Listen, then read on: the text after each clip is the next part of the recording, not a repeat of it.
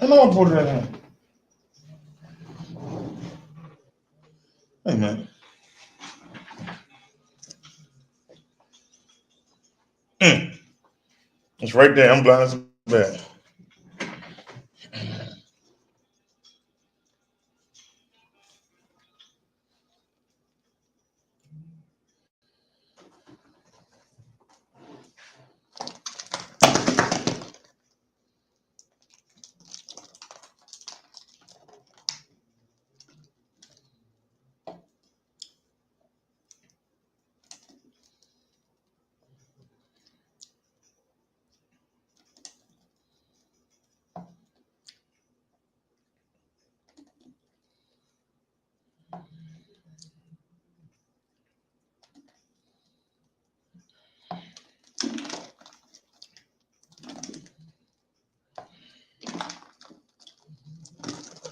Hey Nia, happy Thursday.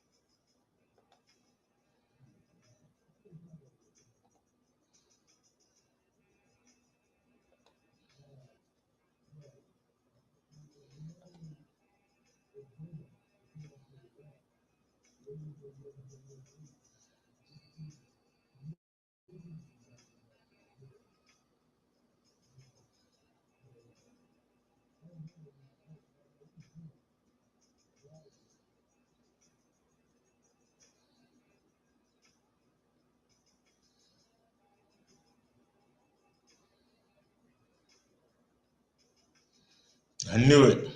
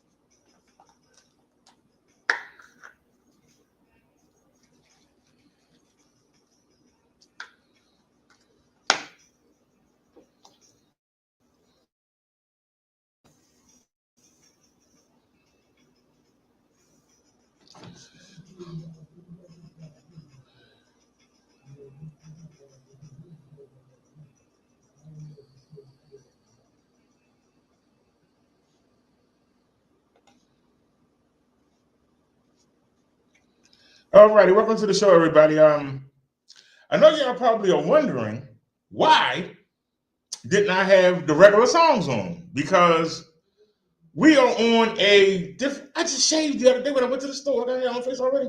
Damn. Um, some of y'all don't know, but y'all remember last year, RE had donated some money to us, and I bought the keyboard, a wireless keyboard, and a wireless mouse for the bedroom. Well, the keyboard went up, and this PC has a password lock on it, so I couldn't get into it. So I switched the PCs. I put the bedroom PC out here. We're using it, and the other PC doesn't require a password. So I got that in the bedroom. Wait a minute, is this thing down? Can y'all hear me? Hello, can y'all hear me? So we switched PCs. Now we got a new keyboard and mouse coming tomorrow. And guess what? We got a doctor's appointment tomorrow. So hopefully don't nobody steal it while we at the doctor's appointment. I was hoping it came today, but no, it's coming tomorrow. So those songs are on the other computer. Just by chance, do we have any of them? We didn't get to play any of the songs. Hold on, go to desktop. Nope, they not on here. Well, do we at least have the I Love You Jesus song? Yes.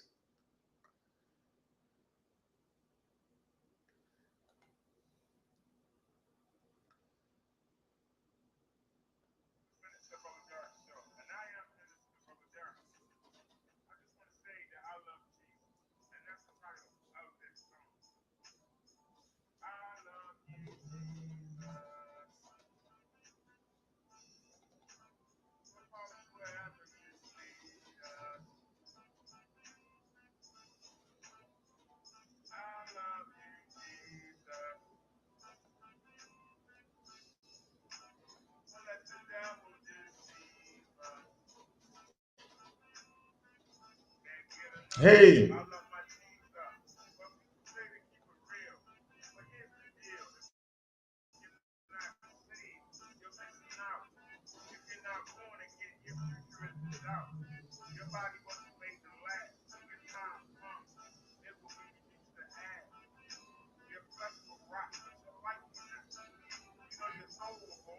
I hope we don't get burned for this.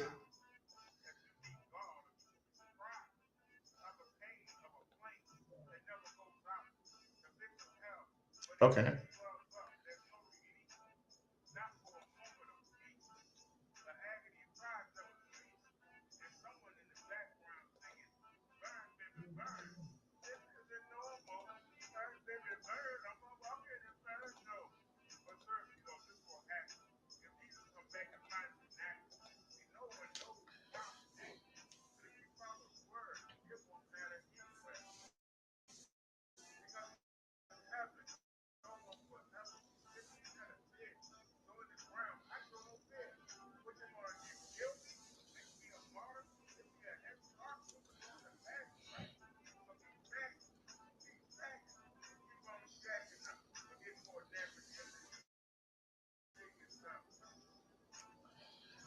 The volume not loud on this computer as the other one.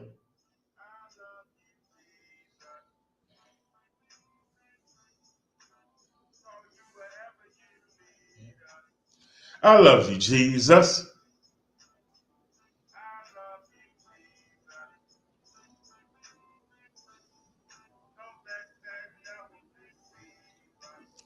I love you, Jesus.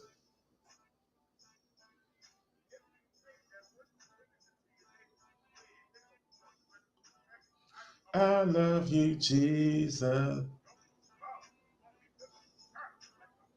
I love you, Jesus.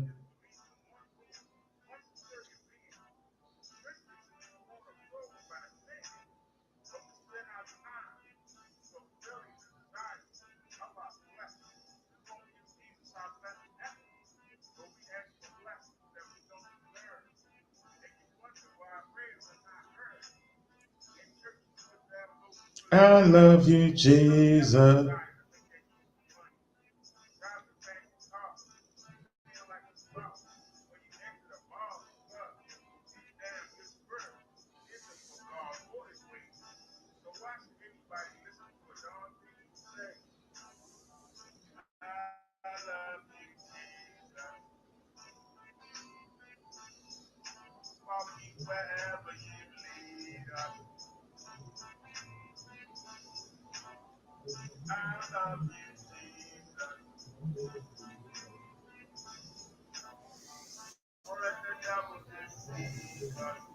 I love you, Jesus.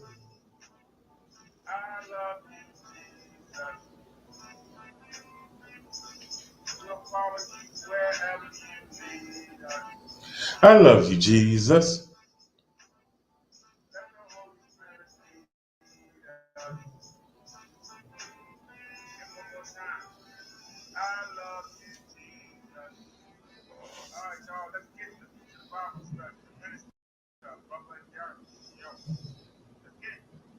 All right, well, let's get it.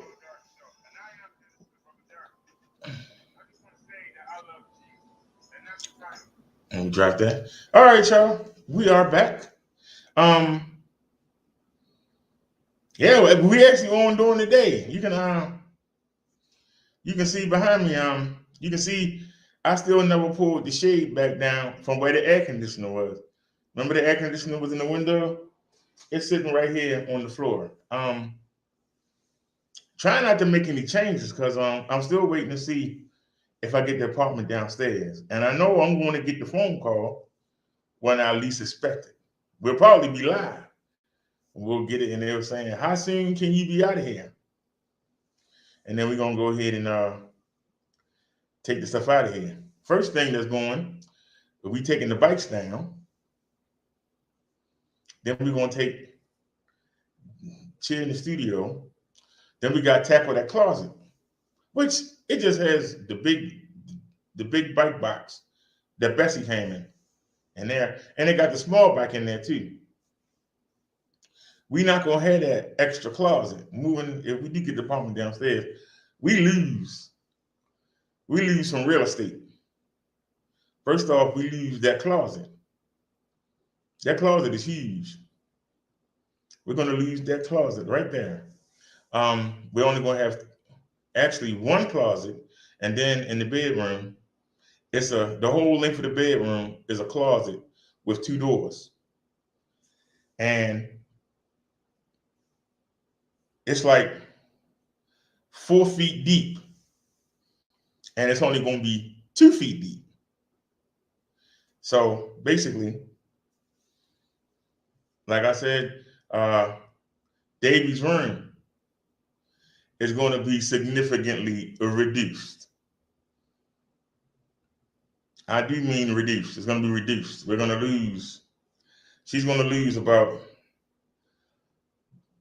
and then when you count the other side, yeah, she's going to lose a lot of her room. So I hope she ain't too mad about that. And it is what it is. You got to change. But she's definitely going to lose. What's in the closet? I just told you the box that Bessie came in, and the small bike that we used to have is in there, and a bunch of other bike products. Yeah, you're right. The problem is you tend to hoard stuff because you really don't want to take it down the steps and then have to take it to them rickety steps outside. Them steps outside is rickety. That staircase is old and it feels like it could come down any minute. I actually, you know, the mechanic has his SUV parked out there. And I have dreams about me going to take the trash out and the thing just collapsing. And I just jump on the top of the hood of his SUV. Yeah, he just be mad at me. But that thing is rickety. It's going to be nice not to have to go down the stairs and then go down those stairs to take the trash out. And maybe instead of taking it out every 2 days or every 3 days, I'll take it out every day. Don't have to come down that extra set of stairs. So looking forward to that. If I get it, I ain't a guarantee I'm gonna get it, but it's a good possibility. And like I said, you don't know what God got planned for you. Just when it seems like everything is lost, that's when it comes together. So we got a doctor's appointment tomorrow, and we got one Wednesday. And I'm gonna do one more search because I found a place, but it's way on the other side of town. I'm hoping there's somebody in the network. I'm hoping that we can find an oral surgeon. We already got the x-rays. We know what need to be done. We got to go get that done. And then we can go to a regular dentist and then see what they're going to do. Do I have to get braces? Do I have to get stuff drilled out? Do I have to get the, what do you call it? The overlays or the, whatever that's all coming. Yeah, it's hazardous, but it seems easier to walk through the building and then come out and go down upstairs than to actually come outside, walk all the way around the building, down the alley, and then come around. It seems shorter, but just dangerous. That's why when it snowed, I wasn't going down those steps. I had to carry off 4 bags out of here the other day. I wasn't going down them daggone steps and break my neck. All it takes is one little piece of ice, and that's it. And they steel steps. They them old aluminum steps. They ain't made out of wood. There ain't no carpeting on them. They all steel, old steel. You know, I'm not trying to have no trip down the steps. I take my time going up them. I take my time coming up them. But I know if they fall, I'm jumping on the mechanic's SUV, and we just gonna have to make a deal how to fix it. We just gonna have to make out a deal to how to fix it. But anyway, I know Bible study usually done on Wednesday, but today we're doing it on Thursday. So we're gonna call it Theological Thursday edition of the Bible study. Y'all know that we're studying the book of John, and I believe we're up to chapter 12. So let's get to it. Hey, how you doing, Leonard?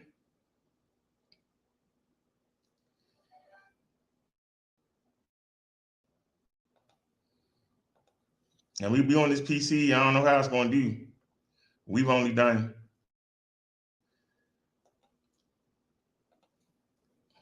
y'all know that the bedroom shows haven't gone that well. So let's see. Can y'all see it? All right. Yes, you can. I'm still getting the monitor. I'm still getting the monitor setting straight. Nothing much, Leonard. We get ready to look at the word of Jesus. John 12, the anointing at Bethany. Then 6 days before the Passover, Jesus came to Bethany, where Lazarus, who had been dead, whom Jesus raised from the dead. There they made Jesus a supper, and Martha served, but Lazarus was one of those who sat at the table with him. Then Mary took a pound of very costly oil of spikenard and anointed the feet of Jesus and wiped his feet with her hair. And the house was filled with the fragrance of the oil. But one of his disciples, and here we go, one of his disciples, Judas Iscariot. Y'all know Judas. Judas Iscariot, the man that handed Jesus over to be crucified, who was Simon's son, who would betray him, said, "Why is this fragrance oil not sold for 300 denarii and given to the poor?" So Judas Iscariot who handled the money. For those of y'all who keep saying that Jesus was broke, if Jesus was broke, why was one person in charge of the money? If you broke, you ain't got no money. He asked, why was this fragrant oil not sold for 300 denarii and given to the poor? This Judas said not because he cared for the poor, but because he was a thief and had the money box, and he used to take from it what was put in. Now hang on a second. If Judas was so concerned about giving money to the poor, why wasn't he giving money to the poor? Instead, he was helping himself because he was in charge of the money. He was helping himself to the money. But he's worried about this bottle of oil. Why was he worried? Because he could have sold it and put some of the money in his pocket? Why is it that one person is always worried about somebody else? Why are you doing this with that? Why are you getting this? Why are you getting that? Why are you worried about what somebody else is doing?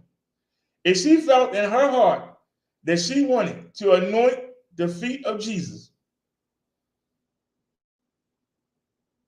why couldn't she do it? You one of his disciples. Why are you not doing it? Should be the question. The man keep telling you that he's going to die in a few days. The man is telling you. Ain't nobody anointing him, getting him ready for his burial. But this woman is. And you jumping on him. Do y'all understand? Judas is jumping on this woman.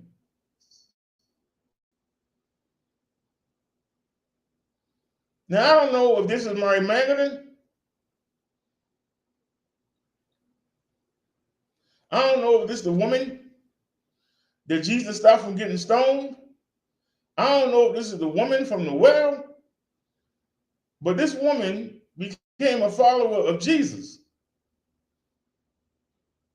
And something in her made her decide that she was going to anoint the Messiah and get him ready for burial.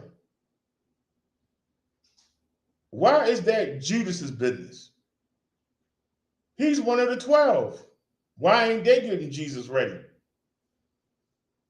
Why does it take somebody who's not one of the 12 to get him ready?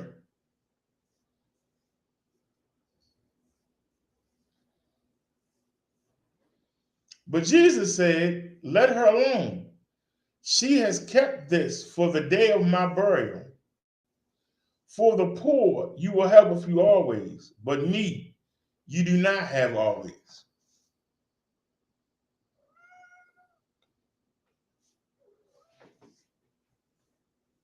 Jesus said,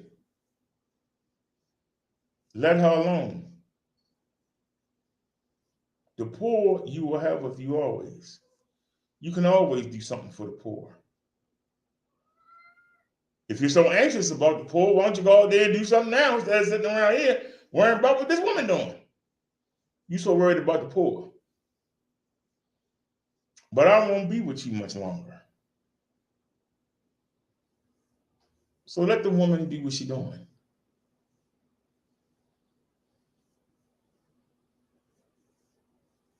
I'm stopping here. I think this is a great lesson.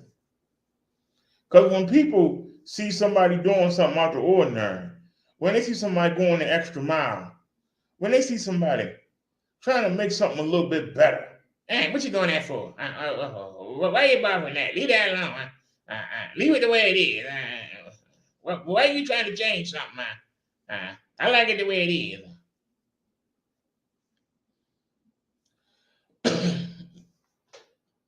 Why is it that people have problems?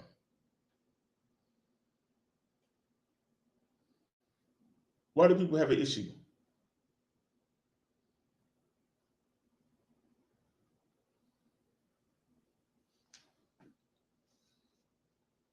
the plot to kill Lazarus.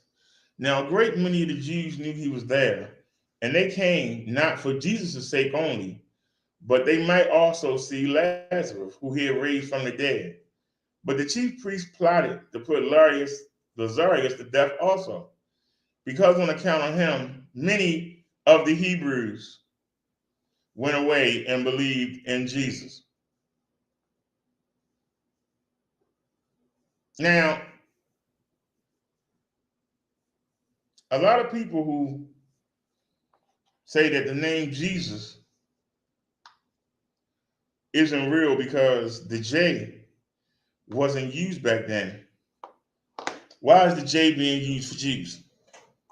If there wasn't no J sound,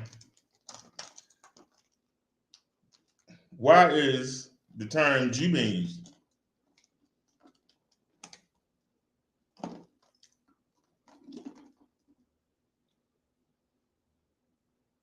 How do you get Jew from Hebrew?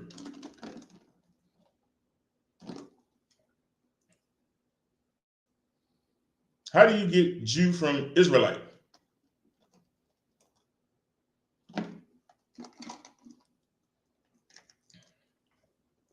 Somebody changed this to a J. The original authors did not write this term because guess what? There wasn't no J sound. So how could you have a J?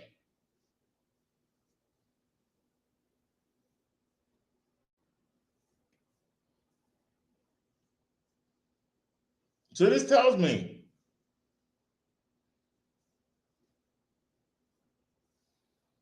that the Romans and the Europeans would rather give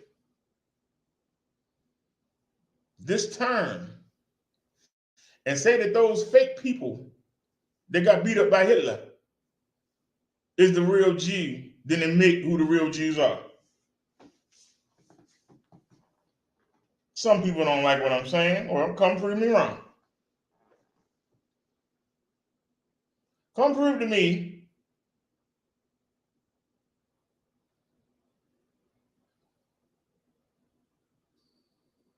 that the people that got beat up by Hitler, prove to me they're the real Jews.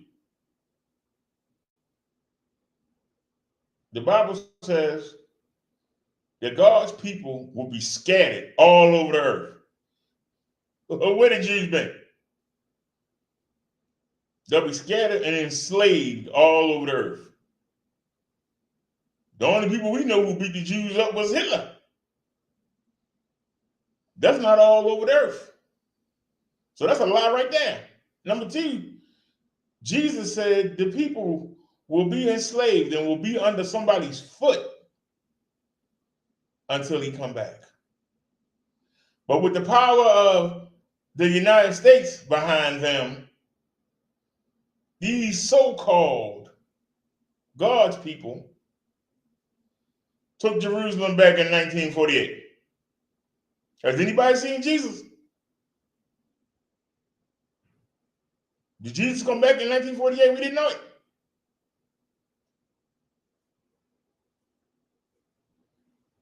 So rather than admit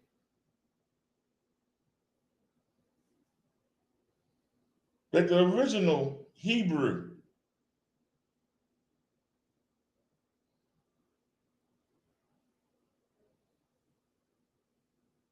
the majority of the ones who escaped into Africa were sold by the Africans to the Arabs and the Europeans. They've been enslaved all over the world.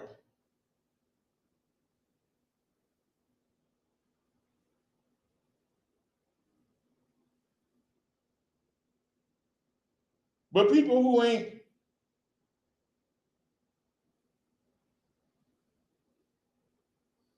left Greenland, we supposed to believe that they are the original members of God's family, the people that God set aside.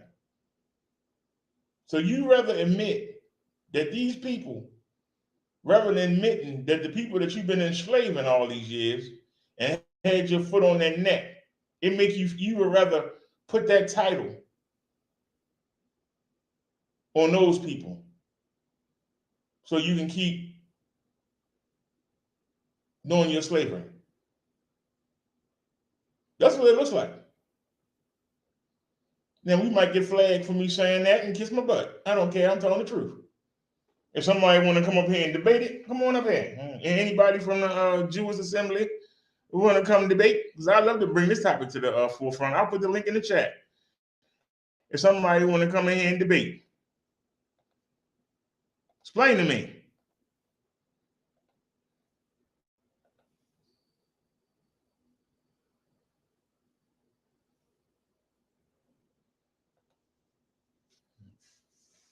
Scripture says that the punishment for the Israelites is that they will be under the neck of their enemies until Jesus come back.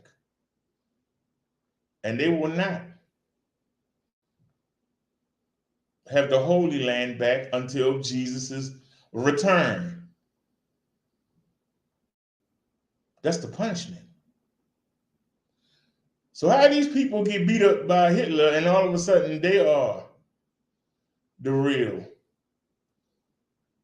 Hebrew?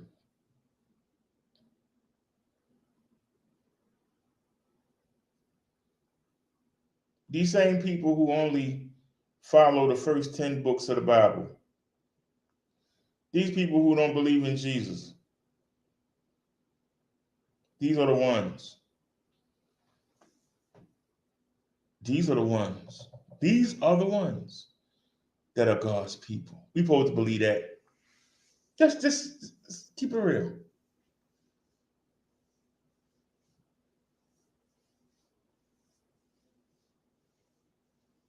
It doesn't make sense.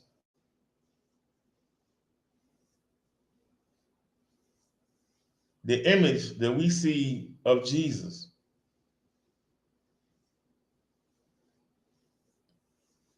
is actually a drug addict.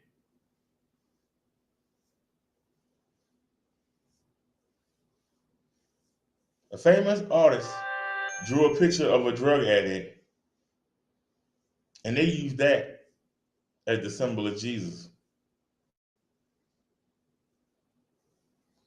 When the Bible says his hair was of wool, who's the only people that has woolly hair? The Bible says his feet was as bronze. So how is he with no melanin in his skin and blue eyes? Anybody want to explain that?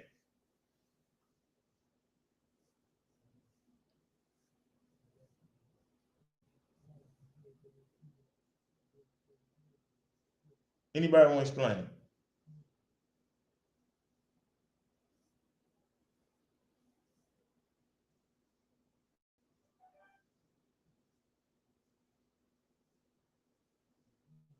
The Germans call these people mutts, but the rest of the world calls them God's elect.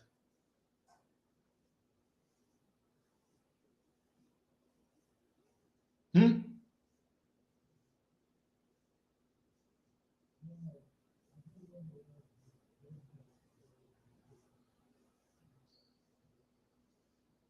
There's a reason why the Germans hate these so-called Jews. They ain't stupid. It's a reason why they hate black people. They know that black people are the real chosen children of God. And they hate the fact that the rest of the world throws that tag on these fake so-called Jews. Why do you think they wanted to get rid of them?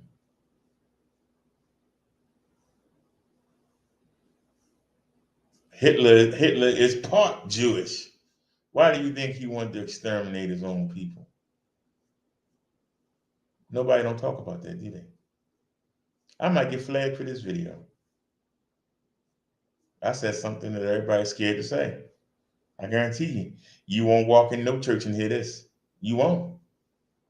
You won't walk in no church and hear this because they too scared. I ain't got nothing to lose. I ain't got nothing. What they gonna do?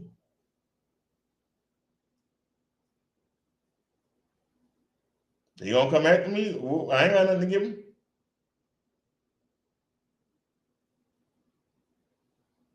Sometimes the person that ain't got nothing to gain or lose is more powerful than somebody that got everything.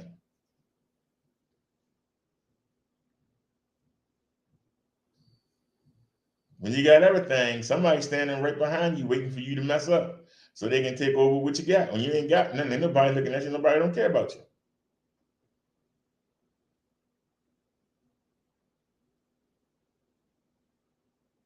I was looking at other channels, I don't see nobody talking about getting a relationship with Jesus. All they talking about is put some money in the envelope. Put some money in the envelope. We need to add a new wing on to the church. We need an airplane. Pastor need a new Cadillac. Throw some money on the altar. So God will give you what you want. That's what I see when I look around. I don't see nobody coming with the truth. And that's why nobody don't come over here. Because they scared of the truth and they don't want to hear it. They don't want to hear the truth.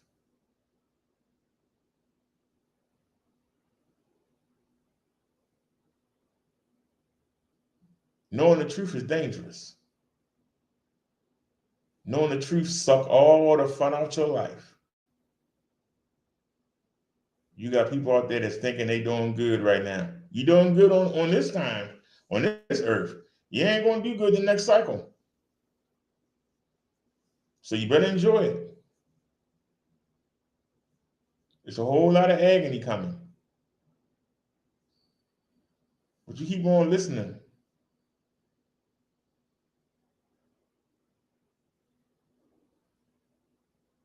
A lot of people say that the Bible is made up. One thing makes me have faith in the Bible. It's still here.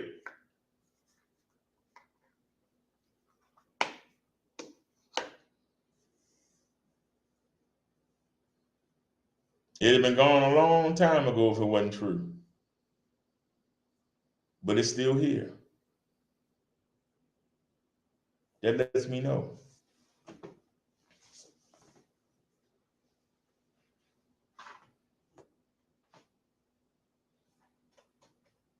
If it's fake, why hasn't it been replaced? Why ain't it gotten rid of? Devil don't have that much stroke. It wouldn't be here.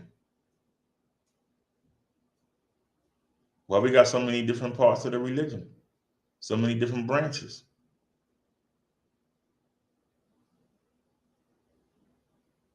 See, the devil was a liar.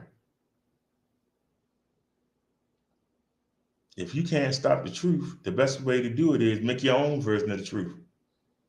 That's why so many different religions. Well, you won't let me do what I want to do, I'll start my own.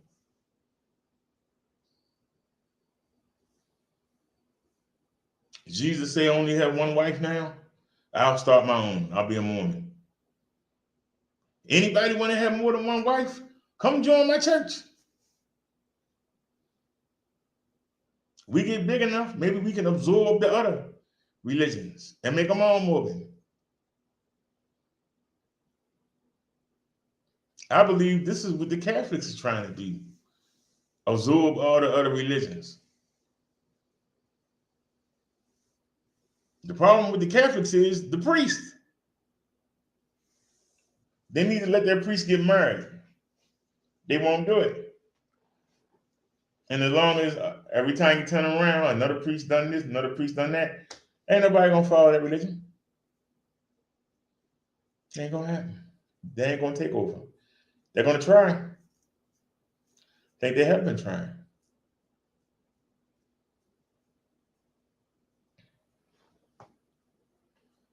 Nia says the agony is here. Look around.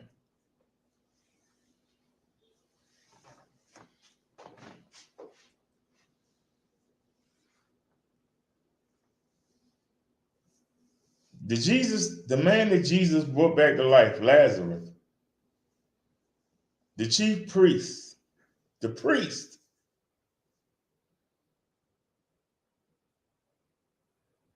they wanted him dead. Why would they want to put a man to death who Jesus just brought back to life? Because of that miracle, many people stopped listening to the chief priest and started following Jesus.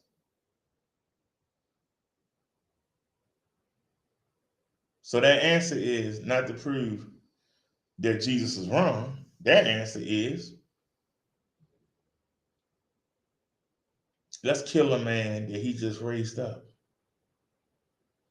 And then the people will see, well, he raised him up and he lived for a couple of days, but look out. He went right back to being dead. I told you he was fake. That's what they want to show the people.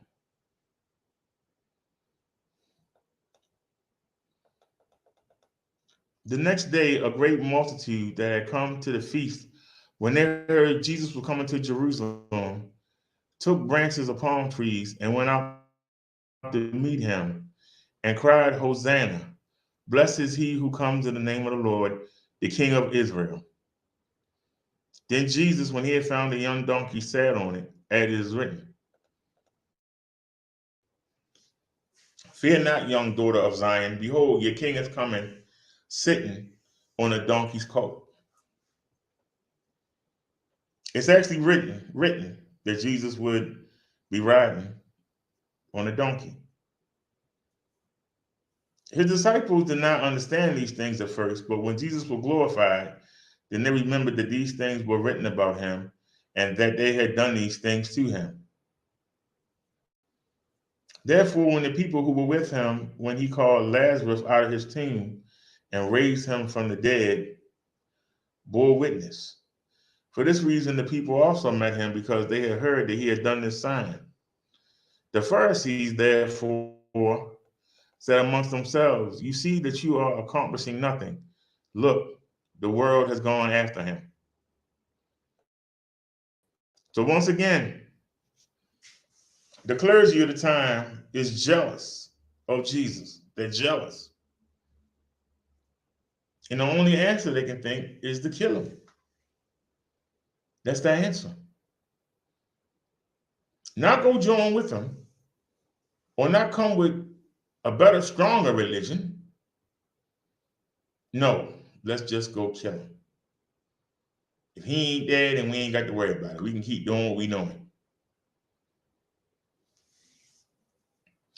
Now there were certain Greeks among those who came to worship at the feast. Then they came to Philip, who was from Bethsaida of Galilee, and asked him, saying, Sir, we wish to see Jesus. Philip came and told Andrew, and in turn, Andrew and Philip told Jesus. But Jesus answered them, saying, The hour has come that the man of Son should be glorified. Most assuredly, I say to you, unless a grain of wheat falls into the ground and dies, it remains alone. But if it dies, it produces much grain. He who loves his life will lose it, and he who hates his life in this world will keep it for eternal life. If anyone serves me, let him follow me, and where I am, there my servant will be also. If anyone serves me, him my Father will honor. Notice what Jesus said. The people said, Philip, to come bring Jesus to preach to them. Jesus said, No, the hour has come. And he says, Unless a wheat of grain falls into the ground and dies, it remains alone. But if it dies, it produces much grain. He who loves his life will lose it. But let's go back to what he said.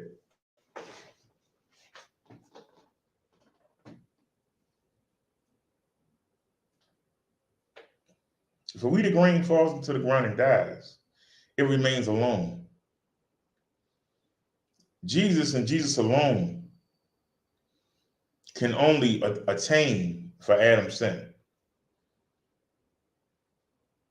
Everybody that has come from Adam is marked with that sin, that sinful nature. It takes somebody who doesn't have it. That was why Jesus was placed in Mary's womb. He was placed there.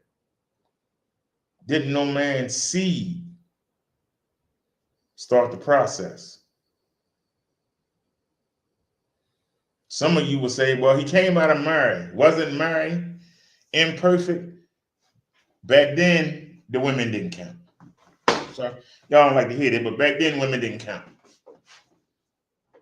Even though it was Eve that was tricked by Satan and convinced Adam to take it, it's Adam was the man. So Adam deserves total blame. Like I've said many a time, we should have slapped that fruit out of her hand and told her to go sit down somewhere. I've said it many a time. Adam takes the fall. So everybody that's come from the seed of Adam,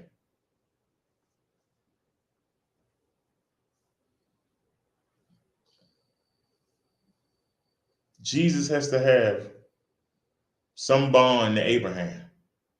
He had to have some bond to Moses. He had to have some bond to King David. He had to have some bond to King Solomon. He had to have some bond to King Josephat. That bond comes through Mary. But the seed did not come from Adam.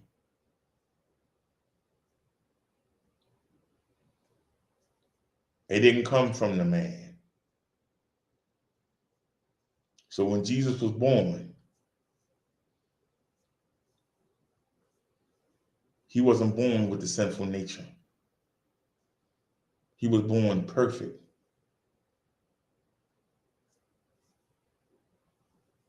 And nobody on earth that is born from a man and a woman is perfect. It took somebody perfect to erase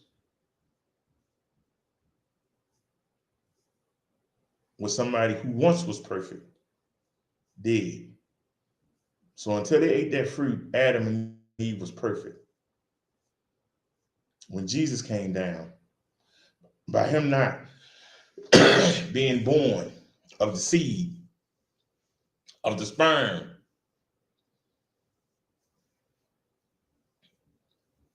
he did not receive the sinful nature. He was born perfect. And so he can take Adam's place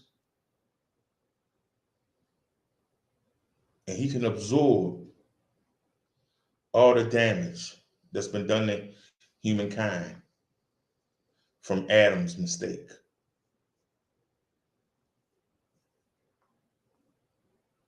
So Jesus can take the place of Adam. And Jesus can wash away your sins.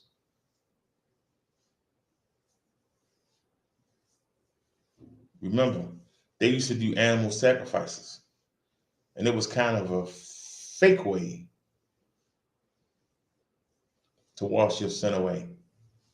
Because sin leads to death. So the animal's death. The animal died in place of you, and his blood was put on the altar. Well, Jesus died on the cross, and his blood dripped down from the cross. He died on that cross for you instead of you dying. And if you believe in him and you let him come in and clean you up, you let him cleanse your blood, you can receive eternal life because you cleaned up. You can be acceptable to God because his blood cleans you up. Right now, your blood is filthy. It's nasty. It's disgusting. Some of you listening to me right now, you're thinking about what you're going to go do tonight. That's disgusting to God. Why do you think God want to talk to you? Why do you think God want to hear your prayers? Why do you think God paying you any mind? You love what he hates. But if you drop all that and let Jesus come cleanse you, you can be acceptable to God. If you haven't been cleansed by Jesus, you're not acceptable to God. So you can't say you're walking with God if you haven't been cleansed. You can't say it. You're lying to yourself.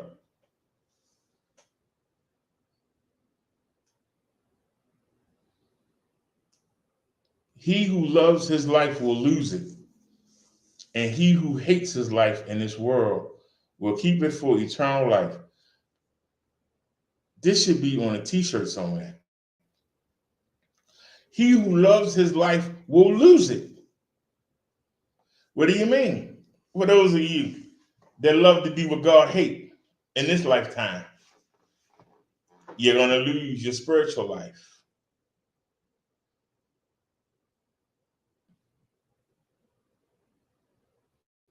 You can't continue on. This time on earth is for you to prove that you're worthy to continue on. But if you love this life, for those of you that love to hurt people, for those of you that love to make people uncomfortable, for those of you who love to lord your riches over everybody, for those of you who love to show off in your fancy car, for those of you who love to be seen, those of you who love to be heard when you ain't helping nobody do nothing, you're going to suffer. And the suffering begins when you close your eyes. When you close your eyes, that's when the real pain begins. But if you keep listening to that voice in your head, they keep telling you, I can still do what I want. And I'm still going to be accepted. Okay. Keep believing it.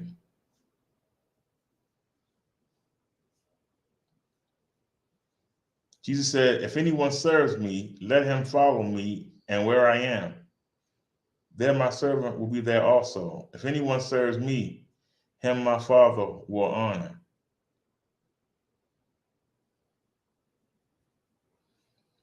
Jesus is saying once again, drop everything. Drop whatever you're doing, whatever you're involved in. Let it go. Come be with me. And he says where he is, his servant will be there. And if anyone serves Jesus, that person my Father will honor. Jesus is telling you this. It's right here in Scripture. Why ain't nobody listening? Why do you ignore it? Why do you put it off? It's right there. It's in your face, but you don't want to hear it. It goes against what you want to do.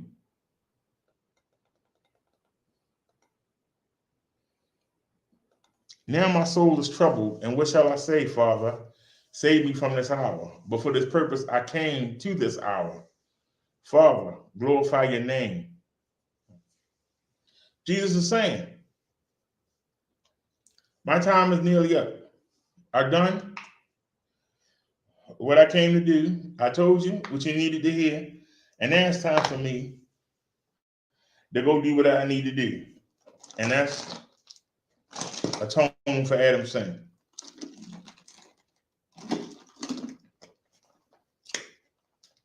Even though I'm having fun down here healing people, I'm having fun teaching. Before the devil figures out what I'm doing down here, I need to go ahead and let him kill me through these Romans, through these Pharisees, through these elders. I need to let them put me on a cross and kill me, and let them think that by doing that, that everything that I've done down here will get erased. People will forget and go back to doing what they were doing. But they won't realize my act will change the world. To those that believe, I will change their world. For those that come who believe, I will change their world. I'm going to die, and then I'm going to come back. I'm going to die, and I'm going to come back, and that's going to be proof that by coming with me, by following me, there is life after death down here. And it's a lot longer than the 75, 80 years down here.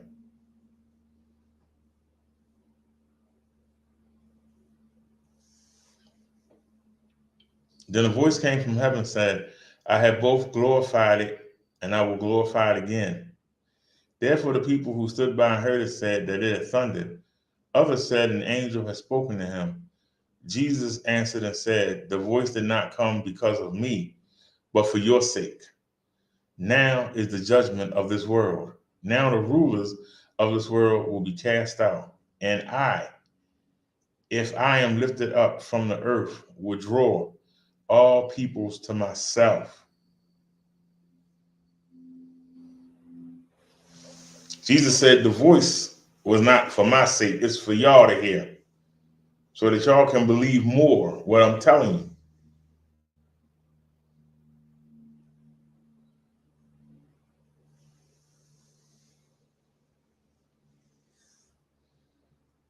He said the ruler of this world will be cast out. Who is the ruler of this world? Who is the ruler of this world?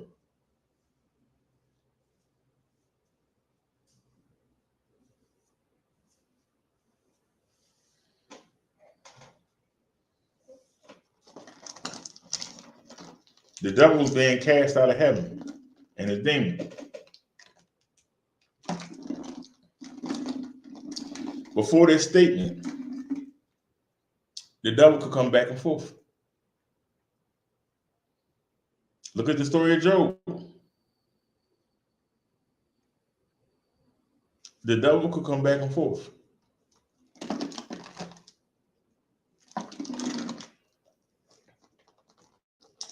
Now he's not welcome.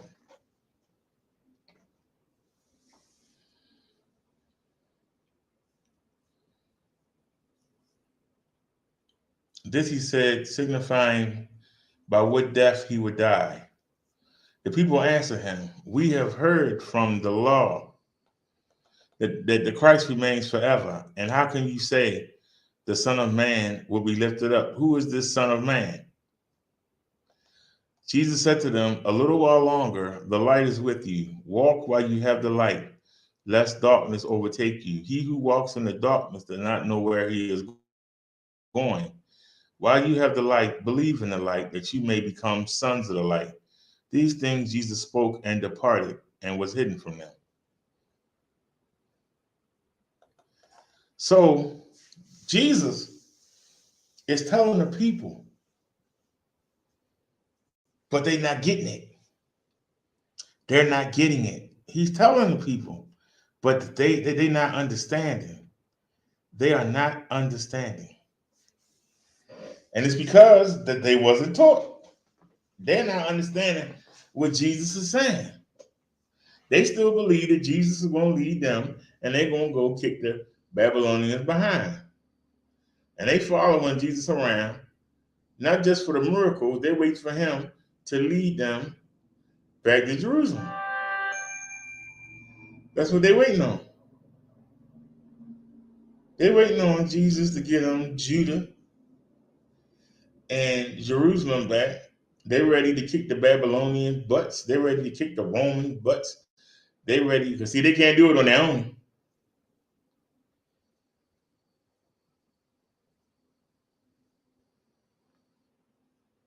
Remember, See, they didn't realize that cloud that followed them in the battle, that cloud was Jesus.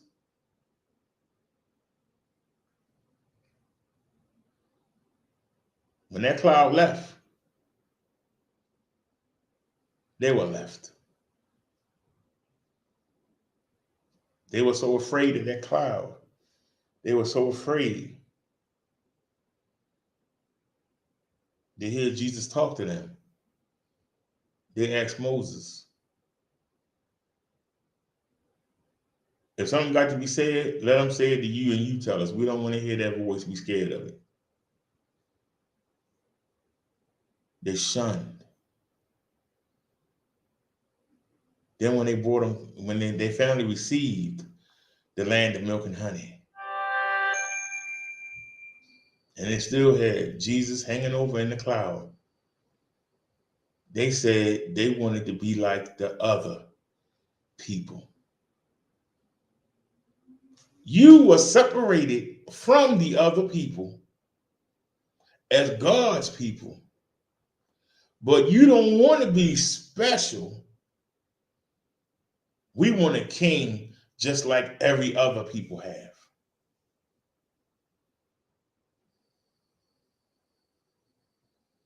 It's been said before,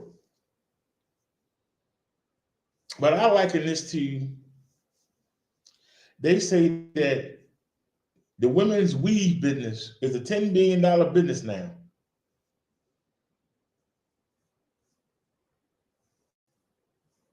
The hair that Black women have is different than any other hair on the planet.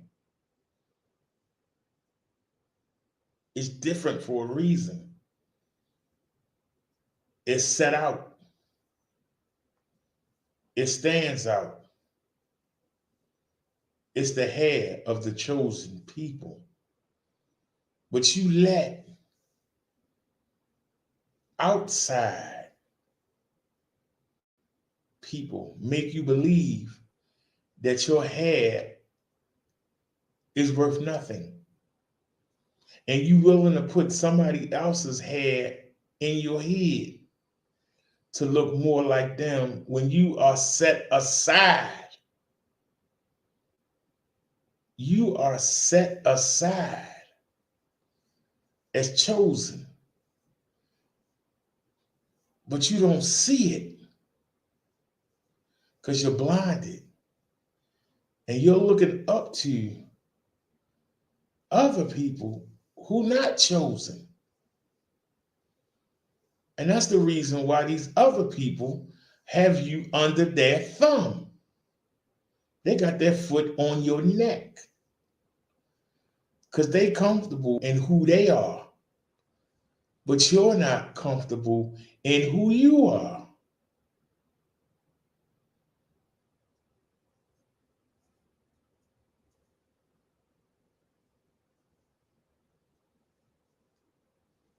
If you're not comfortable in who you are, how can you be successful? Why would anybody want to rally behind you when you can't even accept yourself? You think that you are inferior.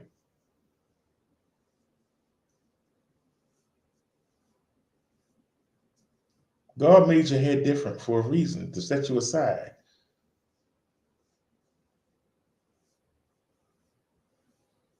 You got a lot of Black women that go around calling themselves queen. If you the queen, why are you wearing the mane of the court jester?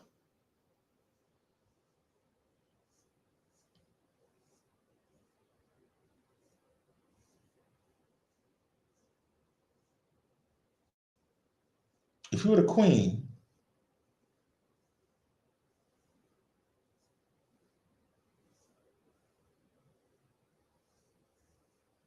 if you are a championship horse and you breed champions, why would you take hair from an old broke down horse laying in the yard somewhere and put it on your body? But that's what you do. That's what you do. That's why every time I see a woman with a weave, I shake my head. She's just tossing her hand. You wasn't meant to do that.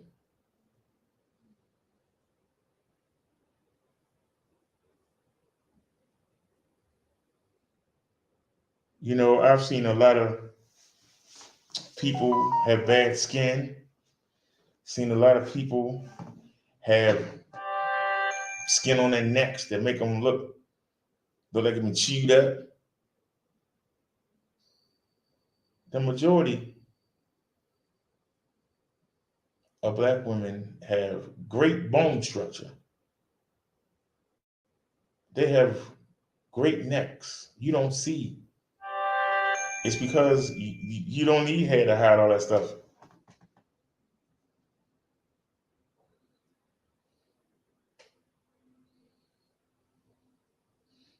Thanks for the donation. Thank you.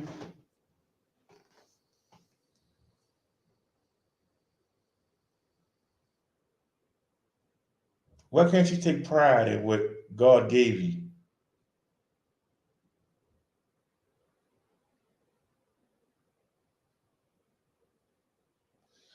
Jesus came and did things for these people that nobody else could do. And for that, they kind of believed. But then they still had the regular clergy telling them that he was a fraud, that he wasn't nothing, that he was fake.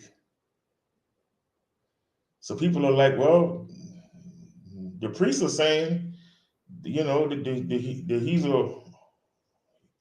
he's a witch doctor, or that he with the devil. And but look at the things he doing. He healing people. The devil wouldn't heal you, he beat you up. And they're kind of confused. Why are they confused? They confused because they don't know. Like I told you, there were no Bibles available back then. The ballpoint pen wasn't produced, I think, until 1900.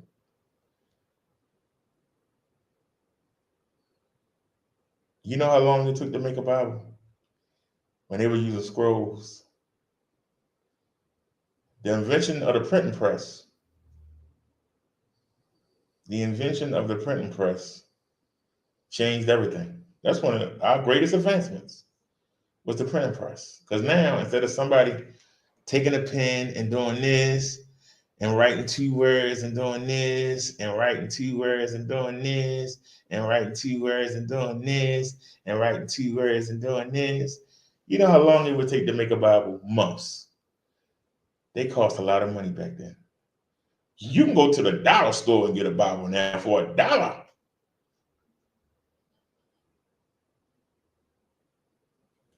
Back then, they didn't know. They only knew what they were taught.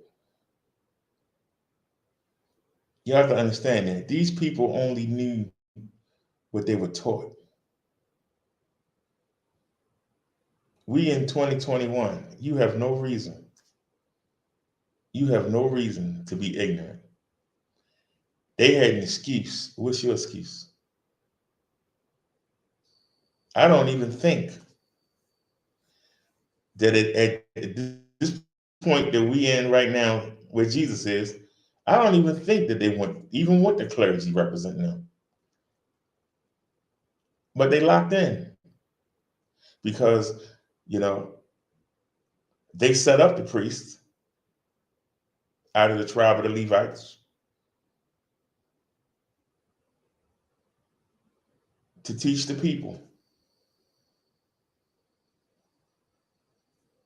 The people were taught wrong.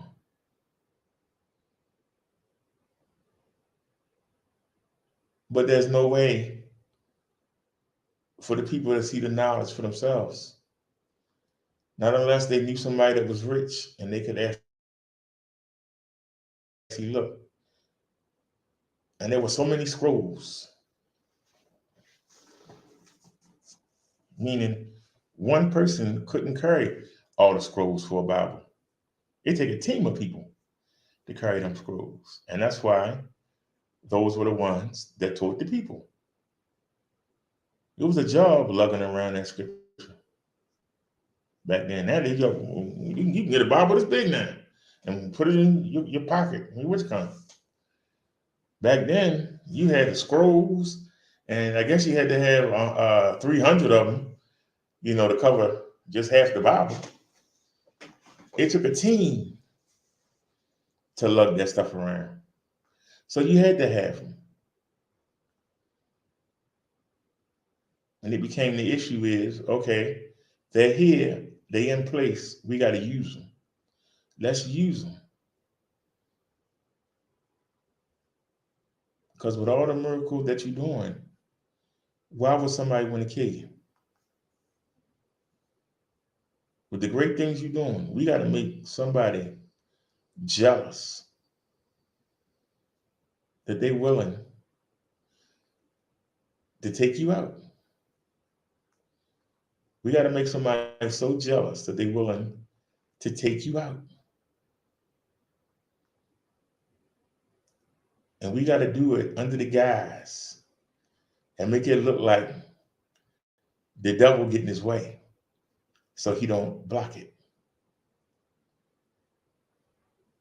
And the whole time, devil sitting there thinking, yeah, Jesus don't even know it. Yeah, I gave him the chance to join with me, but he didn't want to do it. Well, we about to put him on the cross. He don't even know it. And they sitting there grinning, like, yeah, we want you to do it, dummy.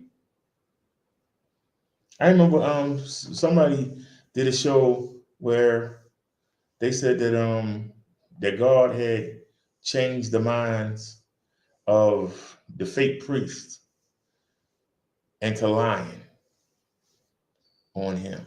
He was like, well, what kind of God would do that? The same God that could have killed them for lying on them, but instead said, you know what? Let me use them. Let me use them to make a greater point to the people. When I heard that person say that, I wanted to come up on that so bad, but I didn't know how. I went up there and said, what do you mean? The same God that allows the sun to rise every day, allows the rain to rain on them, allows them to eat his fruit. And they sitting there plotting against them. And instead of killing them, which he could have did, he instead made them look stupid. Is that not mercy? Is that not mercy? Instead of taking them out, which he had every right to do, he said, I'm going to use them to make my point. And that's what he did.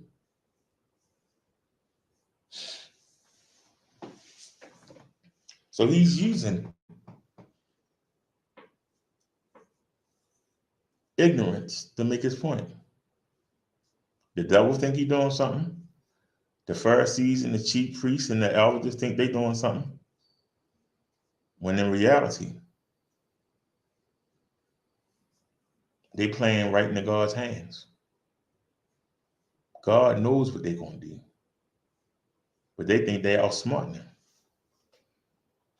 How many people think they outsmarting God? How many people think they outsmarting Jesus? How many?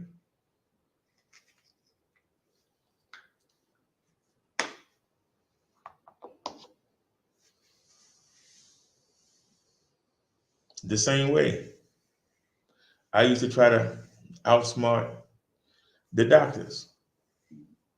And I would eat good the week before we had an appointment. And then think I can walk in there and get a good result. Mm-mm-mm.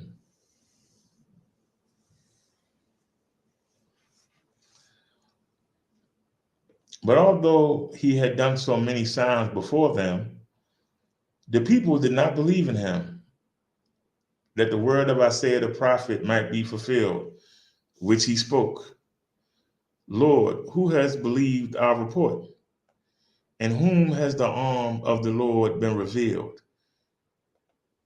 Therefore, the people could not believe because Isaiah said again, He has blinded their eyes and hardened their hearts, lest they should see with their eyes, lest they should understand with their hearts and turn, so that I should heal them. These things Isaiah said when he saw his glory and spoke of him.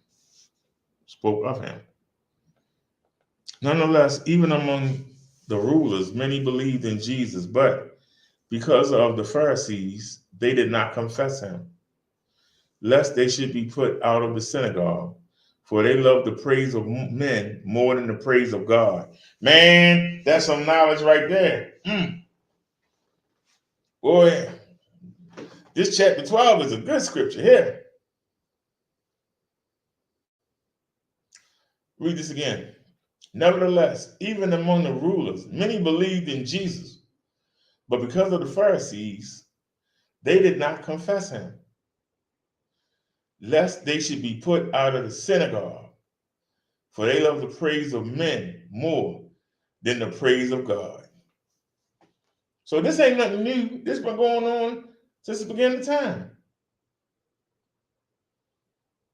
People love the praise of other people more than the praise of God.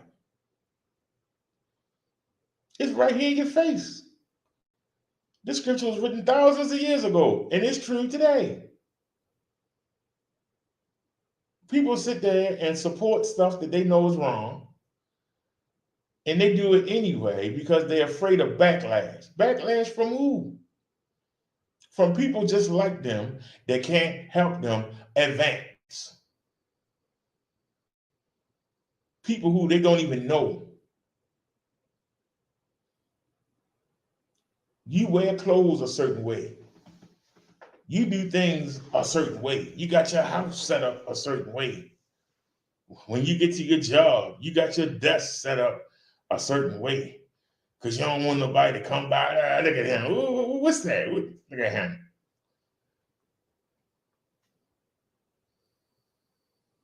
You constantly adjust what you do based on what somebody walking by might see. Well, I make sure I got everything straight here. If somebody come by, they can't see. Oh, look at him.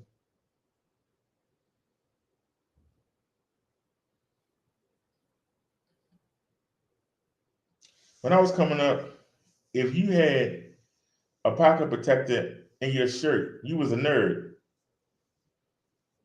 As somebody who's had many pen explode on them, I understood the purpose of a pocket protector for those of us that actually kept pens on us. I had them explode in my pocket. I had them explode. I understand it. But if you put a pocket protector on and all that does is prevent the ink from messing your clothes up, you are considered a nerd.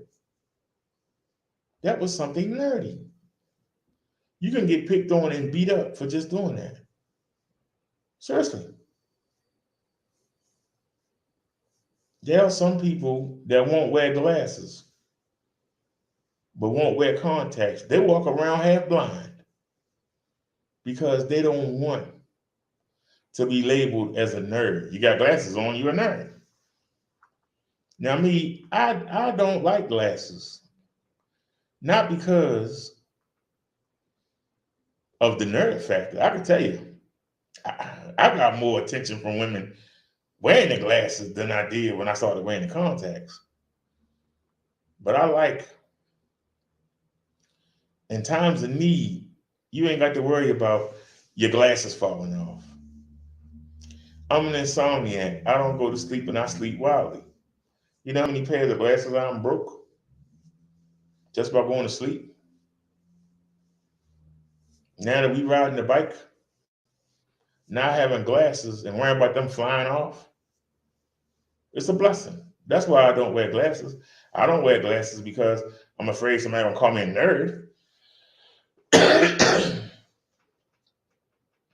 But there are people who won't wear them.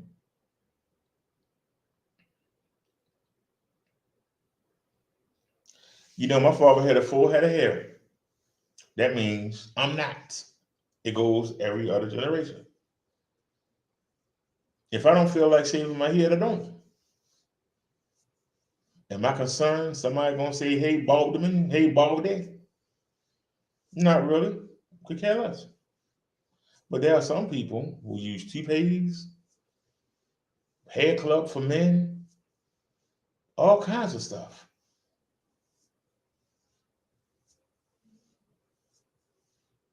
But somebody black said, I'm just gonna shave my head and leave it at that. And I wish that the women would do the same. They ain't gotta shave their head, but hey, have yourself a nice little afro and be happy. Men want just shave your head. You got made fun of at first, and then after a while, it became the norm. Why can't you just wear your hair short and stop with the curling lines and all that other dumb stuff and just be happy? If men want you, they're gonna take you as they see you. Well, I was gonna date you, but you wear your hair natural. I can't deal with a woman. You gotta have a weave. That's the kind of man you're dealing with. You're the wrong kind of man.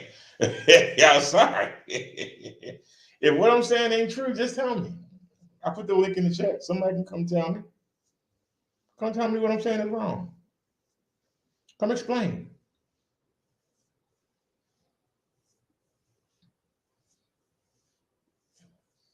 Even the rulers, many believed in Jesus and his message, but they were afraid to say so.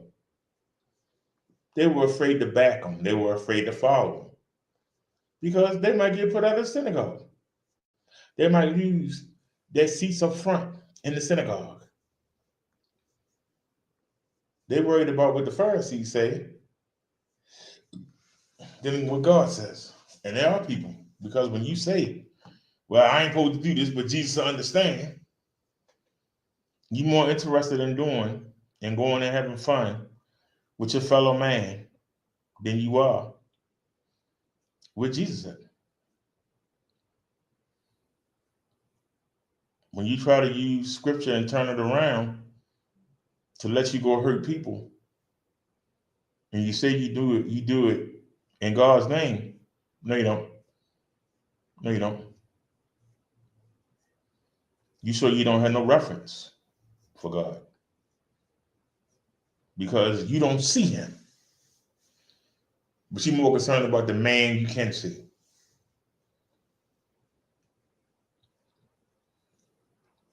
But the man you see, once you close your eyes, can't do a damn thing for you. See, that's the difference. Then Jesus cried out and said, he who believes in me believes not in me, but in him. Who's the him? God who sent me. And he who sees me sees him who sent me. So Jesus is saying, if you see him, you see God. Remember, we're made in the likeness of God. I have come as a light into the world, and that whoever believes in me should not abide in darkness. And if anyone hears my words and does not believe, I do not judge him, for I did not come to judge the world, but to save the world. He who rejects me and does not receive my words has that which judges him. The word that I have spoken will judge him in the last day. Hold on a second. Stop right here. Jesus says, if anyone hears what I say and don't believe me, if you hear my message and you don't believe me, I don't judge you. For I didn't come to judge the world, but to save the world. Listen to that. So Jesus says that he won't even judge you. How can we judge each other? But pay attention. He said, he who rejects me and does not receive my words has that which judges him. The word I have spoken will judge him on the last day. Right? He who rejects me and does not receive my words has that which judges him.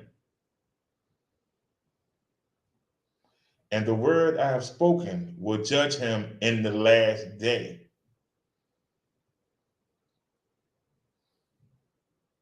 So we don't have the right to judge anybody.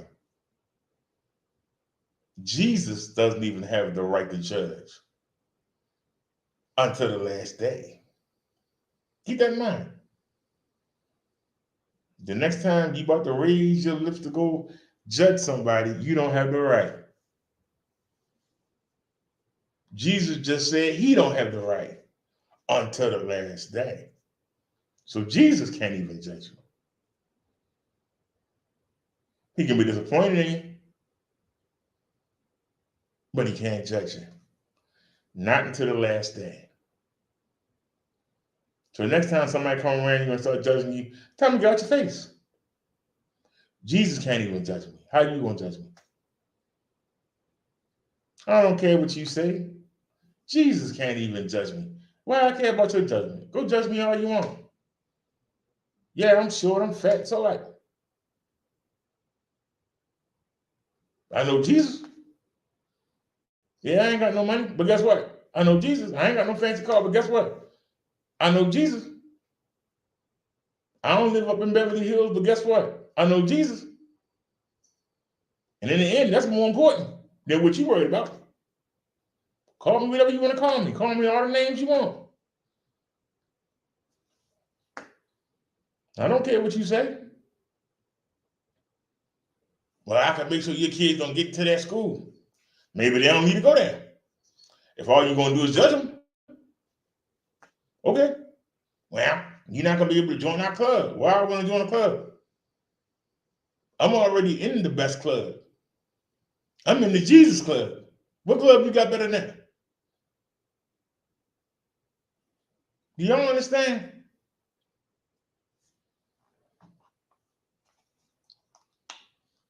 It's sad there's only 6 people here. Nobody not getting this message. It's really sad. But you know what? You 6 are hearing the truth that nobody else going to tell you. You ain't going to hear this from nobody else.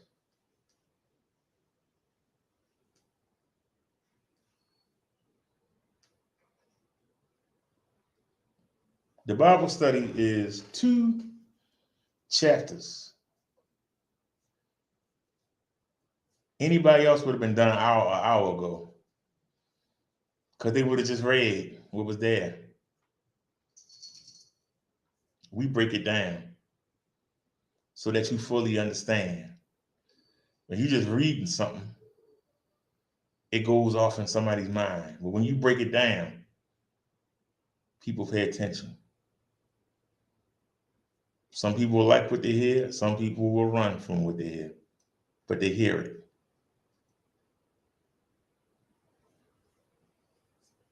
You know, Jesus spoke in parables. He spoke in parables because it wasn't his time yet. It wasn't his time to die. But when it was, he didn't speak in parable. He told the truth, and they came and got him.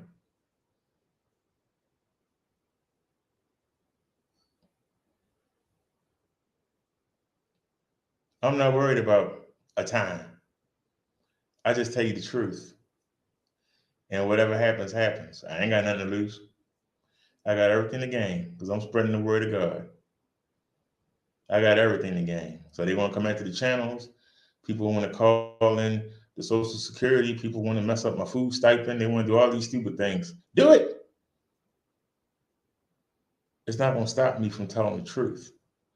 Because the truth hurts. And your actions prove that they hurt. But see, you got to mess with all these other things. Because you can't mess with me because I won't fold. I won't bow down. I won't take a knee. I won't hold my tongue. That makes me dangerous. Because anybody who listens will get the truth. And once you get the truth, you can't say you don't know. And when you can't say you don't know, you condemn yourself. And a lot of you are going to stand before Jesus Christ at judgment. And you're not going to be able to say, I didn't know.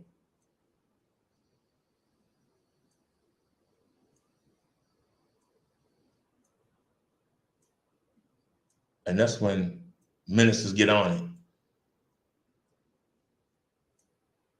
Brother Derek told you. Oh, that crazy fat guy, I ain't pay him no mind. He told you. You just didn't want to hear it.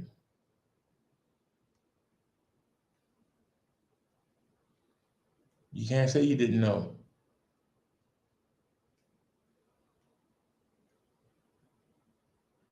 He dedicated 2 days a week to making sure, sometimes more, to give you the information, and you didn't want to receive it. And guess what? I'm not going to receive you getting that lake of fire, getting that furnace. Go ahead. You had time at the time at the time. You didn't want the message. We don't want you. That's going to be the reality. And you can put your head in the sand. Be ready to put your head in the furnace. After you spend your thousands of years suffering and hell on a slow burn. That's what you got to look forward to. So you better have fun now. Mess around with all the strippers you want and dance and party while you can. Because once you close your eyes, it'll all stop. It all stops. And Jesus cried out and said, he who believes in me believes not in me, but in him who sent me. Talking about God. And the God who sent me sees him who sends me. I have come as a light into the world, that whoever believes in me should not abide in darkness. And if anyone hears my words and does not believe, I do not judge him. For I did not come to judge the world, but to save the world. He who rejects me and does not receive my words has that which judges him. The word that I have spoken will judge him in the last day. For I have not spoken on my own authority, but the Father who sent me gave me a command. What should I say and what should I speak? And I know that his command is everlasting life. Therefore, whatsoever I speak, just as the Father has told me, so I speak.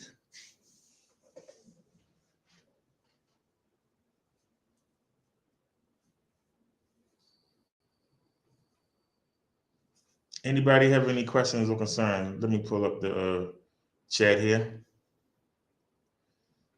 Just like I thought, only one comment.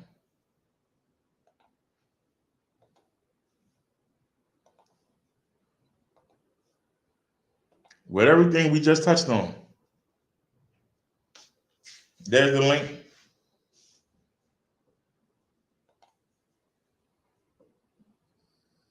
Still got the scripture on the screen. Anybody have any questions or comments? Anybody have anything? Any points they want to add? Anything I might have missed on?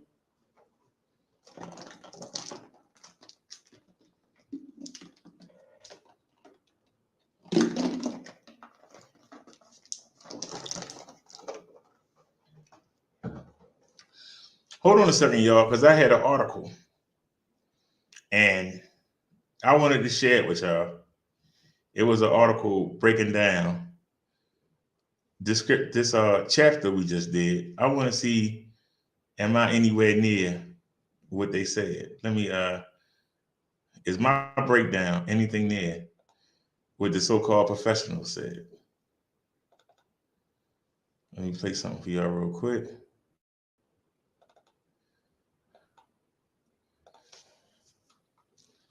We didn't.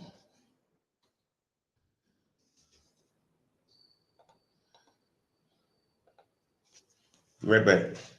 Because I'm going to have to put it on a phone on the Hangouts and then bring it back. I'll be right back, guys.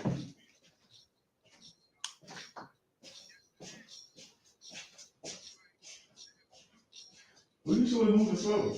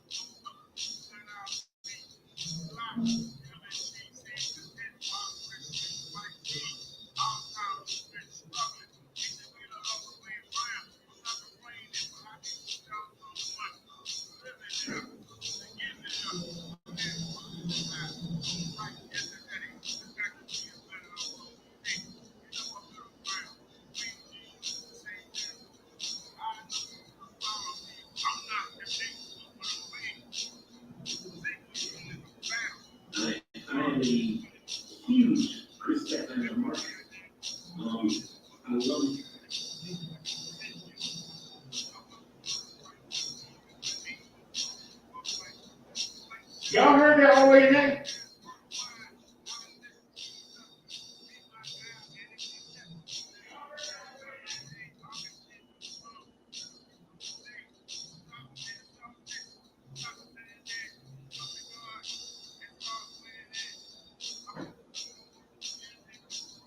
I don't see it.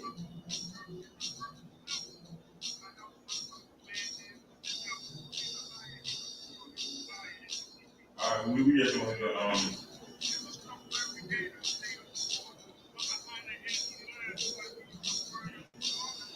I can't.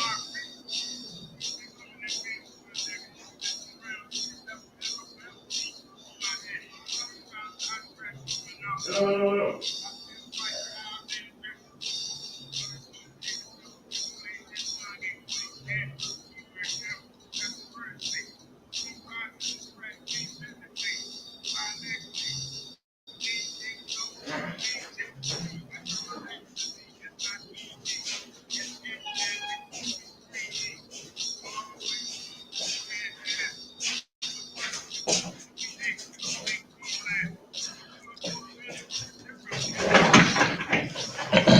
It's not showing up. And I don't have a keyboard now.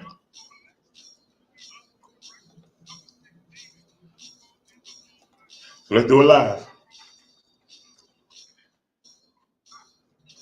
Just gotta do it again.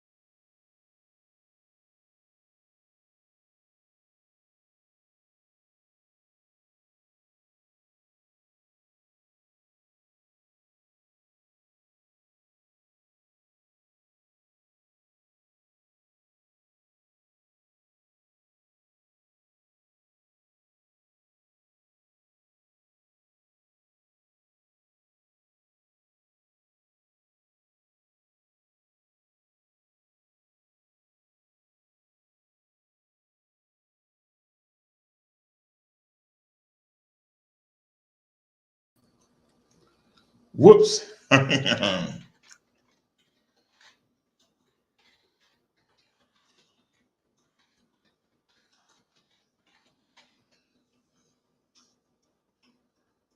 Sorry about that, y'all. That was my fault. I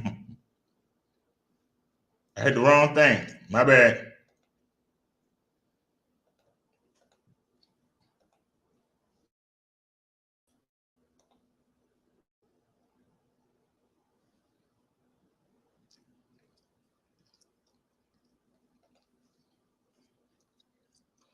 Okay. Now bookmark it, right? It ain't the one I wanted. But let's look at somebody else's breakdown of chapter 12. Can y'all see this on your screen?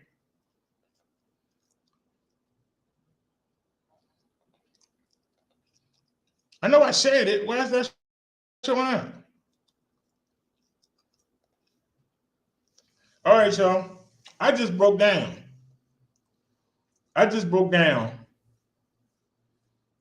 the Gospel of John, chapter 12. We're going to look at somebody else break it down. And let's see if they make the same points that I make. Or did I miss anything? Let's take a look.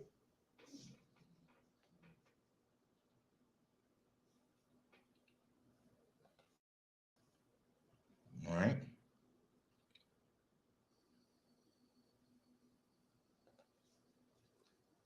Gospel of John, chapter 12. We just looked at this.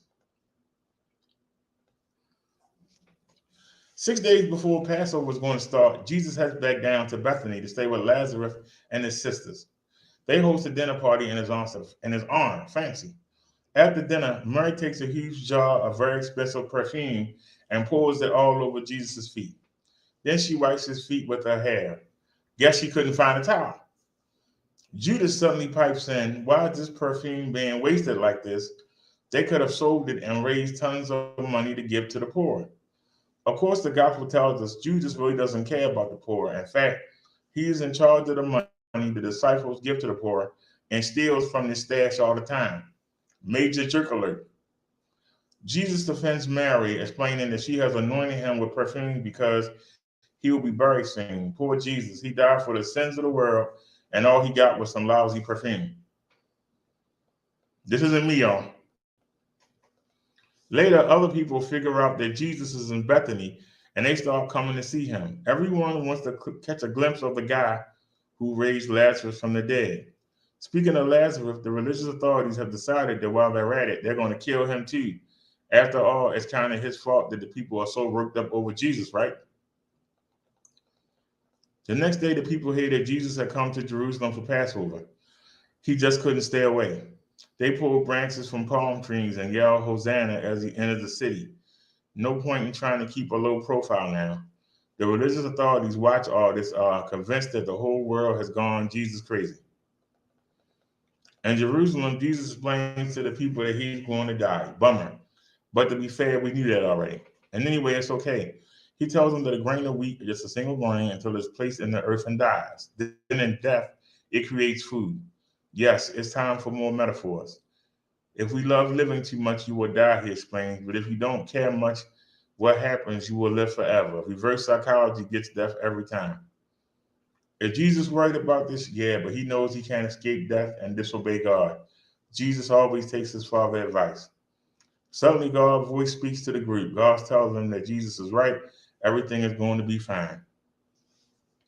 The people are a little bit confused, but Jesus tells them not to worry. And God told them exactly what they needed to hear. The light is going out pretty soon, Jesus explains, and people better recognize it before they're plunged into darkness. Spooky.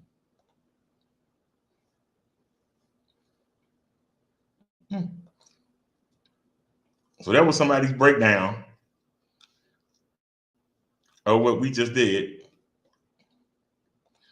And I found another one that quick.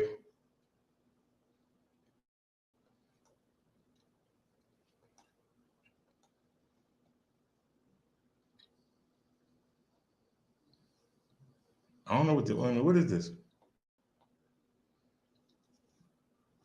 John 12, the hour has come, a dinner at Bethany. Lazarus eats and Martha serves. Then 6 days before the Passover, Jesus came to Bethany, where Lazarus was, who had been dead, whom he had raised from the dead. There they made him a supper, and Martha served. But Lazarus was one of those who sat at the table with him. 6 days before the Passover, John gave a time marker, telling us that this was the last week before the death and burial of Jesus. Almost half of John's gospel is given to this last week. Matthew used more than 33% of his gospel to cover that week, Mark nearly 40%, and Luke over 25%, to 7 days of Jesus' entire life.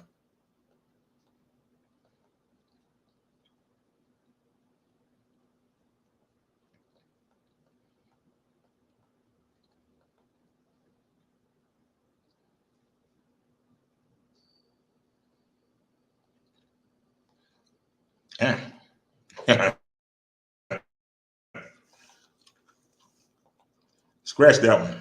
Boring. I found it boring. Maybe y'all didn't. Let's see what's going on in the world.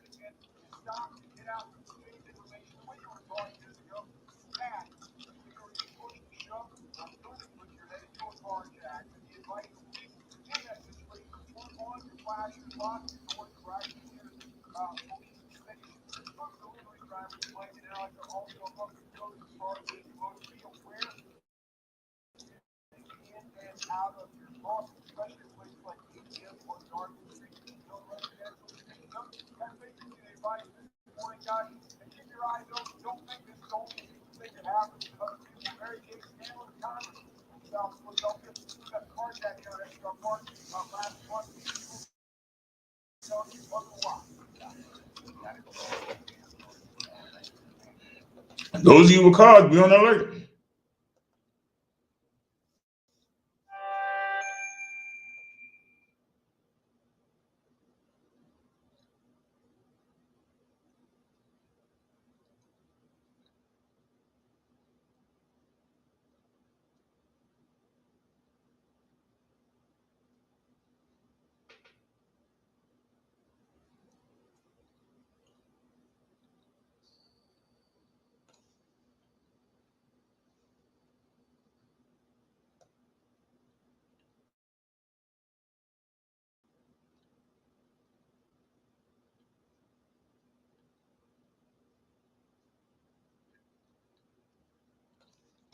That's 2 years ago.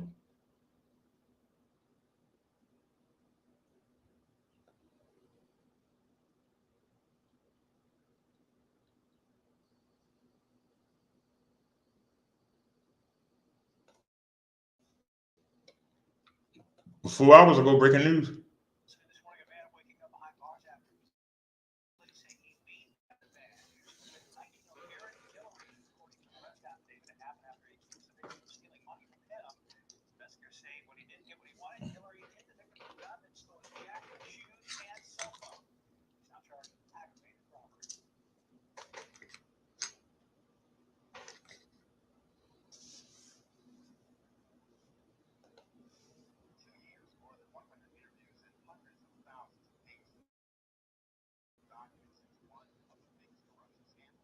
I didn't want to show this, but okay, we'll watch it.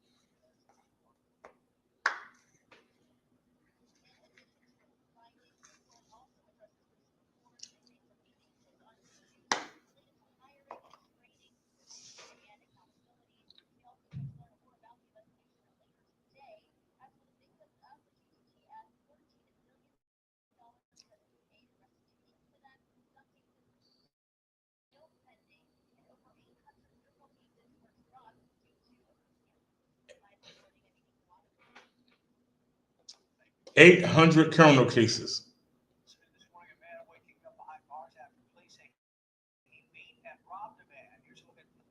I know I hit the back button. It's taking so long.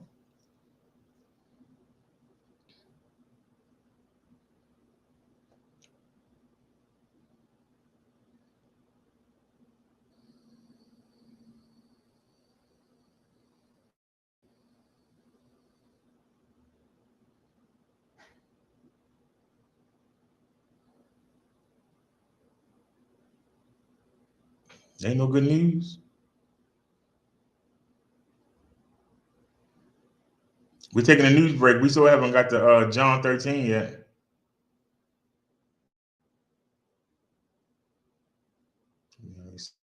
Son is old.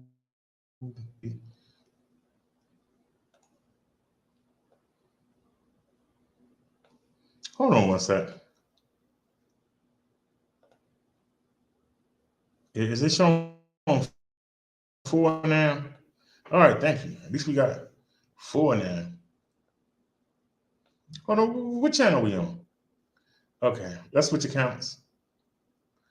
Go to the minister channel.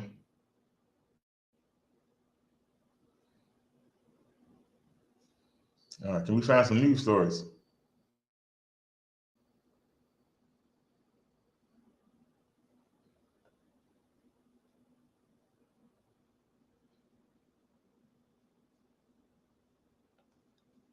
That's 5 days ago.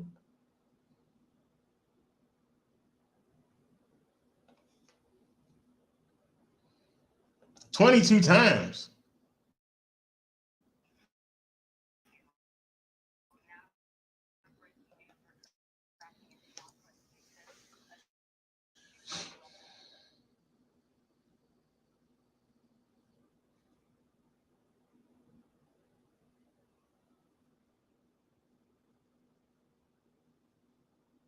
What got done? Let me go refresh.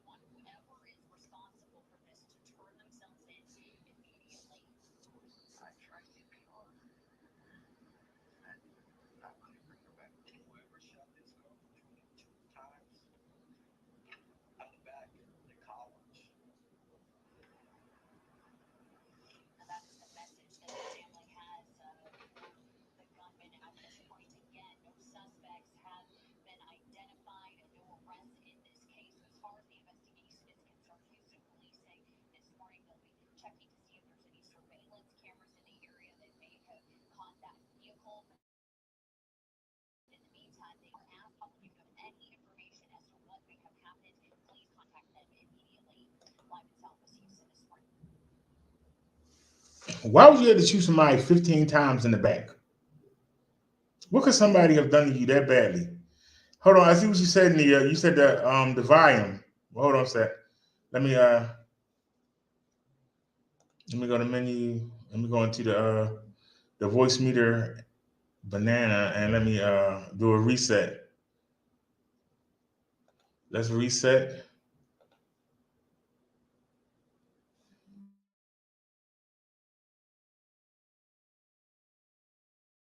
Did a reset.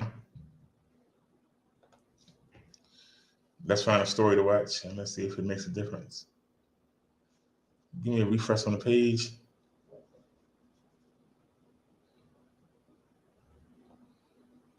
Keep showing me the same stuff. 2 hours ago. Oh, there ain't no volume. Oh, open volume mixer. That's not what I wanted. Playback devices.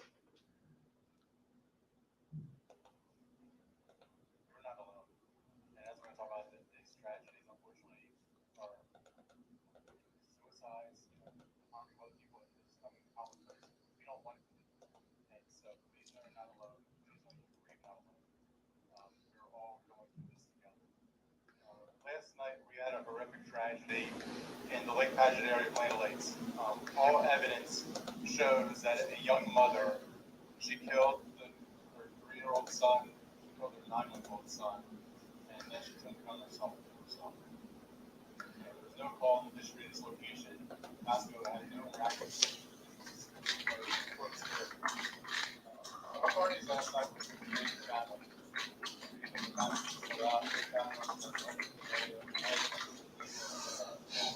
Try to get this as quick as possible. Unfortunately, in today's world, with social media, we know how fast things get out there. But I think that people Oops. are a chaplain, they're a professional that goes out to the house rather than looking on their social media account and getting information. So we had to work with several counties to get the information out there. We worked with the advocates here, the family members here in the area. For the deputy detective practicing all safety and dispatch, Can you send a link there?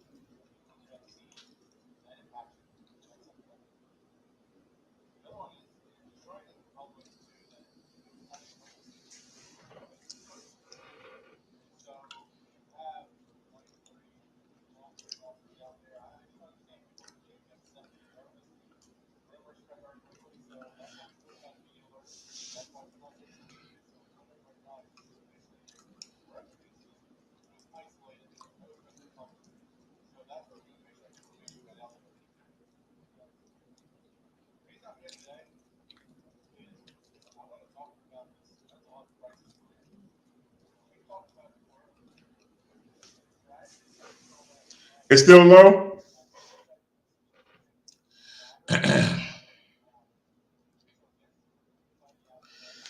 Okay, y'all. I'm gonna go get the sound card and see if that helps. Hold on a second.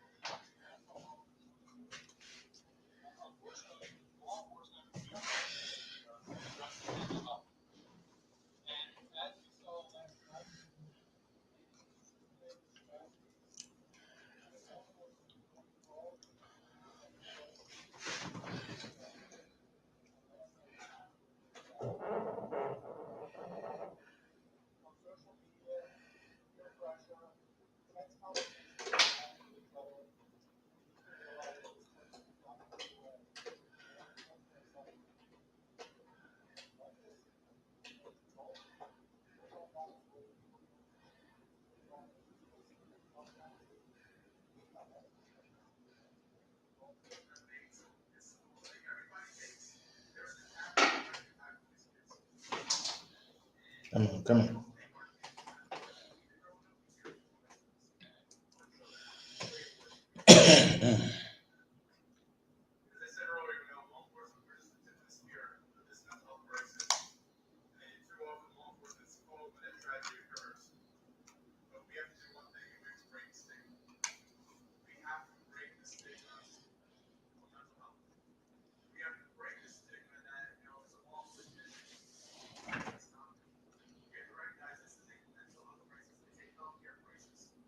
Hey, Ava J, if you can hear me.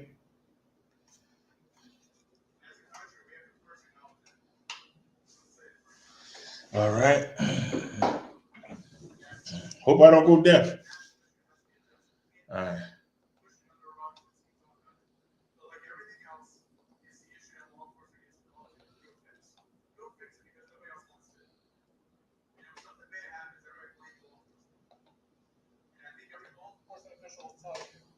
It's a healthcare crisis. Healthcare. It's the same with addiction. Addiction is a healthcare crisis, but who's that we put the blame on? Law enforcement. It's got to stop. We have to pony up, put the money where it belongs, and deal with a healthcare crisis. And this mental healthcare crisis isn't going away. This is going to be generational. This is an issue that is going to continue. As long as we have social media, as long as we have people fighting with each other, people disagreeing, not in civil formats, we can civilly disagree. When people are uncivilly disagreeing and fighting with each other, it's only going to multiply. And tragedies that we continue to see are going to multiply also. And All right, y'all. Can y'all hear me? I need to set the microphone up. Configure.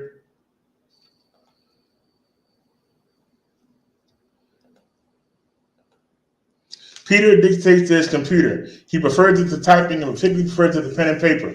Peter dictates to his computer. He prefers it to typing and particularly prefers it to pen and paper. Peter, Peter, pumpkin eater. Peter, Peter, pumpkin eater. And then go to properties,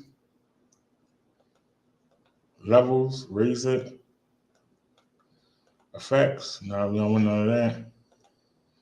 Advanced, 4800, apply. Okay, hello, hello, hello. I said hello, hello, hello. HD webcam microphone, you can disable that.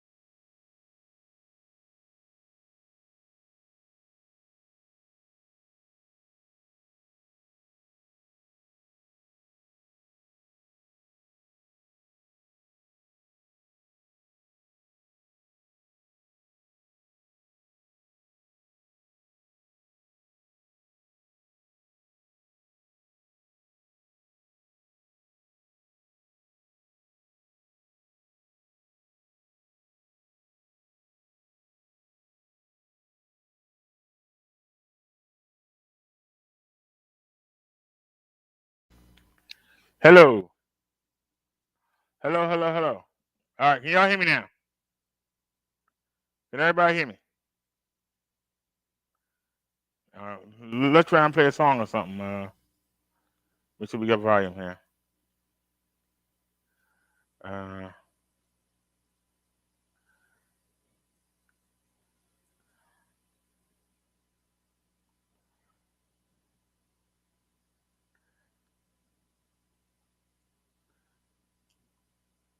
Uh, yeah, Rodero, the one man show. I'm back off another track. But not true. Can you feel that? I said, can you feel that? Oh yeah, nice and mellow. Oh Lord, I'm not worthy of your love because your grace is the last thing I think of. I don't want to feel the wrath of your anger, but I keep stumbling into danger.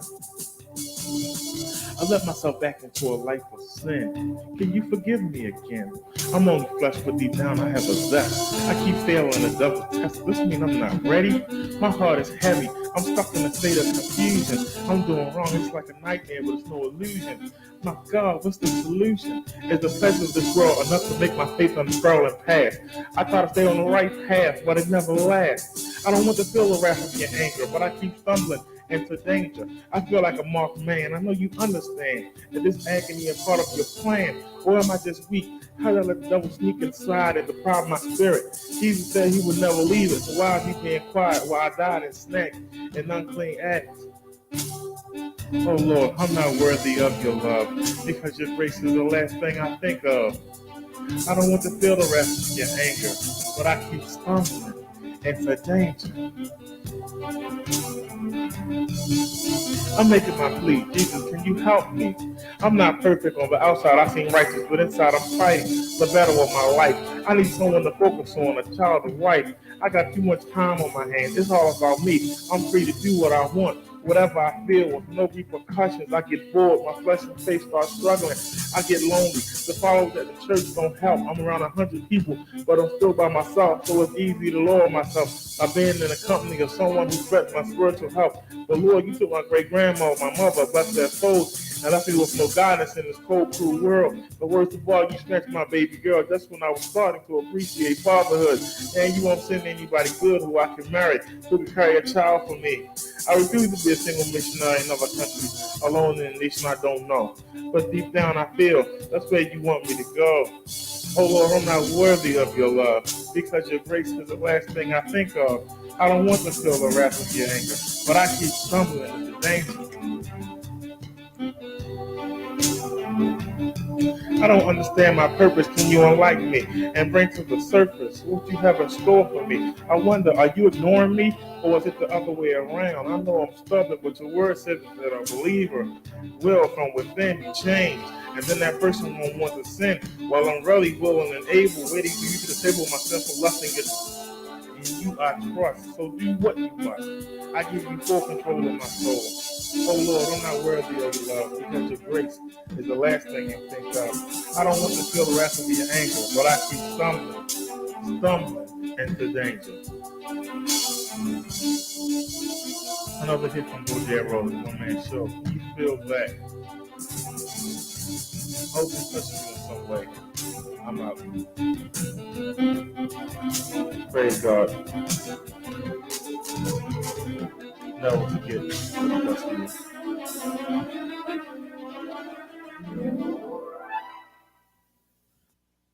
Alrighty. All right, y'all. Wait, somebody tell me how the volume is. We go to the next story.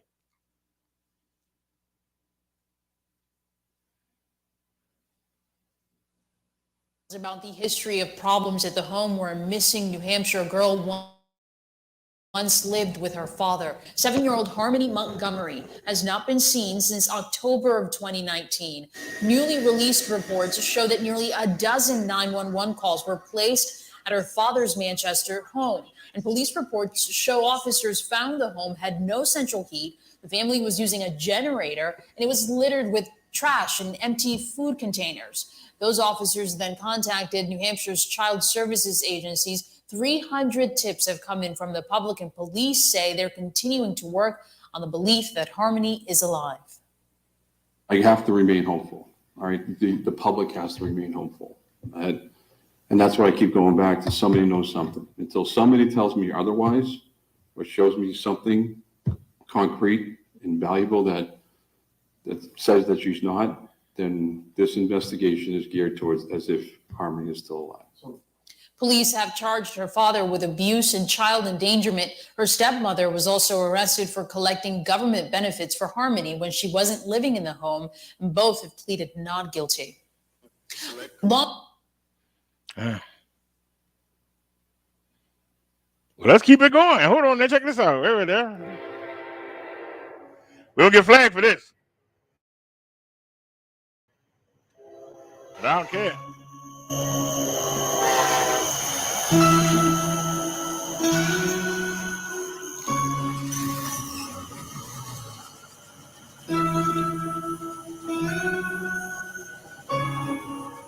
Sunday morning, about 2:30, I heard a voice at the door, and I asked who was it, and they said, "This is Mr. Bryant. I want to talk with you and the boy." And when I opened the door, there was a man standing with a pistol in one hand and flashlight in the other. And they entered my room and with the flashlight, so the flashlight shines, and I can see the big bald-headed guy with the pistol in it. And I'm waiting to be shot, and I close my eyes. And I wasn't shot. I opened my eyes, and they're passing by me because they were looking for Fat Boy, the Fat Boy from Chicago. They went to the next room and found Simeon and Emmett, and they told him to get up. And he got up, and he was putting on his shoes, and they said, "Hurry up." And he said, "I'm not used to putting on my shoes without my sock." Ryan was not the leader. His half-brother, J.W. Myron, was in control. He was running, taking care of his little brother and showing him how he's supposed to be an expert in handling people that got out of line. So he did it in the military. My grandfather tried to tell them don't take him. The boy didn't have good sense or something of that nature. My grandmother offered them money. And then marched him to the car, and he drove toward money.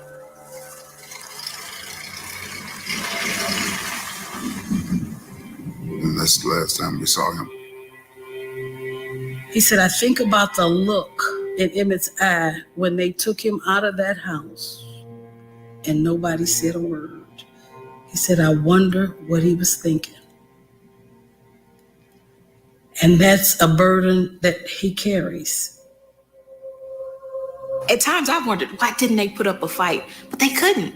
What could they have done? I think about the young woman who recorded George Floyd's death. I think we on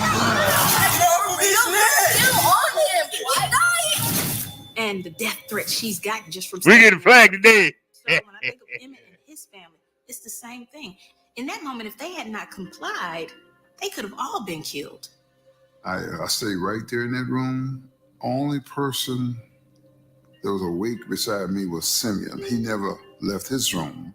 No one said anything. Absolutely, it was just quiet as a church mouse, so to speak.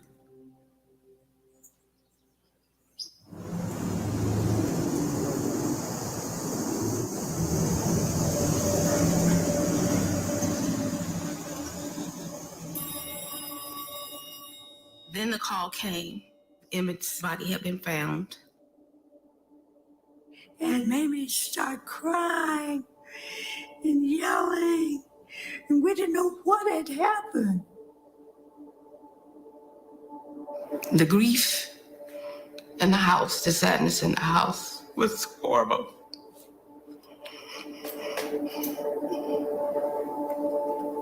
The screaming, the disbelief. Mamie was just devastated. It was hard to see her heart broken.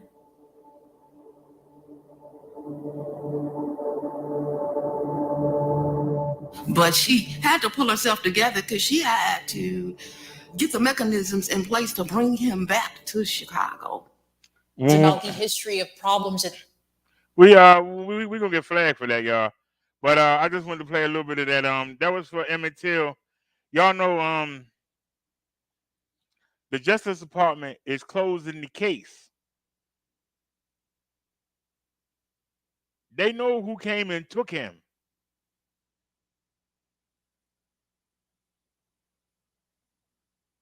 That person, even though they know his name, has never been prosecuted. Person might not even still be living.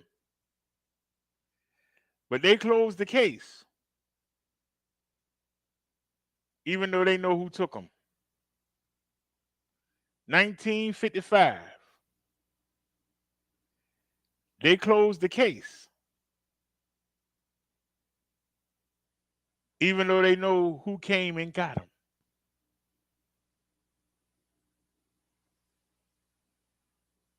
That person has never been charged.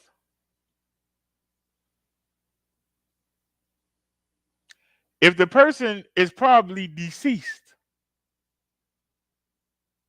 why haven't they still been charged? Is my question. If the person is now deceased, why haven't they been charged?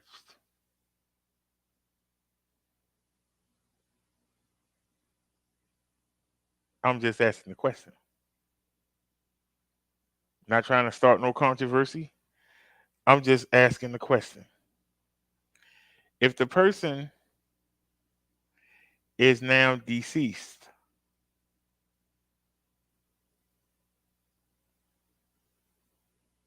why hasn't that person been charged? They're gone. What's the harm in giving that family peace? They know the man that came and took them. Why hasn't he been charged in the case? Why is it still open? Like they don't know nothing. And now they closed it. So that means the family will never have closure.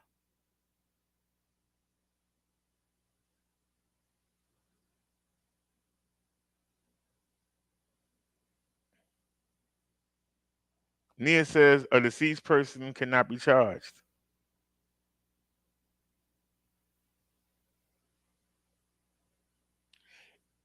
If nobody knew who came and took them, it's one thing, Nia. But the family has known for almost 60 years what man came and took him. That man has never been held accountable. It's one thing not to know, but it's another thing to know and to know that they know who took him and they won't do a damn thing about it.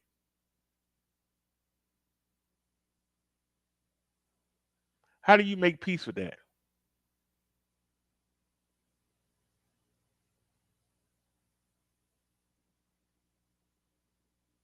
How do you rest easy?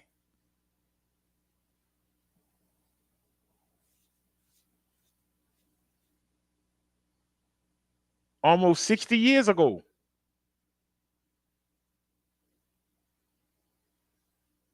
No justice. But you know who did it?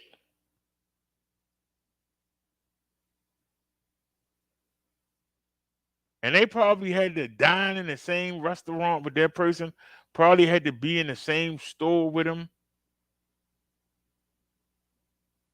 probably had to work for him, work with him,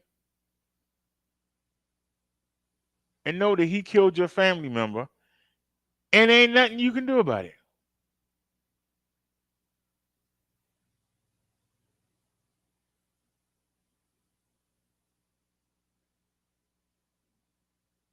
And with all the civil rights and the equality, no, that case has not been solved, even though they know who did it. That's a lot to live with.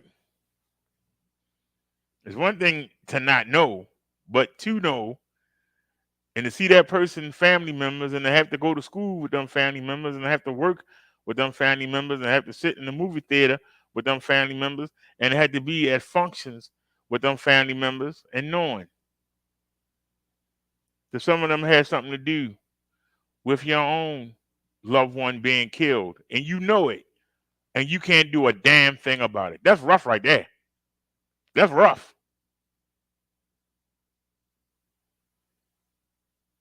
How safe do they feel in that town? I said it a long time ago and I say it again. If you in Mississippi and you black, you crazy. You can talk to me all you want to. When the driver showed us that jail and how they got them prisoners living in a foot of water with bacteria and the rats eating them up. And for dinner, they give them one slice of a daggone orange. Not the whole orange. They get a slice. That's their dessert. And you still live in that state. Something wrong with you.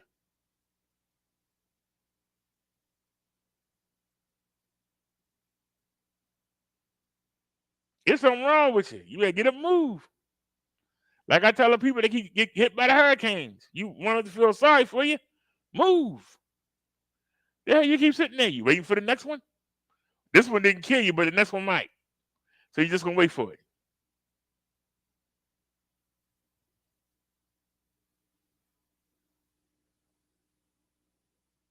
I think I don't want to rile up his nation, but I remember years ago, I think I saw a Tommy Sotomayor video, and it was about a black woman living in the projects, and I think she had 7 to 8 kids, and 5 of them got killed. And Tommy said she don't care about her kids, and people got mad at him. And he said, after the first one, she should have got up out of there. After the second one got killed, she should have got up out of there. After the third one got killed, she should have got up out of there. After the fourth one got killed, she should have got up out of there. After the fifth one got killed, and she's still living there. And I bring this point up. Why do you stay if you're not wanted? If you don't have any chance of getting a fair shot, why do you stay there? Get up, move. There are other places that you can do well in. Just because you was born someplace don't mean you got to stay there.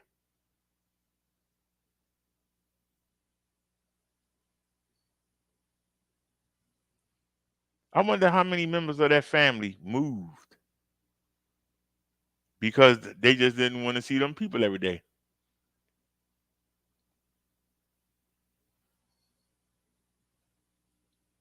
Something go down. Call the police. Call the police for what? They don't do nothing for us. What we call the police for? We on our own. You pay taxes, but you on your own. Nah, couldn't pay me to live in Mississippi. Oklahoma.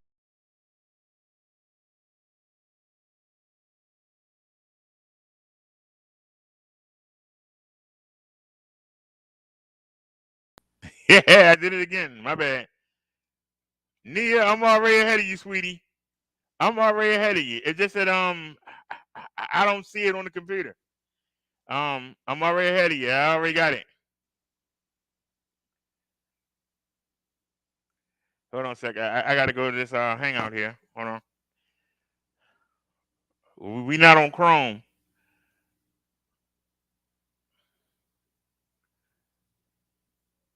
Ah, come on. You gonna give me a hard time.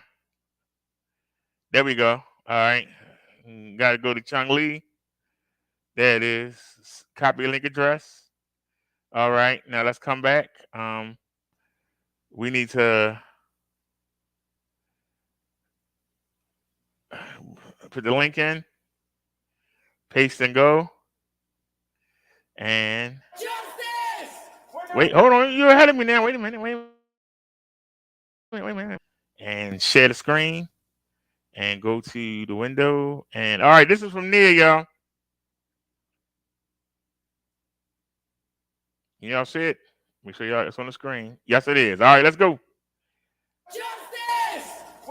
Tonight, demonstrations in North Carolina leaving a city on edge. He was a man. He was a father. He was a cousin. He was a nephew. He was a son. And everyone should be out in the street. After the fatal shooting of 37-year-old Jason Walker, a black man shot by an off-duty white sheriff's deputy, Jeffrey Hash, in Fayetteville, North Carolina. Now a family in mourning. Hopefully, the system does what's right, and gets to the bottom of this. And we really just want justice for Jason. And a community left with questions. The off-duty officer calling 911 himself after the shooting, those recordings recently released. Listen to me. Are you right beside the subject? I am. Okay. Is he breathing? He's gone, man. Aftermath of the shooting also caught on cell phone video verified by NBC, appearing to show a lifeless Walker on the ground. Then uniformed officers arrive. The deadly encounter happened Saturday, January 8th. Walker's family alleges law enforcement did not render aid to Walker as he died, according to their attorney, saying police were concerned about obscuring how the public would see this killing rather than concerned for Jason. Police did not immediately respond. It breaks my heart he didn't survive. Elizabeth Ricks says she is a bystander who rendered first aid to Walker after the incident and can be seen in the cell phone video. I don't want to take away from Jason or the injustice, and I'm not going to be silent. Ricks and her partner, who filmed the aftermath, say they were first to the scene and that Hash hit Walker with his car. Can you speak to that? That would be one of the facts that would not be able to be commented on one way or another. Hash's attorney, Parrish Daughtry, spoke to NBC. He is devastated for the family of Mr. Walker. He is devastated for his own family and for his greater community. Daughtry tells NBC the matter involves self-defense and vehicle defense claims. Police officials saying they're looking at the truck's computer. That computer did not record any impact with any person or thing. We currently have no witnesses who claim that anyone was hit by this truck. The city's police chief adding evidence suggests Walker ran into traffic and jumped onto Hash's truck, who then shot Walker and called the emergency line. I just shot him. You just shot her? You said you shot him? Yes, Yes? he jumped Okay. on my car. Did he have any weapons, sir? No, he just tore my wipers off and started beating the door. Hash has been placed on administrative leave pending an internal investigation, according to the county sheriff. As demonstrators march for answers on the street, online, a hashtag Justice for Jason Walker has emerged. What does justice look like for you all? We should have justice. And in order for us to have justice, we have to dismantle the criminal justice system right now and rebuild this system, because this system is not working. Okay, Zinkley Asamoah joins us now from here in New York. So Zinkley, obviously it's difficult to get information from officials during the pending investigations, but what are some other facts in the case that you've come across that you want our viewers to understand? Yeah, Tom, so here's what we know. According to his 911 call, Hash was in the car with his wife and his child. Hash has been with the Cumberland County Sheriff's Office since 2005. That's according to police, who add that the weapon used by Hash was not his service weapon. But still, there are more questions than answers. Police have not disclosed how many shots were fired or exactly where Walker was shot. And so the North Carolina State Bureau of Investigation is investigating, and the FBI is also monitoring this case, Tom. Zinkley, real quick before you go, I noticed there was a little bit of a discrepancy there. It sounded like the head of the police department said that there were no witnesses, but we heard someone in your story say that they had witnessed it. Do we understand why there's a discrepancy there? That's exactly right. The police are saying no witnesses have said that was the case, but witnesses on the ground are offering a different report. And so that's why we're seeing a larger investigation that we're going to have to follow in the days to come. All right, Zinkley Asamoah with the latest developments tonight. Zinkley, thank you. See, they're trying to do damage control. Follow today's top. The question is, are they going to be able to scare that woman and her partner? Are they going to be able to scare them and to change them what they said? That's going to be the question. That's what they're doing right now. Are they going to be able to scare them witnesses into changing their story? That's going to be the question, Miss Nia. Are they going to be able to intimidate the witnesses into changing their story? And then 65 years later, they're going to close the case and that family ain't going to have no peace. Things don't change. They stay the same. They just go underground.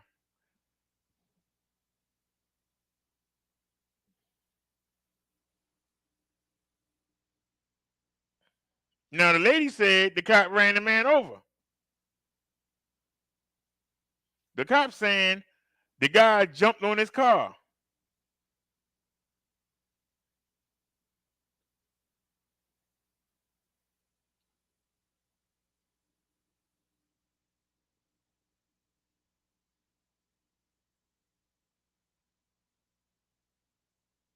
Nia says the chief stated no impact to the truck.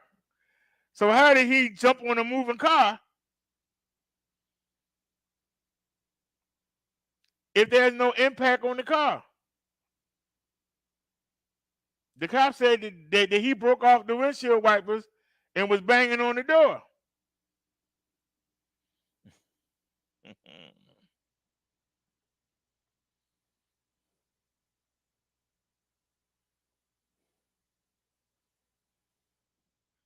I don't know.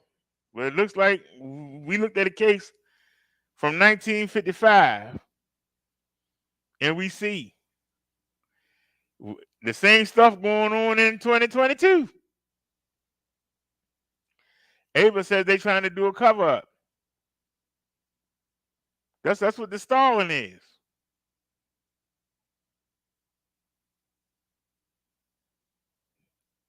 And that attorney, Ben Crump, he already on the job. He's already on the job. I guess we're going to have another story to cover, y'all. It's damn shame. The lady said the cop hit the guy. And that's how the guy wound up on the hood of the car. The cop says the guy jumped on the hood of the car.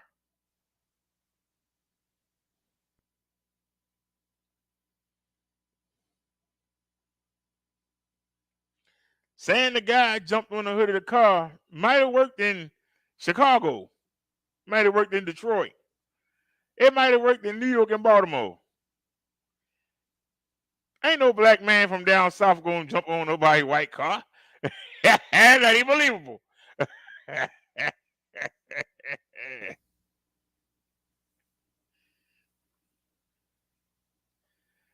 Jump on the car for what?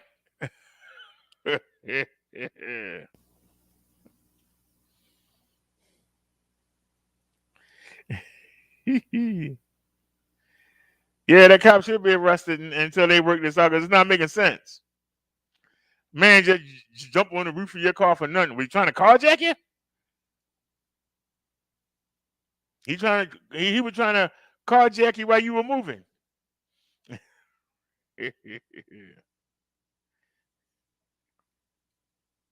I thought they made you stop and then carjack you. I didn't know they actually jumped on the hood of your car, hanging on to your windshield wipers. Give me the car. Give me the car.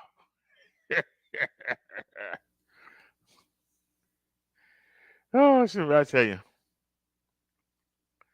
Believe it or not, I keep going by it, and I bet you I can't find it now.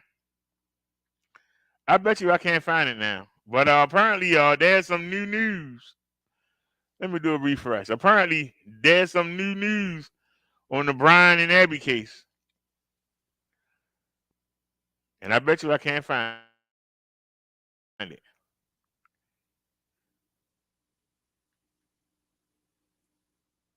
Are you serious?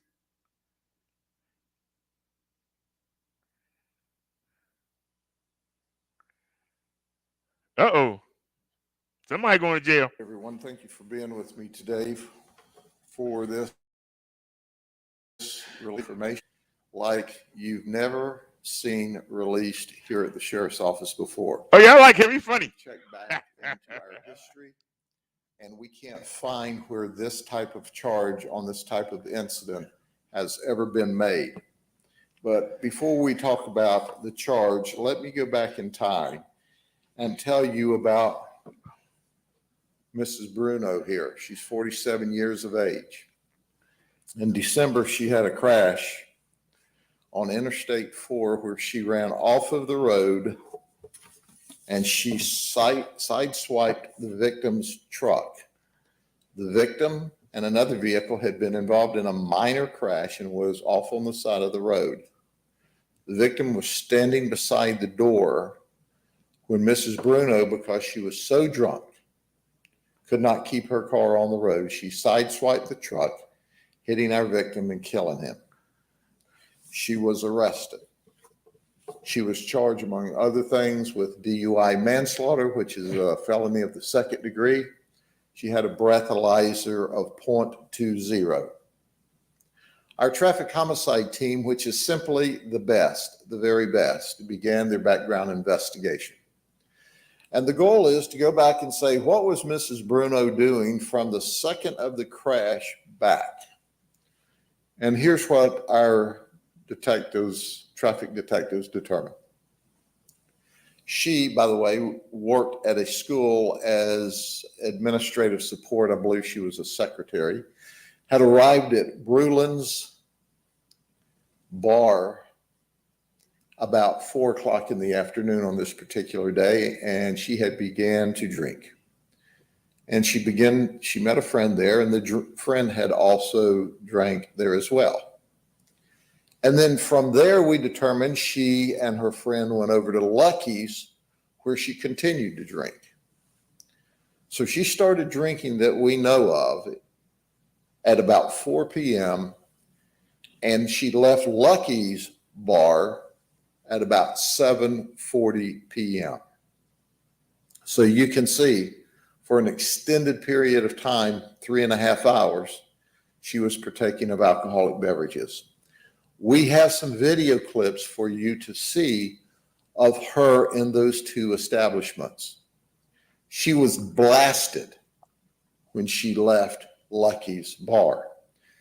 She was drunk, D-R-U-N-K, capital drunk. She was smashed. So she went over to the Wawa gas station and she went inside to order a sandwich. Well, the people at Wawa were so concerned when she set her keys down, they tried to grab them from her, but she was able to get them first. They delayed building her sandwich and they called the Lakeland Police Department. In the meantime, she went to the bathroom and apparently threw up all over herself and dropped her keys, and she came back out. The Lakeland police arrived and determined exactly what I've said to you. She was ripped. So they said, well, can I call a friend? We got to get you home. The Lakeland police didn't see her in actual physical control. The keys were on the bathroom floor.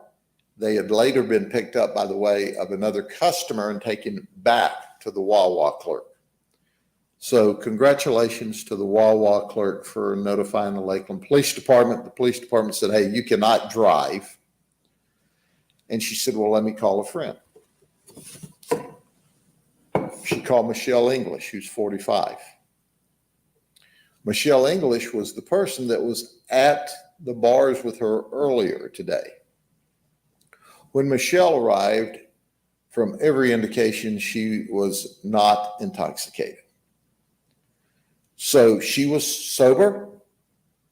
The police officers who were there said, look, we'll let you take Miss Bruno home, but you've got to take her directly home and make sure she does not operate a motor vehicle. She is in no condition to drive. Michelle English said, okay, no problem. They left Bruno's car at the Wawa. They said, yeah, you can leave your car here. And the Wawa people actually kept the keys. so that Mrs. Bruno wouldn't have them and they wouldn't be in possession of Michelle English. The police left after they saw Michelle leave the premises with Lucretia Bruno. As soon as the police left, Michelle came back. She came back, went into the Wawa station, got the keys from the clerk, came outside, gave the keys to Mrs. Bruno, and watched Mrs. Bruno drive off. 7 miles and 9 minutes later, Mrs. Bruno ran over and killed our victim on Interstate 4. Our detectives obtained an arrest warrant for culpable negligence manslaughter, and yesterday we arrested Michelle English. She lives in Hillsborough County, and we booked her into the Hillsborough County Jail. She directly contributed to the death of our victim by allowing Mrs. Bruno to have those keys and to drive away from the Wawa station, despite the fact she was intoxicated, she was smashed, she was ripped, she was drunk, she was everything you could think of. So now she's facing a second-degree murder charge, just like Lucretia is facing a second-degree murder charge. Heck, who knows? Maybe they can both plead guilty and go to the same prison and have some conversations like, that was really stupid of me to give you those keys. Well, you knew I was drunk. You should have never done it. Maybe they can go to state prison together. But our goal is to see that Michelle English goes to state prison. Our goal is to see Lucretia Bruno go to state prison. But you know what? No matter how long they go to state prison for to pay for their horrific, outrageous conduct, none of it will bring our victim back. Okay. Our victim was just doing the right thing. He was involved in a minor crash. He was working with the other person who was involved in the crash. And because of Michelle English's crazy, uncontrolled decision, our victim's dead today. Are there any questions? Are you all releasing the identity of the victim? No, we're not, absent the permission of the family, and they've not given us permission because he is the victim of a criminal act and his identity is protected by Marcy's law. If the family gives us permission, we'll be more than happy to release it. But at the end of the day, we can't ever remember when we brought this charge for this set of circumstances. And they've reviewed this all the way back into the 50s, as I was told yesterday. So in 70 years, Michelle English gets the trophy of the criminal charge that's never been brought under this set of circumstances before. Did she at all indicate why she thought it was an okay decision to give the keys to her friend? The only information she gave to us was lies. And, oh, I didn't do this and I didn't do that. And our detective showed her the video where she helped her drunk friend in the bars and stuff because she was so drunk, she's staggering around. So she was with her and watched her get progressively drunk as the evening went on. The volume still low? And when she was called to pick her up, she knew how much she'd been drinking. She was with her. So there you go. Was there a 911 call made from the scene of the accident or the site like the structure and We're going to have the information that we can release and give it to you in a few minutes. I don't know if we have the 911 tape. And if we're not releasing it, I think there's part of it that we can release, but Scott will have to call that.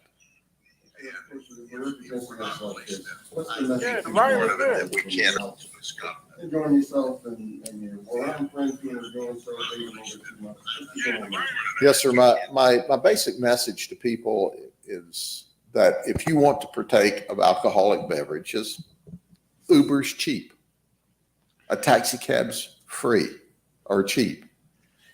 If you can't find a ride or help anyplace else, call us before you get in your car. We'll find you a ride home. We don't want you to hurt yourself. We don't want you to hurt someone else. Now, if you get behind that wheel and we turn the lights on, the deal's off. But even that, going to jail is much better than being on a metal tray over here at the morgue next door. So at the end of the day, you've got to be responsible. I applaud the people at Wawa. They went above and beyond their duty and responsibility to try to stop that lady from driving that motor vehicle. That's responsible community. That's responsible business community. And I commend her for that. But, Michelle English here went back and got the keys. So did she say, my drunk friends in the car, I'm give her the keys? Wawa wouldn't have given them back to her. She had some cock and bull story about I got somebody to drive her car home or some kind of nonsense, I'm sure. But at the end of the day, she was just not intoxicated. She was rip-roaring drunk. She was a .207 on the breathalyzer that night, hours later after the crash. Thank you all very much. Have a great evening.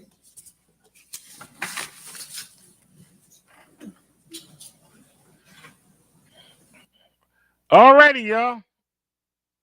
Wait a minute, go back. Everyone, thank you for being with me today. Wait a minute, we're gonna look at that too. Generator outside.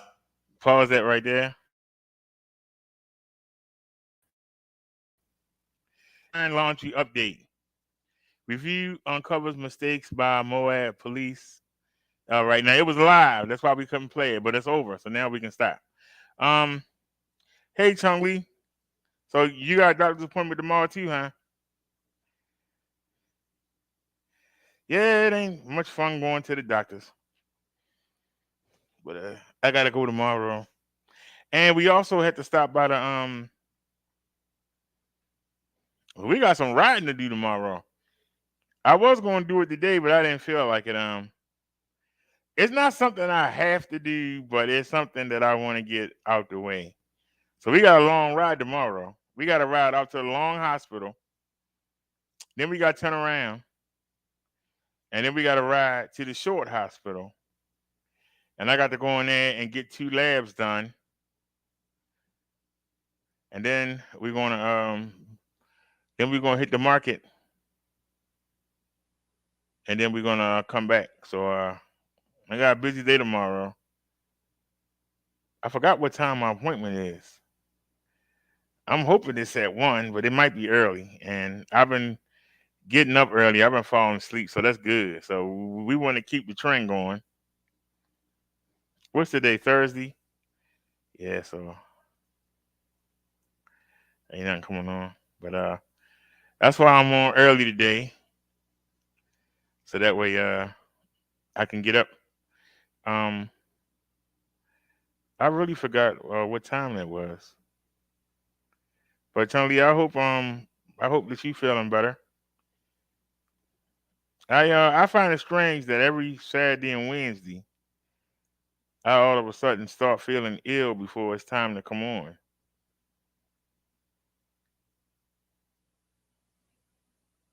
Don't understand why that is, but it's no excuse.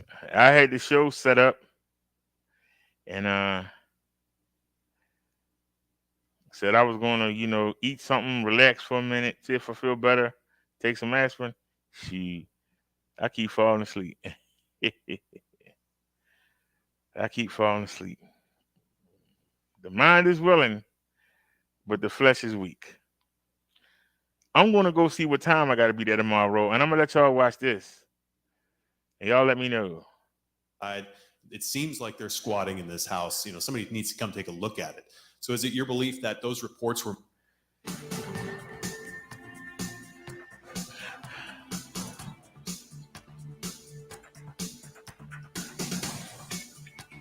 Now, here we go.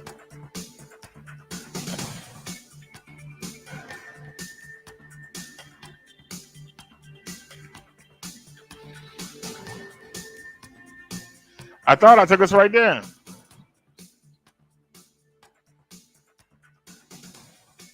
All right, we almost there, y'all. Hold on.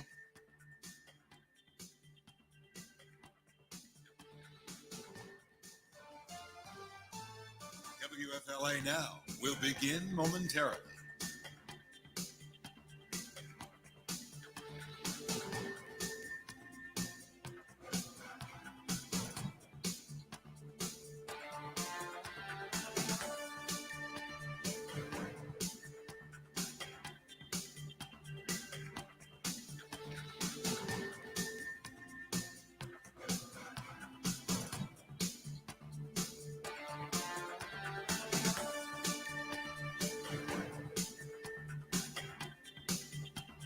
This exploitation.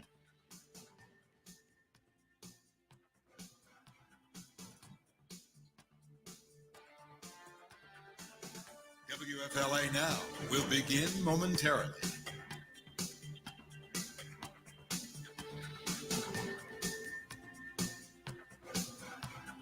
Three, 2, 1, go. Live on WFLA Now, this is Hey JB. Here's JB Buno. The Moab Report, placing the quote-unquote unintentional mistakes of officers under the microscope. Officers that responded to a report of domestic violence between Gabby Petito and Brian Laundrie back in August. A recorded moment in time involving police before Brian's return to Florida and Gabby's death as a result of homicide. Hey there, everybody. JB Buno here with you live on WFLA Now, live across all of our social media platforms. Of course, Facebook, YouTube, and WFLA. Okay, Ava, thanks for stopping by. Of course, you can read the latest on what we have on the Moab Report, of course, dropping. Thanks for stopping by, Ava. When you get done, we'll still be here. Come back and see us. Less than 24 hours ago. We've now had time to kind of really go through the 100-plus page report, kind of break it down, digest it, and really establish the primary takeaways of what really this means, talking about that incident from August 12th of 2020. Let's bring in our team. Brian Enton joining us in the top left-hand portion of your screen. Of course, Brian Enton of News Nation. Great to have Jennifer Coffindaffer joining us, FBI expert, a retired FBI agent herself, and WFLA senior investigator. Beneath me on the right-hand side of your screen. What we're gonna be doing on the stream, we're gonna feature any of your hashtag-based comments, any of the hashtags you see all around your screen. You see them on the yellow stripes. We'll look for hashtag HeyJB and all the other various hashtag Hey comments as well. But also, we're going to be going through this snippet by snippet, some of the pages of this report. But Brian, you've been on News Nation now the last, really, you're always on News Nation. And I don't really know how much sleep you've received in the last 24 hours, but now that you've had a chance to get some sleep and go through this even more, what's your biggest takeaway of this report coming out? Yeah, it's definitely been a busy week. My biggest takeaway, is that they were very, very clear, the investigator who did this, that they were unintentional mistakes, but that there were a number of mistakes. The thing that stood out to me the most was that the investigator said that there should have been an arrest, that there was probable cause for an arrest, and that they believed that the arrest should have been Gabby Petito, that Gabby Petito should have actually been arrested, that she was the primary aggressor in the incident.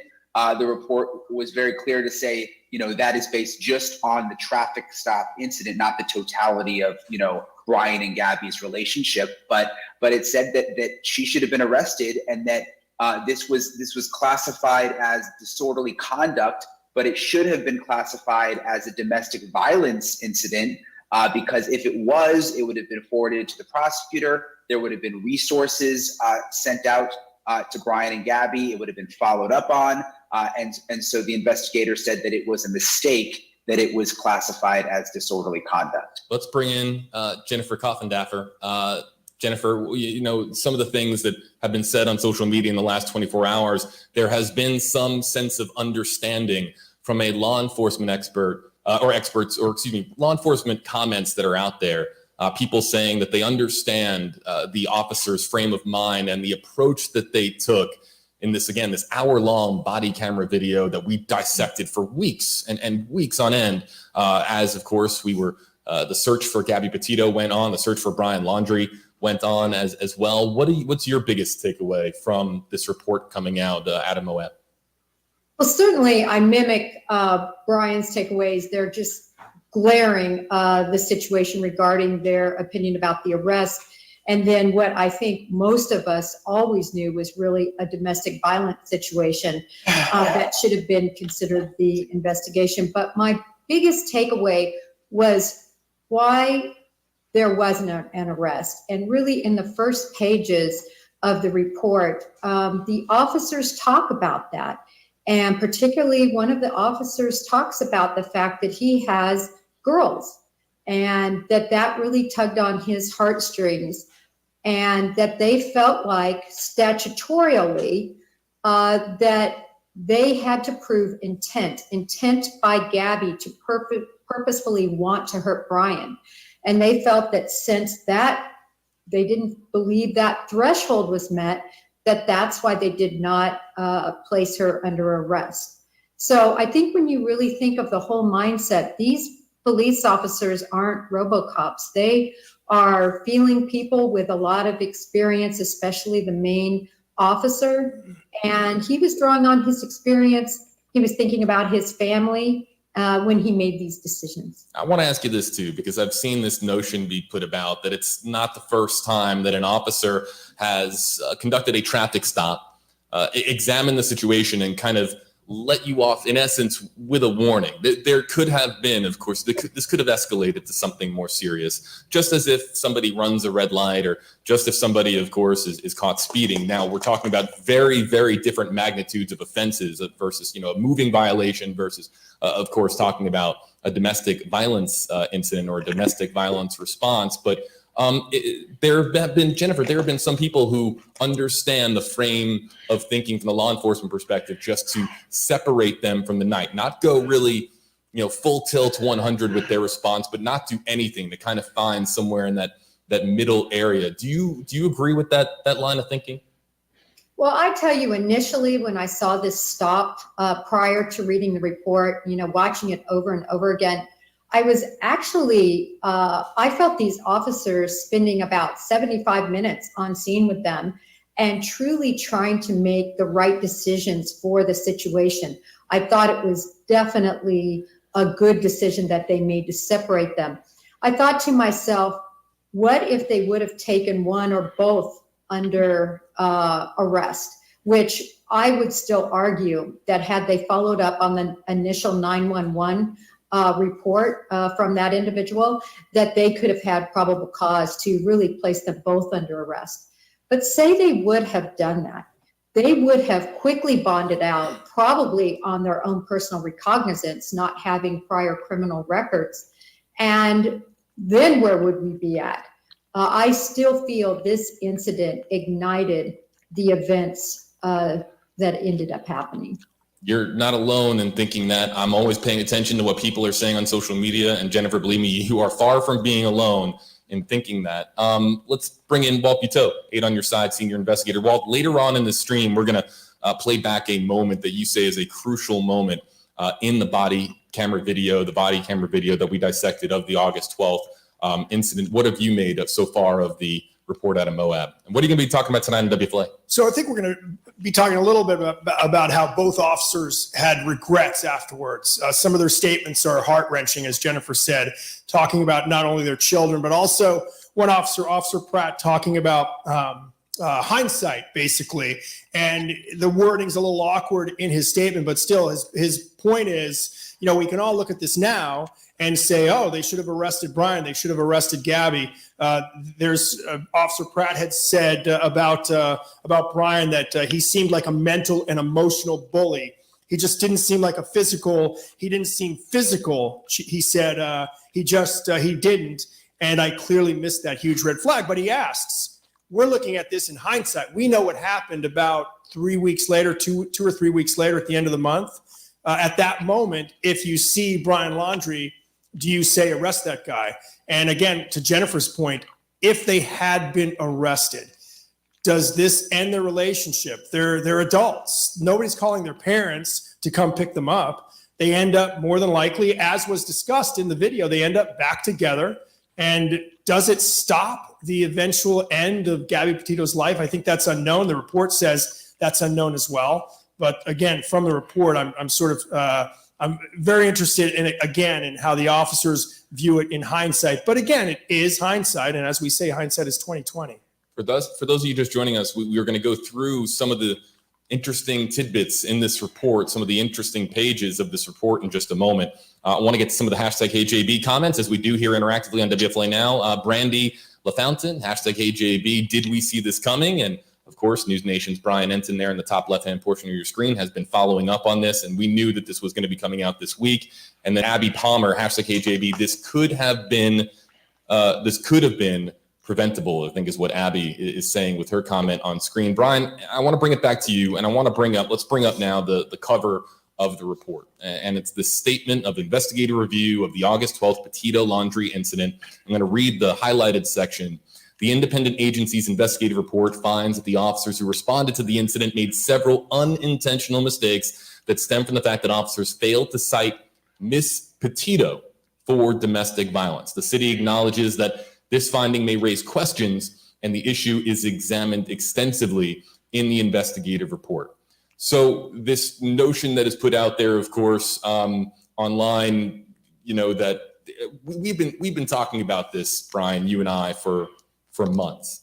And throughout this entire story, people have been, of course, thinking of that they immediately associate Gabby Petito as the victim in this case. And then you start to see all the social media commentary last night about Brian Laundrie being the victim of domestic violence and that Miss Petito should have been cited. It kind of flipped everything upside down with some of the social media. And I think that there was some backlash from some people on social media as well in response to that line of thinking.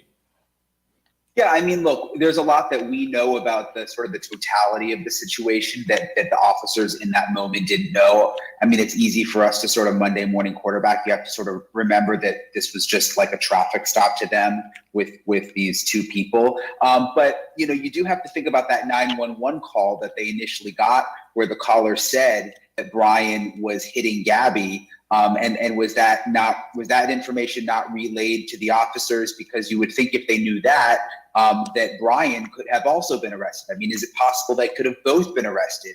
And we'll never know how that would have changed things. But like I was up last night thinking to myself, gosh, even if just Gabby was arrested, would that have changed the outcome? I mean, I know Walt mentioned that. I mean, very well, she may have just bonded out and they continued on the road trip. And when they got to Wyoming, we had the same sad outcome. But is it possible if she was arrested, her parents would have been involved? Maybe some truth about what was going on behind the scenes would have come out.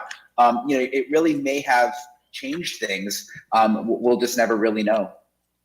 Well, I mean, and yes, and I'll say this, in the report indicates that these officers looked at it as a mental health situation, not a domestic violence situation. And then the investigator asked, well, then why didn't you call for mental health help? Why didn't you call an agency for that? I personally think, and again, the outcome, we don't know what would have happened.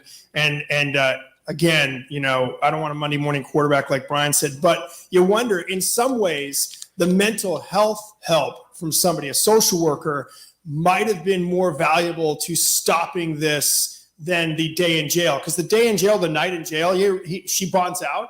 I mean, they continued on their trip together anyway for another 2 or 3 weeks before she was allegedly murdered. And so the mental health help, though, I think might have maybe prompted her to say, well, wait a minute, what am I doing? I don't know. To some degree, I think that would have been more valuable than a night in jail, but we'll never know. Brian, I know that we are coming up here on the clock as far as the time that I know that you have to get going.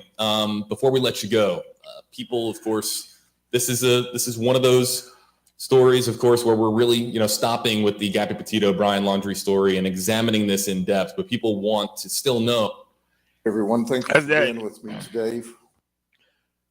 I thought y'all might be interested in that update. I don't want to bore y'all with it, but I know, the people, I really do believe that if they would have arrested Gabby as they should have, she would have called her parents, and the parents would have came down there and got her. I truly believe this. I believe that in their own setting, where Brian is not responsible for Abby 24/7,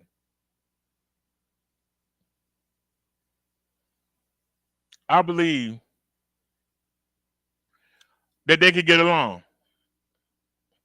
But when they got married and had their own house, he better make sure it's somewhere near the parents.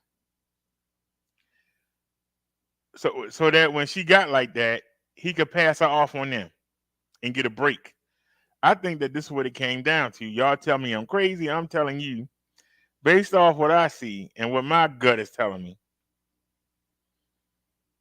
this was the first time that they went out on their own for a long period of time. And Brian didn't know what he was in for. It's not an excuse for him because you made the decision. Sometimes,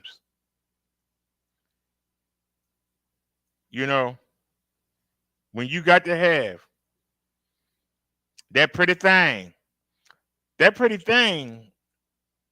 nobody's perfect. They're going to have some quirks, some issues. You got to be ready to deal with them. And it was not a good idea for them to go by themselves that long a trip. See, they was in their little community.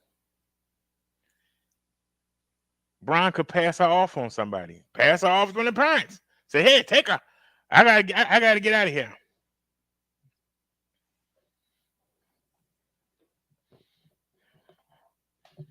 At one point, she was living with the parents, his parents. He never had to take care of her by himself. And I think that this trip taught him, wait a minute, my fiance ain't as perfect as I thought she was. He started to see stuff that maybe he didn't see. You know what I mean? Kind of like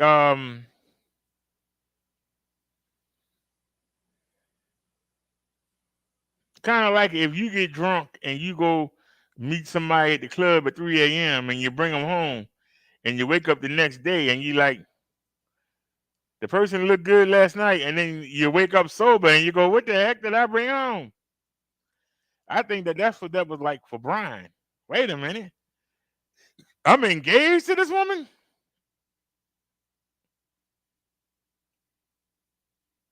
When he realized that she was that whiny and complaining and that annoying, he should have got help. And I hope if any young men or women hear what I'm saying right now, if you get in over your head, go look for help. It's not embarrassing. You're not weak. You're not soft. If you go ask for help, I believe he needed help with her. After a while, it builds up. I gave y'all the example of the babysitter with the baby that won't stop crying.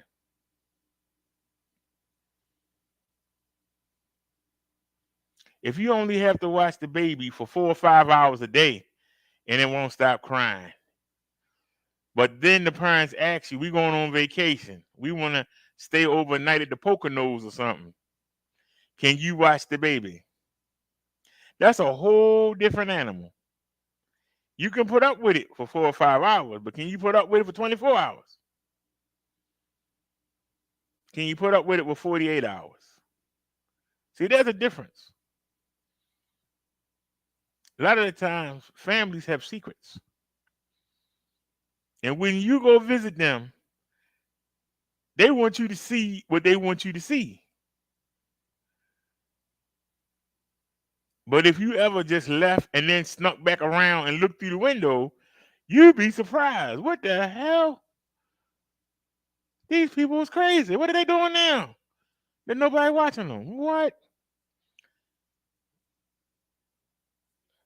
Well, the same way a young babysitter, it's okay, Tony. The same way a young babysitter could get frustrated at a child that won't stop crying. You do everything you can think of to get that baby to shut up, and it won't shut up. You just need just a minute of peace, and you can't get it. And the more you try to calm the baby down, the more it fuss.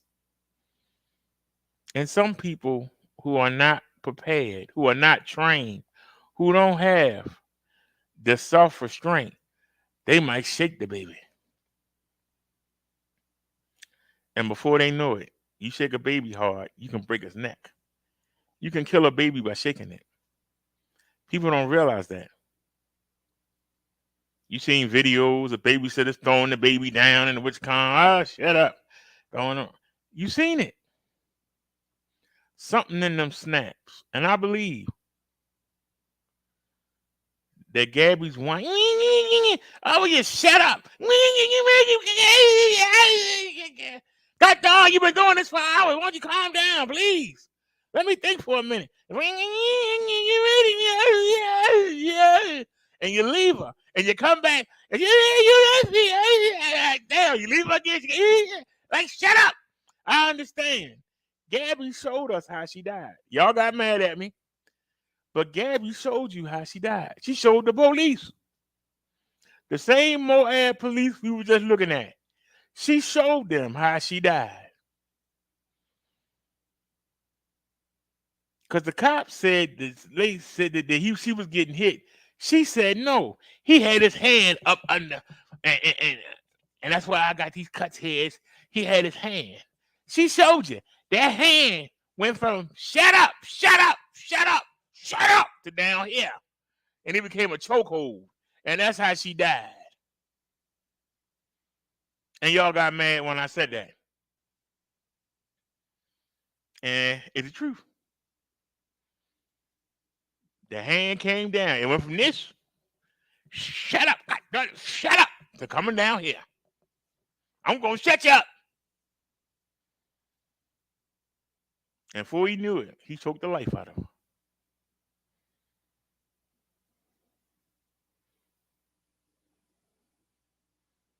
No different than somebody that's stuck caring for a child that won't shut up and they don't know what to do and they start shaking it.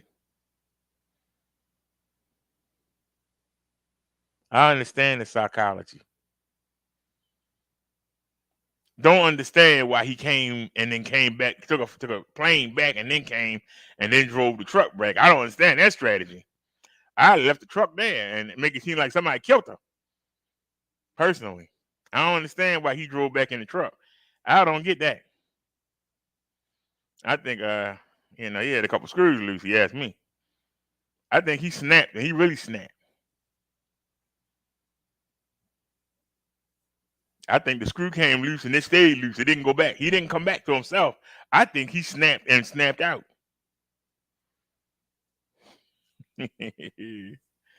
Nia said no one was mad. We simply stated that you do not know the inside story of the relationship. No one does.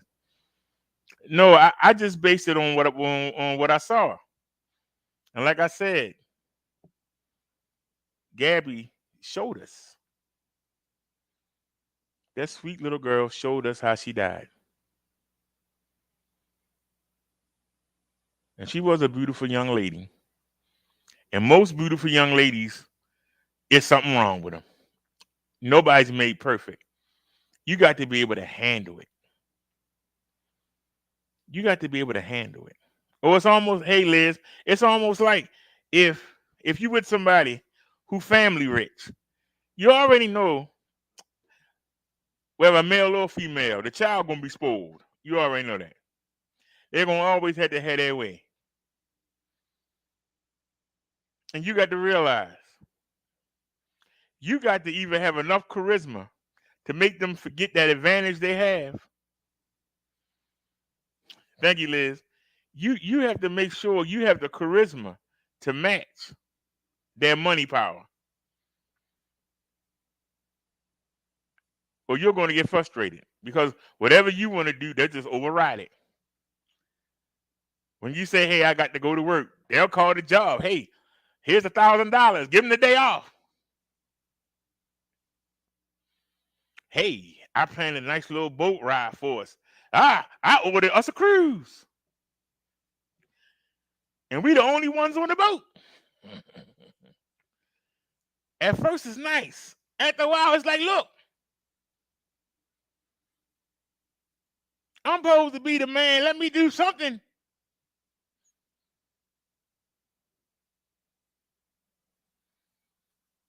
It'll get frustrating. Before you know it, you're going to lash out. Whether it be putting your hands on her, whether it be putting your hands on your children, whether it be you out there messing around, because you'll go find the brokest woman in the world just so you can spend your little bit of money and feel like somebody. Because you can't do that. You can't impress her.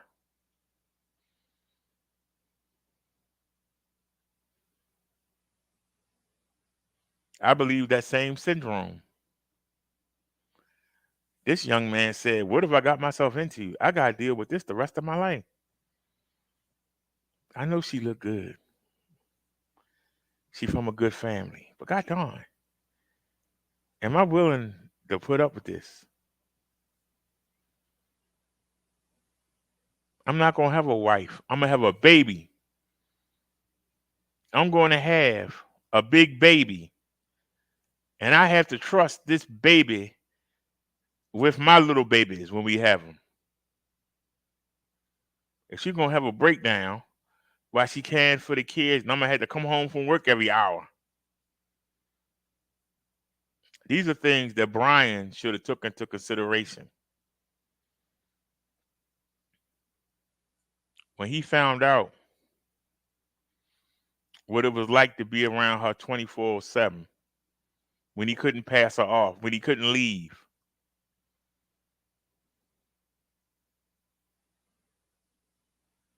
See, he could leave her with the he could leave her with the family. He could leave her with her friends. They was out there on the road. You can't leave that fragile thing out there. She'll get molested or assaulted. So he couldn't even. Well, FLA did a update story on the findings of the police department that stopped them on the road, and the people wasn't investigated, and they said they made mistakes, but they didn't file no charges on any of the police officers for not arresting one of them. So that's what brought that back up. And I just thought we'd go ahead and give my take on it. But like I said, you got to realize when you enter a relationship, people come with problems. And a lot of times you get caught up in that love and you ignore the signs that are right there. And then one day, bam, it hits you like a bus. It hits you like a bus.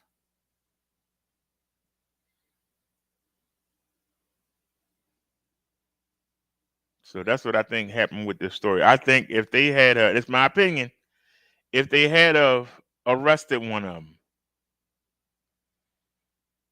if they had arrested Gabby, she would have called the parents. And hopefully the parents would have ran down there. And they would have brought her back home.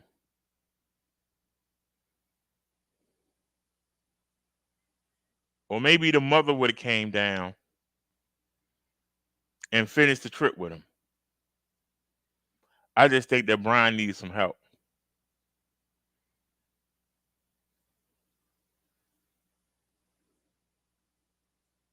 With her being that fragile, he really couldn't leave her. And that's the problem. The same way if you were taking care of a baby. You can't just pass the baby off on anybody and leave and get yourself together. You might come back, that baby be gone. Baby be on the black market somewhere. So I understand. There ain't no excuse. Because he knew what he was in for. He knew what he was in for. It's just like I was watching the Basketball Wives. One of the basketball players had divorced his wife. And of course, the wife got the home and the kids. And every once in a while, the basketball player came by his house to see his family. And the dude was living there. And when he decided to come home, he had to go. Now, what if you had plans for your now girlfriend and the basketball player kids? And the basketball player suddenly say, hey, I'm coming over and I'm staying the weekend. Your plans are done and you got to go find some place to go. Some people are going to say, hey, he paying for everything. I'm going to shut up. Some people are going to have an issue. And that issue could come down to you and that basketball player out there rolling around in the grass.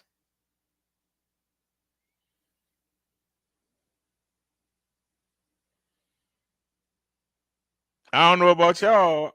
I wouldn't want to be out there rolling around in the grass with Shaquille O'Neal. I wouldn't want to be out there rolling around in the grass with crazy Dennis Rodman. I wouldn't be out there rolling around in the grass with LeBron James.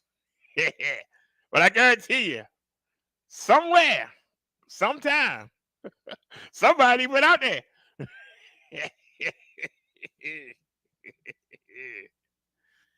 You in my daggone house, you sitting there with my kids, touching my damn ex-wife, and I'm paying for everything. You gonna tell me I can't do something? You must have lost your mind, boy.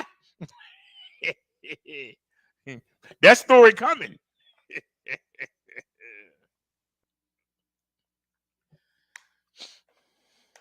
Person can only take so much.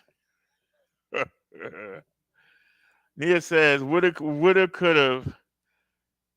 They're gone. Lessons learned for many. I hope so, Nia. I hope so. Because everything that look good ain't always good for you. This young man was in over his head, I believe. Now, y'all might agree, y'all might not agree.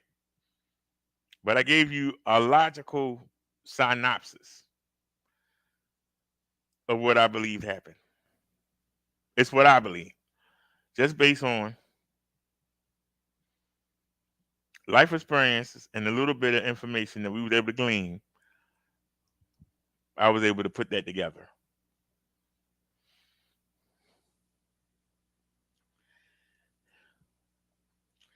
And hold on, we took a little break. The Bible study ain't over.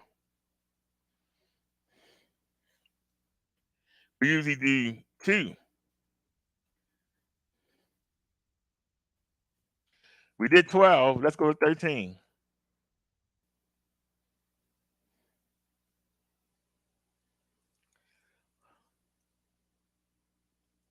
All right, y'all, we getting down to the end. It was just before the Passover festival. Jesus knew that the hour had come for him to leave this world and go to the Father. Having loved his own who were in the world, he loved them to the end.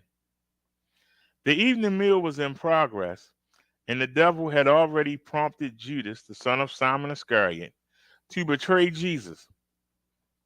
Jesus knew that the Father had put all things under his power, and that he had come from God and was returning to God. So he got up from the meal, took off his outer clothing, and wrapped a towel around his waist. After that, he poured water into a basin and began to wash his disciples' feet, drying them with the towel that was wrapped around him. He came to Simon Peter, who said to him, Lord, are you going to wash my feet? Jesus replied, you do not realize now what I'm doing, but later you will understand. No, said Peter, you shall never wash my feet. Jesus answered, unless I wash you, you have no part with me. Then Lord, Simon Peter replied, not just my feet, but my hands and head as well. Jesus answered, those who have had a bath only need to wash their feet. Their whole body is clean, and you are clean, though not every one of you. For he knew who was going to betray him, and that's why he said not everyone was clean.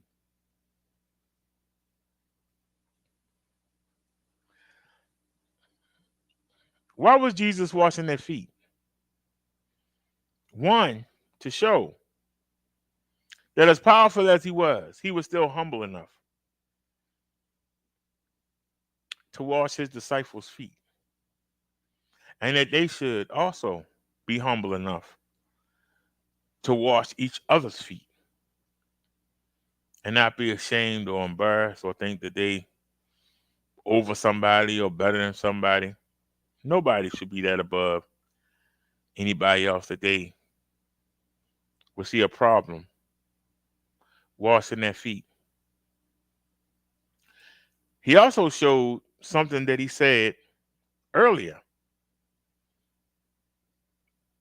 when he told the disciples, don't take nothing with you. Go into the village and preach. Don't worry about what you're going to eat. Don't worry about what clothes you're going to wear. Don't worry about where you're going to stay at. When people hear the word, they're going to take care of you. And this is where people kind of get messed up at.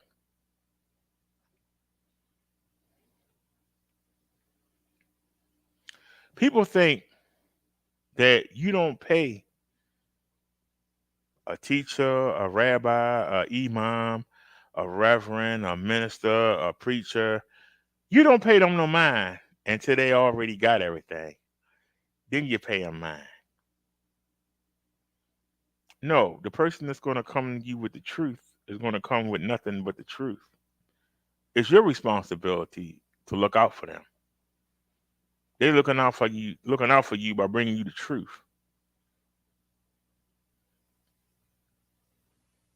They bring you to something that's priceless. And in return, you show your appreciation by making sure they're okay. And this is something that the devil has got away from. I ain't putting no money in this envelope. Preacher got a Cadillac. I see the church pews is falling apart. I could fix them, but somebody else will take care of it. God will take care of it. He don't need my help. When you do that, you tell God you're not willing to take care of his messenger. If you're not willing to take care of his messenger, why should he take care of you? Why should he allow you to continue on?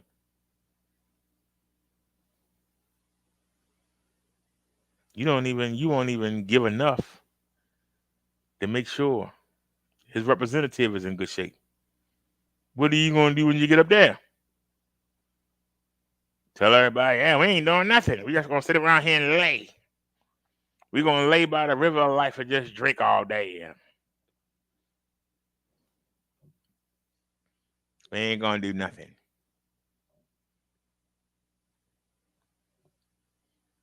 You really think he want him up there with you? You really think he wants you up there with him?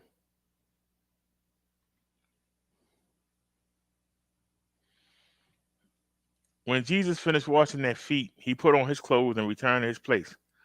Do you understand what I've done for you? He asked them. You call me teacher and Lord, and rightly so, for that is what I am. Now that I, your Lord and teacher, have washed your feet, you also should wash one another's feet. I have set you an example that you should do as I've done for you.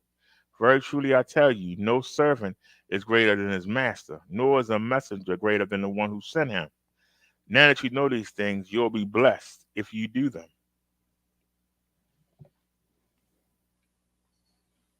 So Jesus taught us all a lesson. Jesus saying, I'm not referring to all of you. I know those I have chosen. But this is to fulfill the passage of Scripture. He who shed my bread has turned against me. I am telling you now before it happens, so when it does happen, you will believe that I am who I am. Very truly I tell you, whoever accepts anyone I send accepts me, and anyone who accepts the one I send, and anyone who accepts me accepts the one who sent me. After he said this, Jesus was troubled in spirit and testified, very truly I tell you, one of you is going to betray me. His disciples started staring at one another, at a loss to know which one he meant. One of them, the disciple who Jesus loved, was reclining next to him. Now we already know the disciple who Jesus loved or who favored. Translated, that's a better word. Favorite was John, was reclining next to him. So John was reclining next to him. Simon Peter motioned to this disciple, motioned to John and said, ask him which one he means.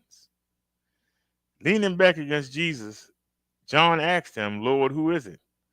Jesus answered, it is the one whom I will give this piece of bread when I have dipped it in the dish. Then dipping the piece of bread, he gave it to Judas, the son of Simon Iscariot. As soon as Judas took the bread, Satan entered into him. So Jesus told him, what you are about to do, do quickly. But no one at the meal understood why Jesus said this to him. Since Judas had charge of the money, some thought Jesus was telling him to buy what was needed for the festival or to give something to the poor. As soon as Judas had taken the bread, he went out, and it was night.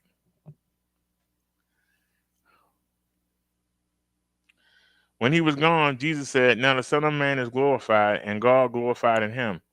If God is glorified in him, God will glorify the Son in himself and will glorify him at once.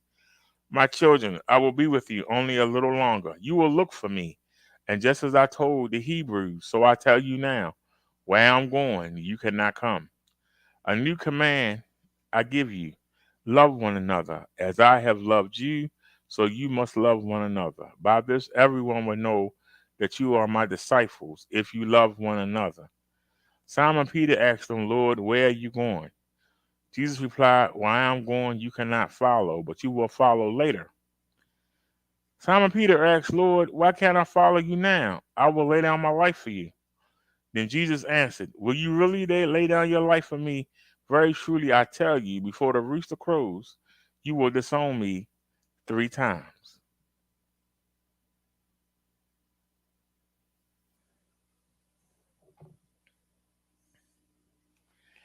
And that's the end of the chapter. So next week, things going to heat up. Things really going to heat up next week as we follow along the saga.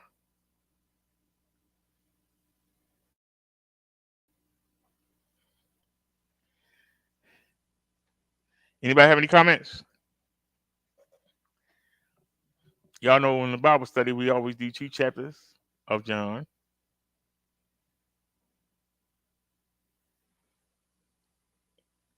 Jesus is basically saying his goodbyes, but they don't realize it.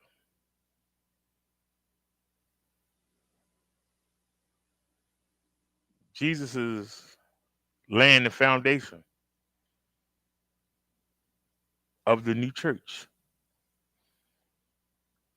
the church of the body of Christ.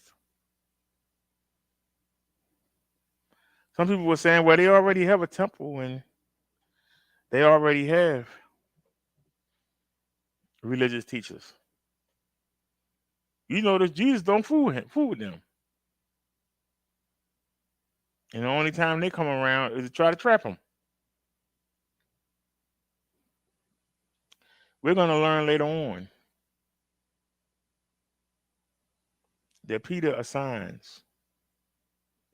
Jesus assigns Simon Peter to be the head of the church.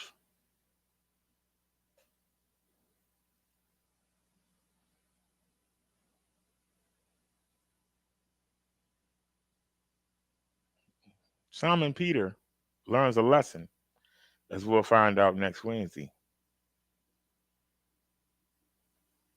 The less Jesus know, he'll have a resolve to make sure the church gets started. And for those of y'all who don't know, upon Peter's death, the Romans who had converted to Christianity, upon Peter's death, they made their own leader. And it had nothing to do with Jesus. It had nothing to do with God. They made their own leader of the church. And they called him the Pope.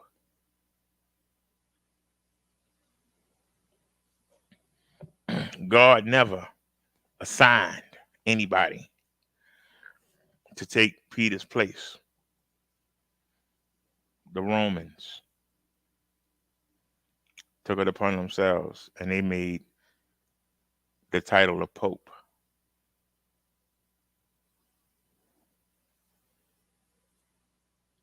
So keep that in mind. Before this, we almost at the end of this gospel here. And at the end of the gospel, you'll see Peter be crowned the leader of Christianity. You'll see it.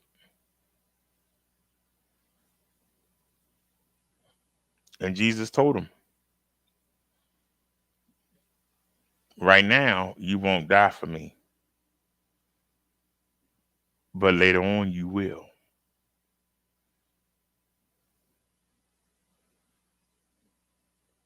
But what he should have said was, later on, you'll die gladly for me.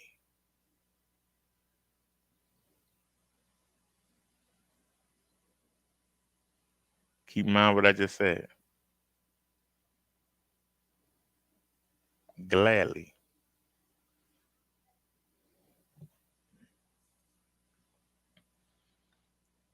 The Romans hunt you down.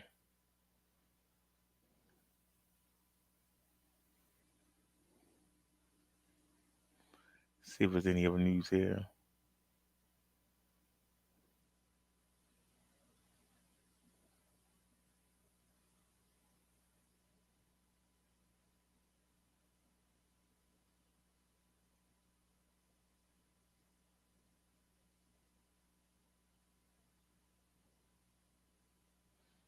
I didn't see this. Y'all might have seen this. This was a couple of days ago. Maybe y'all seen this. All right. Thank you, Megan. Tonight, there are multiple new developments in the Oxford school shooting. The suspected shooter and his parents made appearances today in court. So let's start with Ethan Crumbly. Today, he waived his right to a preliminary hearing. We saw that. Means his case now goes straight to trial. He's facing 24 separate charges. And a short time later, his parents, James and Jennifer Crumbly, were in court requesting a lower bond. That request was denied by the judge and will stay at $500,000 each. Defender Sean Lay is following both hearings tonight. He joins us now with new information coming to light in court today. Sean, good evening. Kimberly, Sandra, that new information absolutely breathtaking, unveiled by prosecutors here in court today, including some of these elements that prosecutors say that Ethan Crumbly would allegedly text his mother that he believed there were demons and ghosts in their home. They apparently found animal torture videos they say Ethan Crumbley made on his phone, and also made Molotov cocktails as well. That's just scratching the surface of some of the new details unveiled today. A second notebook found, not hidden, but in plain view in the family home, depicted pictures of firearms on literally every page. Jennifer and James Crumbley each charged with 4 counts of involuntary manslaughter for alleged gross negligence that prosecutors say led to the November shooting that took the lives of Tate Meir, Hannah St. Juliana, Justin Schilling, and Madison Baldwin. Prosecutors saying Ethan often sent texts to his mother saying a demon was in their home. Ethan making videos of himself torturing animals, was obsessed with Nazi symbols, and guns in the home, prosecutors say, were not locked up. And we know that because there was a video recovered from Ethan Crumbley's phone from August of 2021 with him holding James Crumbley's .22 caliber Kel-Tec pistol in one hand, bullets in the magazine around in the chamber. He sent messages to a friend, it's time to shoot up the school, JK, JK, JK. And again, they failed to provide any type of intervention. Instead, they bought him what he desperately wanted, a 9mm Sig Sauer handgun. All this was happening while Ethan Crumbley is planning to commit a mass murder. He wrote pages and pages about what he was going to do in his journal. He filmed a video of himself talking about what he was going to do. He shot that video at the family home. He stopped doing schoolwork and was surprised when his parents didn't seem to notice or care.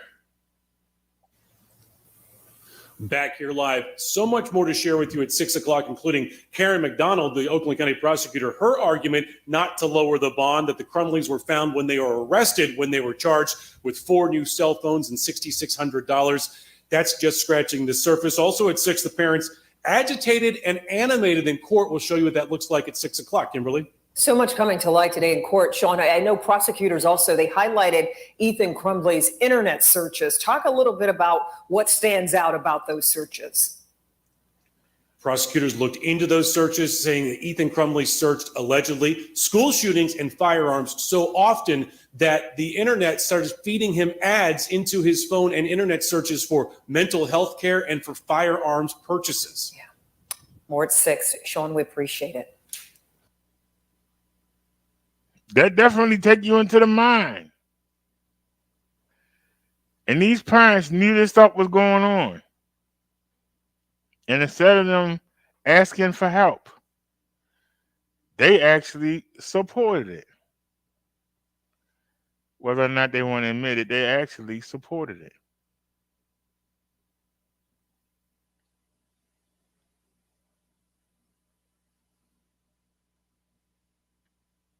If the parents would have took some action,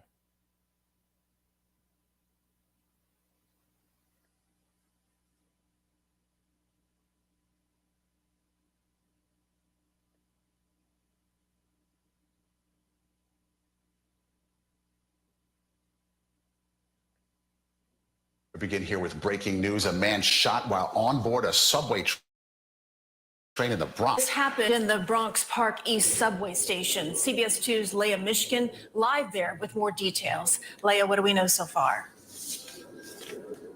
So police say this happened around 3:15 at this station on the northbound 2 train. Take a look at this video from earlier today where police were investigating the station. According to sources, an 18-year-old man had been arguing with 2 strangers when one of them pulled out a gun, shooting the victim in the abdomen and right arm, we're told. The victim exited the train 2 stops later. He was taken to the hospital in stable condition and is expected to survive. I heard some pow-pows, like some gunshots. I saw some of the boys running up to the train station to like run away from the area because it was very quick. Like I said, it was very quick, very subtle. It wasn't like a lot of commotion. It was fast. It's still not clear why the men were arguing. The 2 suspects did flee the scene. This is a very active, ongoing investigation. Throwing it back to you guys in the studio. All right, Leah, thank you.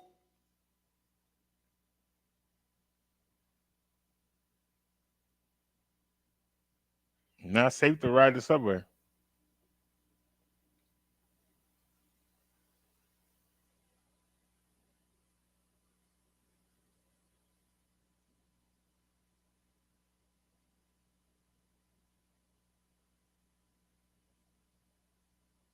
where they're familiar. But it's interesting that the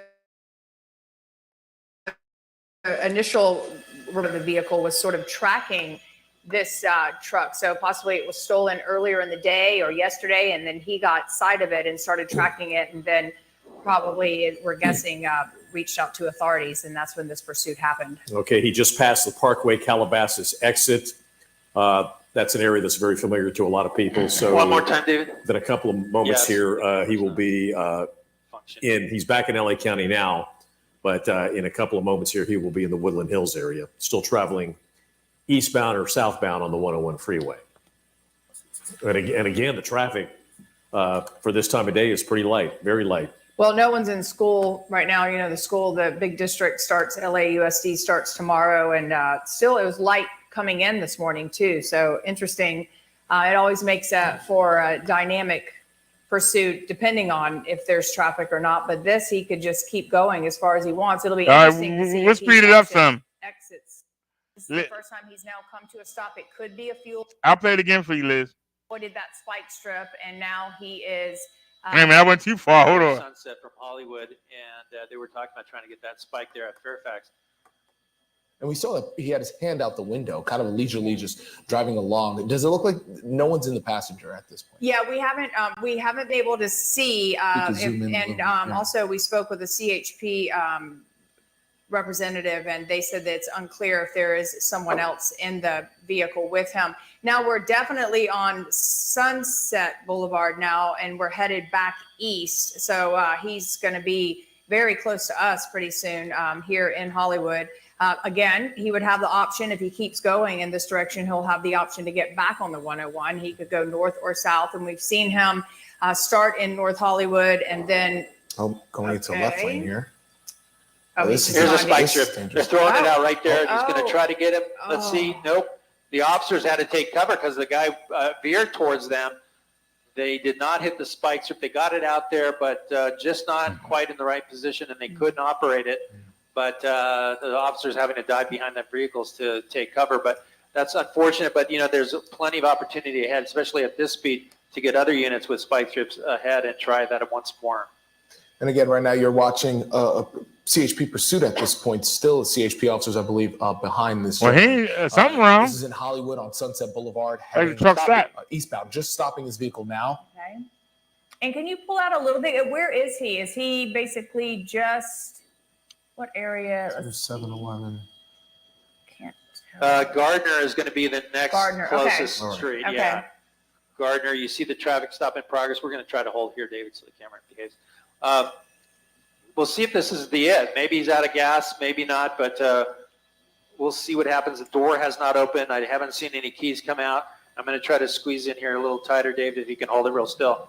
And if I were those opposing cars, I would want to get away from him. Get away. But now, obviously, it's a little bit of a traffic jam there. Okay, so this is the first time we've seen him stop, right, Gil? This is the first time. I mean, he's definitely gone slow speeds, and this is the first time he's now come to a stop. It could be a fuel issue.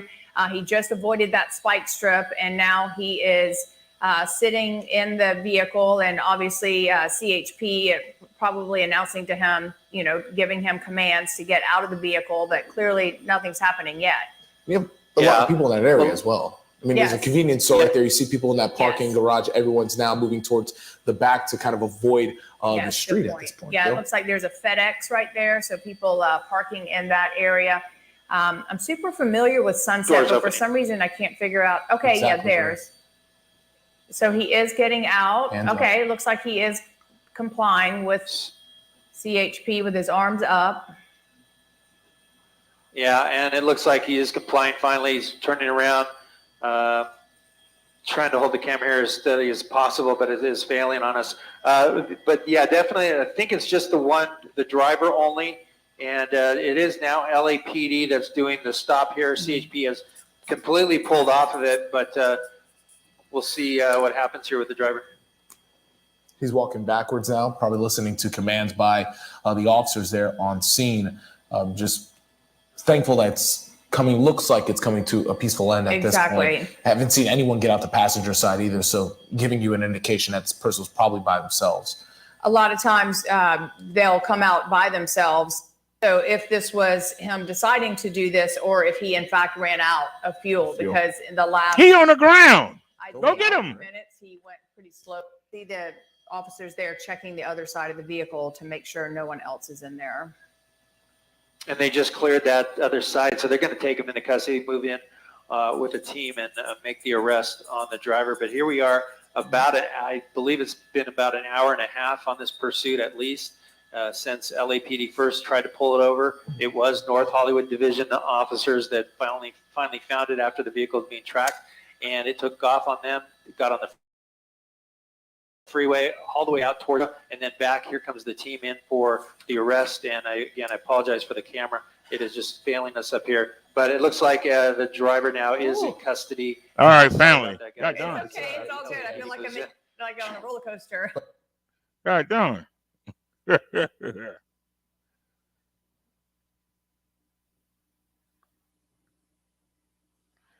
Yeah, well, they take precaution, but God darn, the man been laying on the ground for 10 minutes. Wednesday night, I'm Rick Williams, and the big story on Action News is the search for ants as those with the National Transportation Safety Board begin what's called a data gathering mission.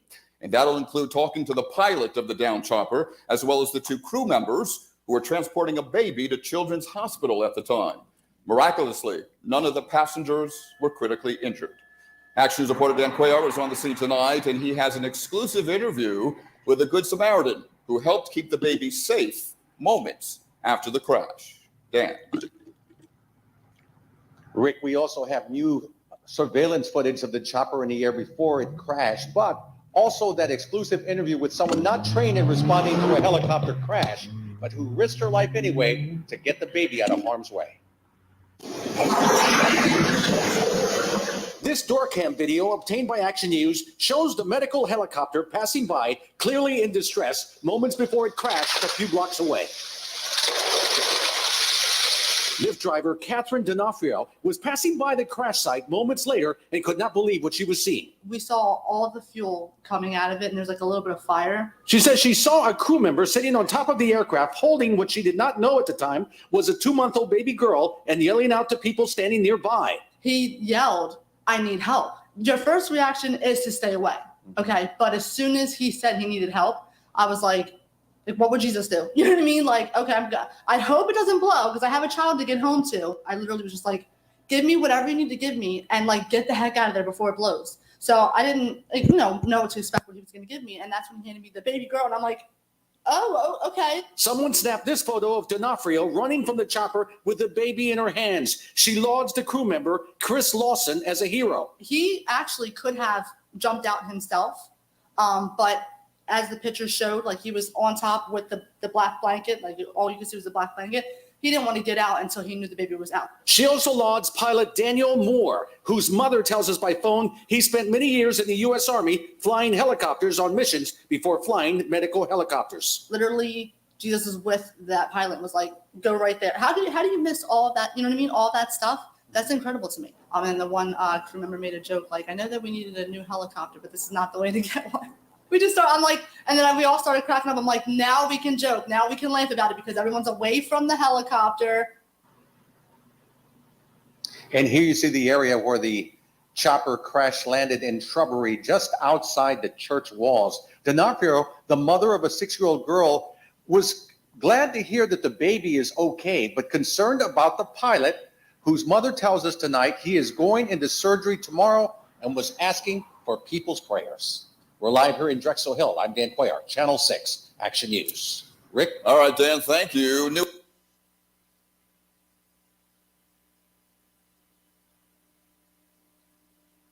The accused rapist taken down by the girl's father.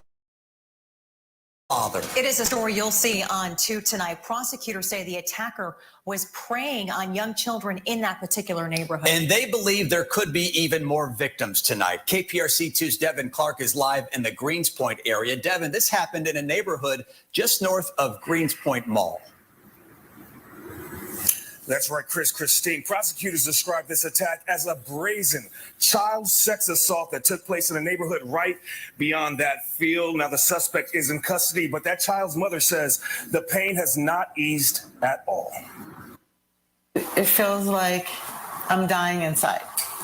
And I see my husband and I could see him dying inside because we couldn't stop it. This woman, who we are purposely choosing not to identify, says her family has been living out a nightmare since several days ago.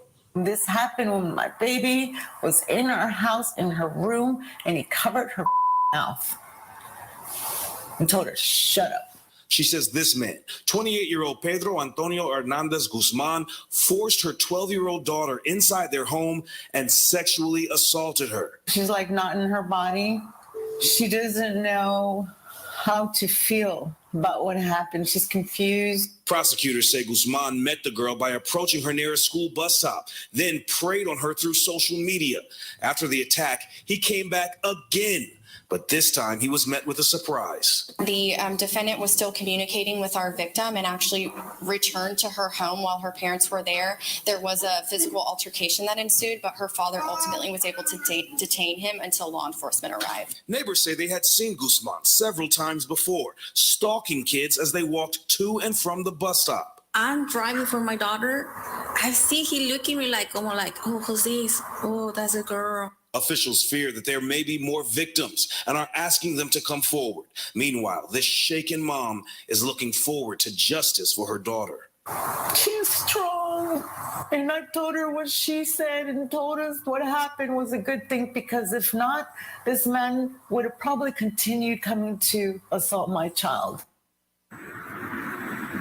We are told Guzman, who had been deported back to his home, El Salvador, several times, was in this country illegally. He's now charged with aggravated sexual assault of a child, which could get him between 5 years and life in prison. If anyone out there feels that they've been victimized by him, you're asked to call police immediately. Reporting live in the Greens Point area, Devin Clark, KPRC 2 News.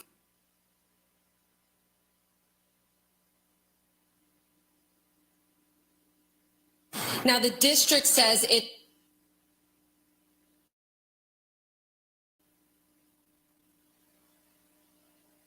is promising a safe environment now, but this mother says after months of recovery and being in and out of the hospital and looking to plastic surgery, the trauma is enough. She says the district needs to do more. 13-year-old Tremaine is Jessica Wade's joy. He's very sweet. He loves basketball. But September 29th, her 8th grade son would be hospitalized after a fight inside a supervised classroom at Campbell Middle School, she says. It all started, she says, when another student started picking on Tremaine. Eventually, it turned physical. He was choked to the point of being unconscious, thrown to the floor. When I arrived at the school, I had to rush him to the ER. Broken teeth crushed into his face, his lip detached. He's had 30 stitches in his chin area. His mandibular bone was fractured. To this day, this happened on school grounds in your classroom. Nobody can tell me what happened. She says video circulating shows the chokehold and her son dropping to the floor. The family filed charges against the student for felony aggravated assault. Meanwhile, we've seen plastic surgeons, oral surgeons. Thinking this chapter was behind them, Wade says the student facing charges is back on campus and will stay. She says despite her efforts, Cy-Fair ISD won't budge. They cannot deny education to any student. She was baffled. At what point would anybody think it's okay for him to be on campus with my baby after what he's been through? Just mentally for my son to be able to thrive. Wade and district attorney prosecutors asked for a protective order this week, but juvenile district court judge Natalia Oakes denied it. Instead, the district tells me that they have a no contact order put in place. This mother tells me she is worried about that. She says the two have the same lunch period and have seen each other already. This mother says she wants to see more action from the district. We actually spoke with the district, who says breaking that stay away agreement would lead to an immediate suspension. They also stated in part, the district deeply regrets that Tremaine was injured at school and the student who engaged in the misconduct was assigned the maximum disciplinary consequences. Both students have been offered campus transfers and declined. The substitute teacher in the classroom when the assault occurred is no longer at the district. Now you can view that full statement on our website at click2houston.com. For now, reporting live from the Med Center, Roseanne Aragon, KPRC 2 News.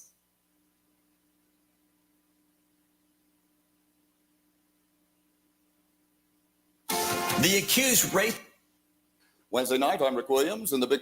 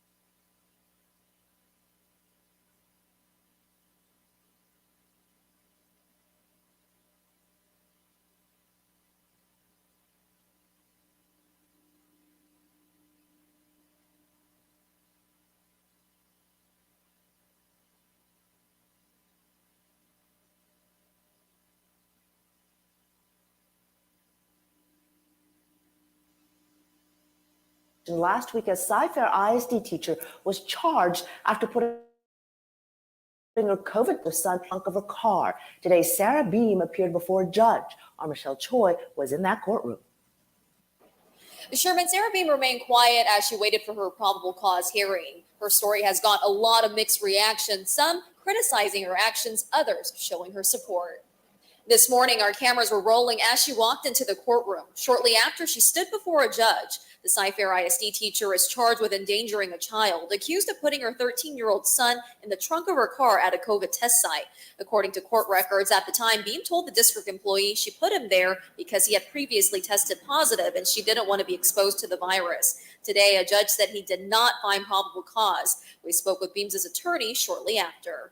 We dispute the facts in the affidavit that was filed in this case, but even if they had been true, the judge has acknowledged with his finding that my client did not place her child in imminent danger of bodily injury.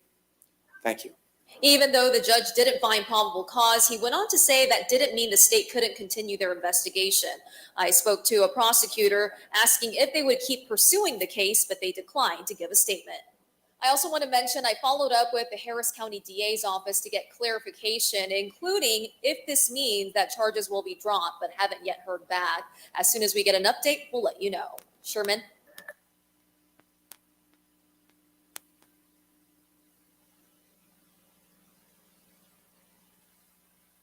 A portion of this video is sponsored by Nick. Last week, a Cy-Fair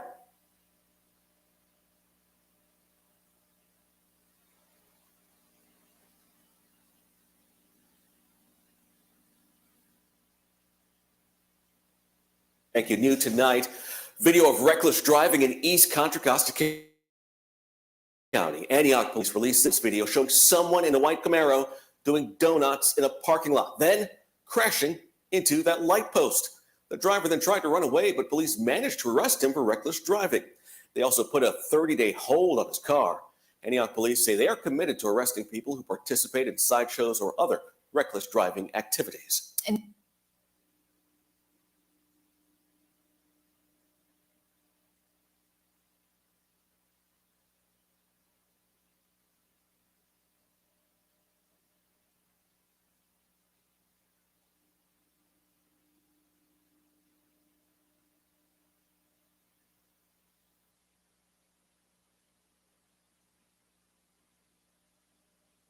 A 19-year-old cashier was shot to death while working at a Burger King in East Harlem. Police are doing a robbery, and now they're asking for your help to find the gunman. CBS 2's Kieran Dillon reports.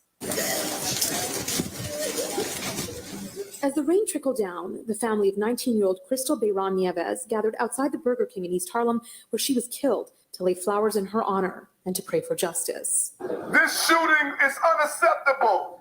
This mother is hurting. Her mother, along with family members, were unable to contain their grief as they were comforted by members of the community. We are sick and tired of the violence in our community. When is enough is going to be enough? When we going to put the guns down? Police have released these images of the robbery that took place just before 1 Sunday morning at the Burger King on East 116th Street near Lexington Avenue. That's where Bayron Nieves was working as a cashier when an unknown male, masked and dressed in all black, entered the restaurant and demanded money. Police say Bayron Nieves was shot in the torso as the robbery progressed. Chaplain Robert Rice says the family is now in mourning. I was with the mother all night. I prayed with the family. They're not doing well. This mother is crying out. You know what I'm saying? This mother is hurting. She's hurting because now she's don't know what to do. Police say 2 other people were injured during the course of this robbery. A female manager at the restaurant was punched in the face, and a male customer was likely pistol whipped. Both are expected to recover. The violence has left neighbors shaken. More police officers and security guards all around the stores around here because people are dangerous. Meantime, family members tell us Bayron Nieves and her family had just moved to New York from Puerto Rico a few years ago. The teenager had only been working at Burger King for the past few months. The family is now pleading with the person responsible to turn themselves in. In East Harlem, Kieran Dillon, CBS 2 News.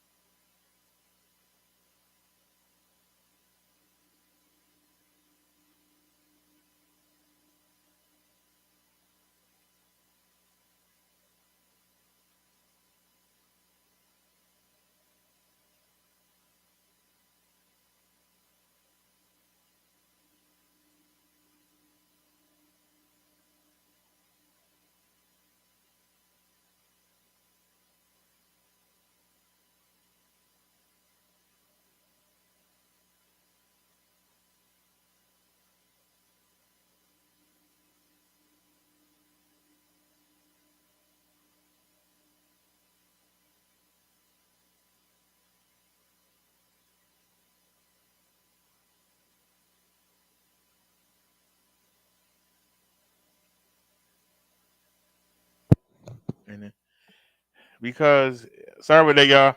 I had the headphones up, so y'all didn't hear what I say. I'm sorry, y'all. I was eating a tangerine, and y'all told me not to smack, so I put the when you lift the microphone up, see y'all. I actually got a good pair of headphones. When you lift the microphone up, it cuts it off. I was saying that the people don't get paid enough for what they go through working in a fast food restaurant. We ain't seen the videos off of World Star where the people act daggone food, the fights in the restaurants and all that stuff. They get paid a little bit better now. When I was a teenager, back in the late 80s, my first fast food job, I got paid $3.85 an hour. Y'all would say that's nothing, but minimum wage was $3.35. And I was coming off a job working at the Social Security building, janitorial. It was only 3.5 hours a day. And my check was $80. Now, $80 went a lot further than it did back in 1989 than it does today. It went a lot further. That $80 went a lot further than $80 today. $80 today, you can walk in the market and I went to the market the other day and we had a small load. That small load was $70. That load would have only been $30 back in 1989. That shows you the difference. But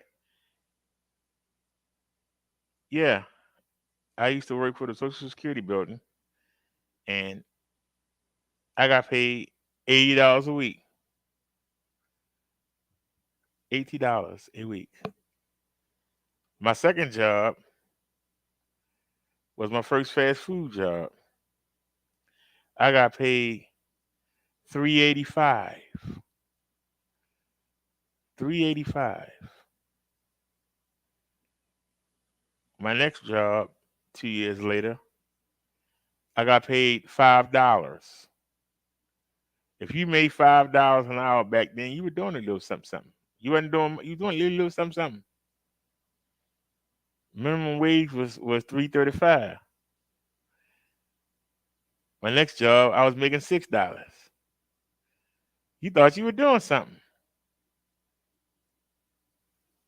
My last job, when I started in 2007, I was making 7 something. And then the minimum wage went up and I was making 9 something.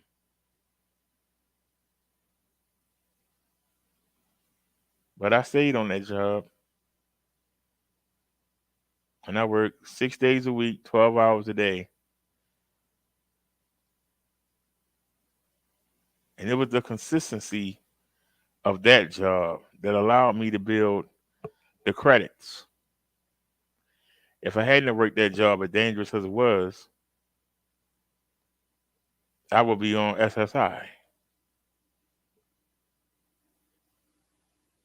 But because of working all them hours, I built the credits up. Actually, I had enough credits in 2013. I had enough credits. But when they told me I would get $650, I said, how the hell am I going to live on $650? And I walked out of there and I kept working. Worked myself almost into the grave. Died on the job 3 times before I actually went to the hospital. That was the worst day of my life. Because the nurses were afraid to touch me. The doctors was afraid to touch me.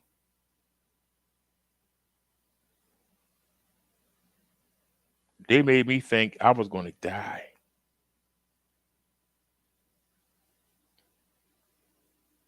The doctor came in and said, Mr. Franklin, you have double heart failure. And he turned around and walked out.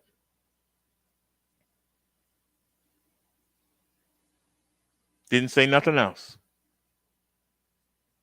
I sat in the hospital bed all night thinking, what? So am I going to die tomorrow? I mean, what? Didn't tell me nothing.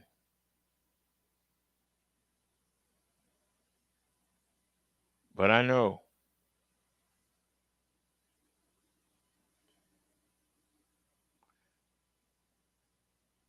my lady friend at the time didn't like me having that job. She wanted me to keep driving the cab. But I was doing that under the table. I was actually doing both. When I first started, I was working 8 hours, and then I would get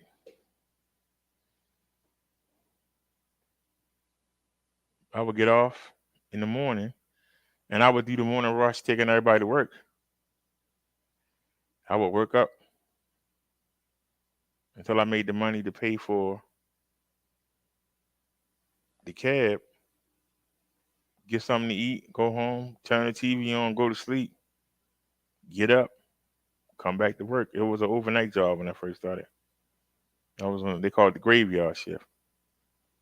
And I would get off and go get into the cab, warm that up, and had the radio on and waiting for a job to come in.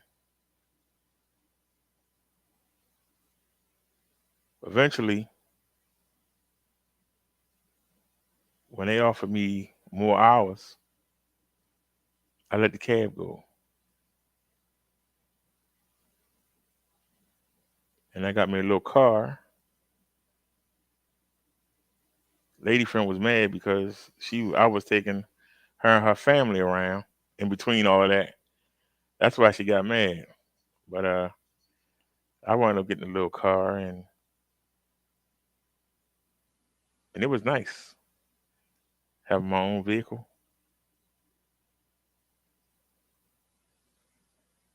I miss my little Cavalier. That Cavalier ran for years. I took that boy all over. I put about 900 into it when I first bought it. I took it to a place and I said, anything on here that's wore out, fix it. What do you see that could break down within the next 2 or 3 years? The mechanic came back with a list. I looked over it and I okayed it. Timing chain, axles, we got all that done. New tires, new brakes, had the engine checked, starter, alternator. I had that thing checked out from top to bottom. It was a little car, but I liked the little car.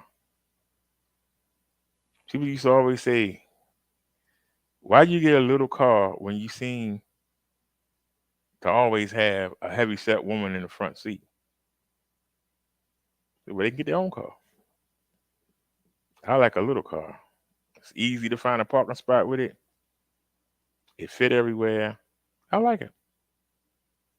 Never did like them big cars. Some people like big cars. I don't. Seem like it's just a waste. But if I hadn't worked that job, dangerous as it was, the 34 fights that I got into it on, if I hadn't worked that job, I wouldn't be getting what I'm getting. I'd be a lot worse off.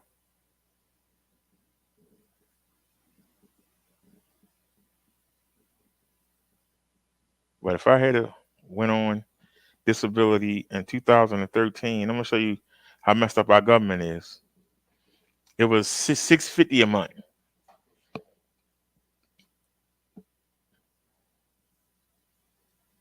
But from 2013 to 2016, You gotta understand, from 2013 to 2016, by me kept working, I got 8 something instead of 6 something. Y'all would say that's not a lot. Yes, it is. Because imagine having 650 or having 876.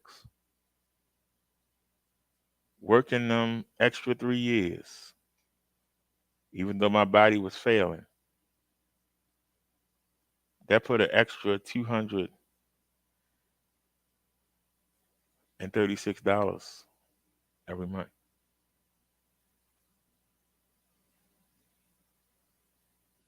People will say, well, that's not a lot of money. Some of the people that you see are only getting 6 something. Some people are only getting 7 something. Now I know the big wigs, they might get 1,300. I heard somebody got 2,100. Would I got more money if my body would have held out longer? Yeah. Remember now.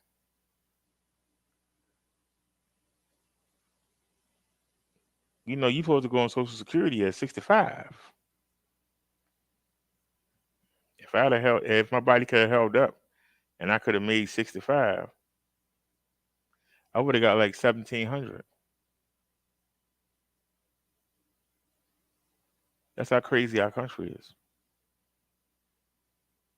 And if I would have stayed, if I would have been able to keep working until I was, 68, I would have got almost $2,000 a month.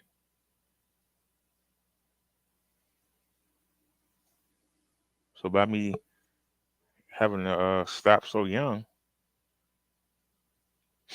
but if I hadn't put the credits in, I would have only been getting 6 something. If I hadn't kept working, building them credits up. So I see it as a blessing. Somebody gonna probably try and talk me down and let them do it. But I know for a fact, I know people. And I'd be like, how do you live on that? They be like, I live with somebody.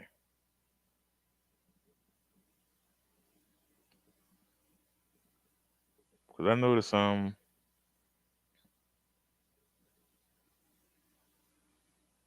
been in line, and you see the welfare women coming there and they have a bunch of kids and they running around the store and they get up there and they got the cart, it's overloaded. And I noticed that when they putting up chicken and regular stuff, people behind them in line don't say nothing. But if they get some steak or something, everybody, I can't even get no steak and I work, look at them on welfare or whatever. And they try to make you feel intimidated.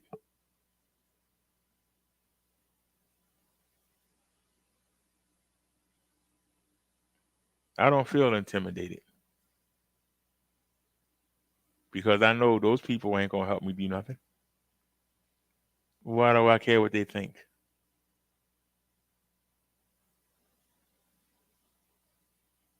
I gladly pull my card out.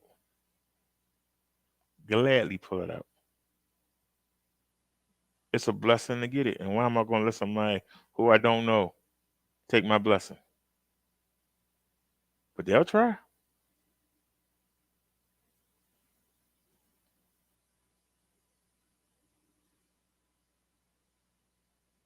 Because here's the key. If I'm doing well,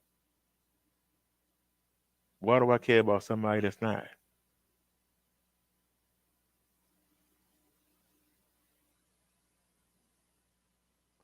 When y'all see me riding through them neighborhoods that got them $500,000, $1 million houses in them, I'll be waiting for somebody to come say something to me.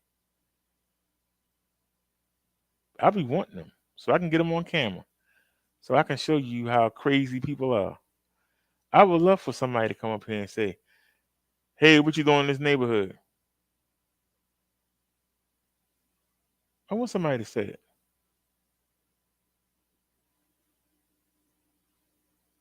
You sitting there with that nice house, and you sitting there with that Mercedes in the driveway and 2 SUVs, and you worried about what am I doing riding through the neighborhood?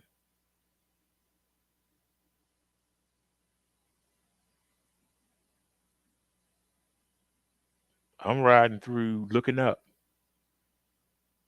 wishing I could be here. That's what I'm doing. But I can't. But I can ride through here and take a look. That's about the closest I'm going to get. But you are here. Why are you worried about what I'm doing? I don't see you riding through my neighborhood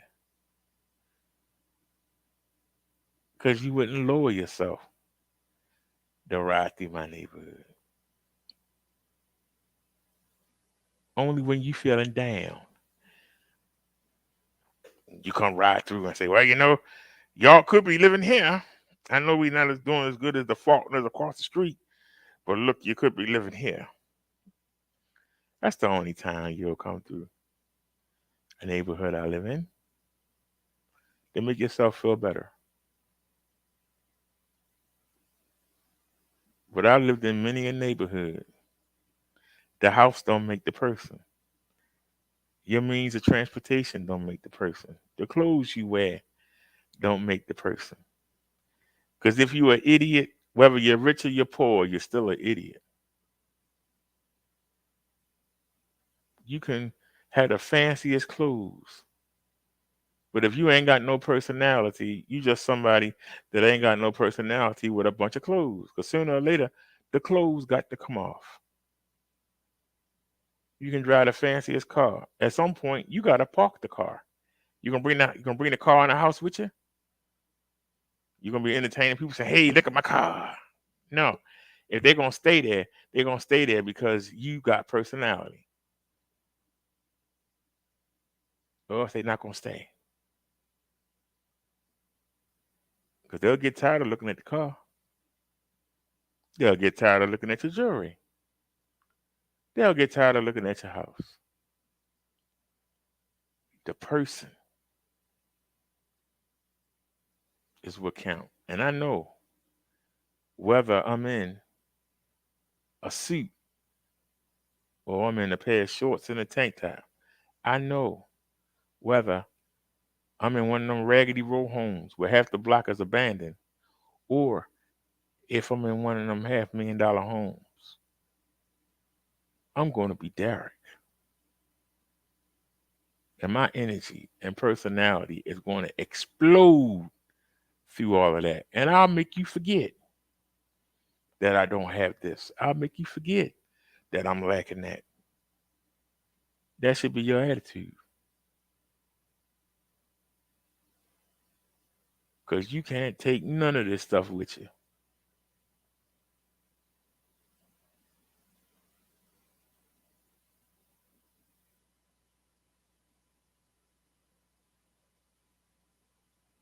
Any of this can be taken away. Somebody could kick the door in right now with machine guns and clear the whole place out.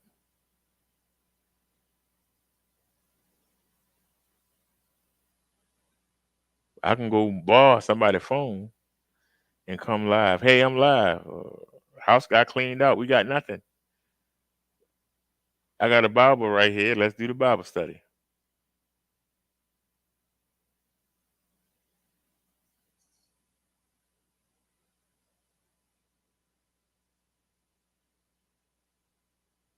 That's why I might get angry, but I don't get rattled. Because I know any situation, we adapt to it. Any situation, we adapt to it. Can you adapt to any situation? Do you need your props?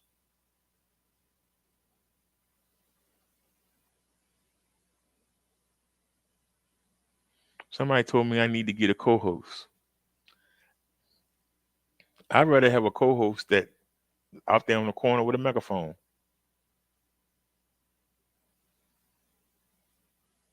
That's somebody that's going to be able to adapt to whatever happens. Whereas certain people, you got to have this right, got to have that right, you know, got to have this right, you know, my hair ain't done, I ain't coming on, you know. Somebody with personality. What do y'all think? I've been rambling on again. Liz said, who suggested that? Suggested what?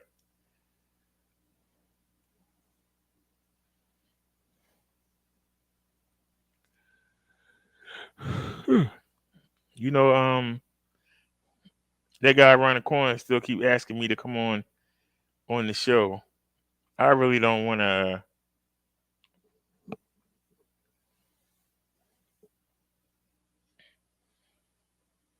I don't think he would be a good fit. I think he's too radical. I think he spend more time arguing with you than actually getting a message out. But one day it might happen.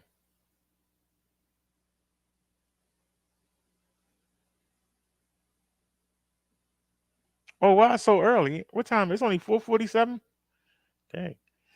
Oh, hold on. How much time we got left? Wait a minute. How much time we got left? Yeah, we got time. Don't want to go over that 6 hours. What all the articles we looked at? Some of these articles, even though we ain't worried about them taking the money, they can still block the video. So you gotta make sure you don't go over 6 hours so you can take it off. Gotta make sure you don't go over 6 hours. Let's go ahead and look at the CV numbers and see where we are. So I see we need to come down some. Hold on. I want to take the thing out. I'm coming down. It's getting bigger. What? We down to 67%. We down to 50%. I can't even see. We're at 33%.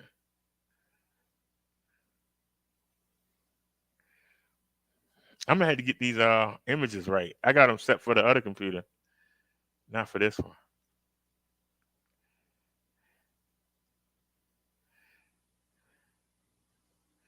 All right, so let's try it at this.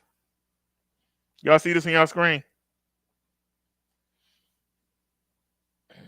Sean Lee says, I don't need a co-host. Sean Lee says, I like coming up sometimes to chat.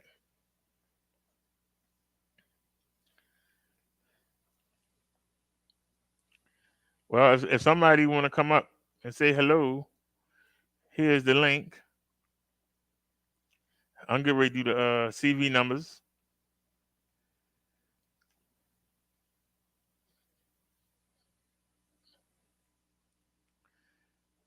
That's still not big enough. A little bit higher.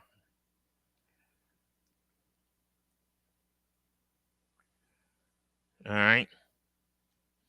All right, y'all. So far, we at 64,000. I mean, 64 million. I said 1,000. So far, 64,837,357 known cases of the coronavirus. We've lost 868,184 Americans to the coronavirus. When? Let's take a look.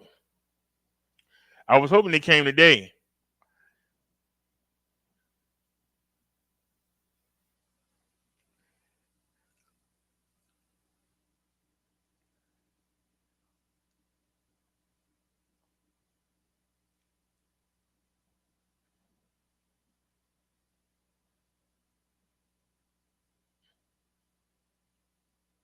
Oh, it finally updated.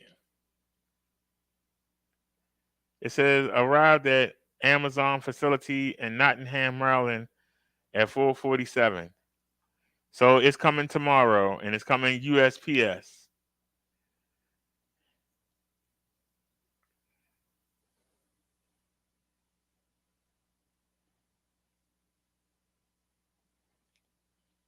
It's coming USPS.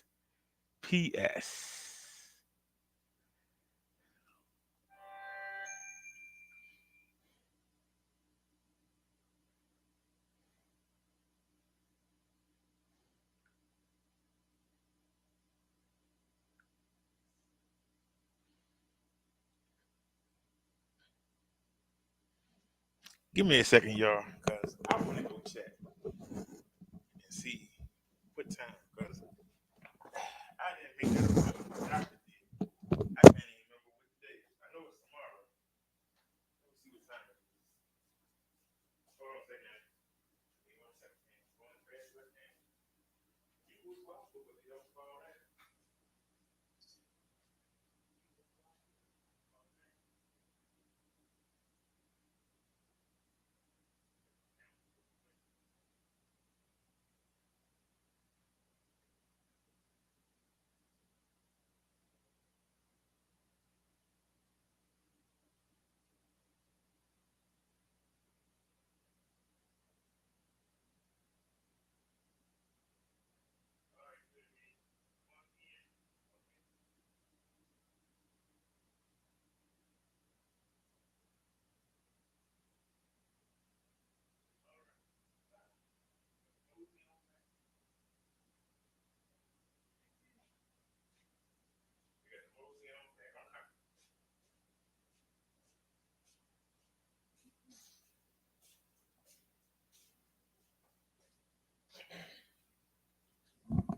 All righty, y'all have me.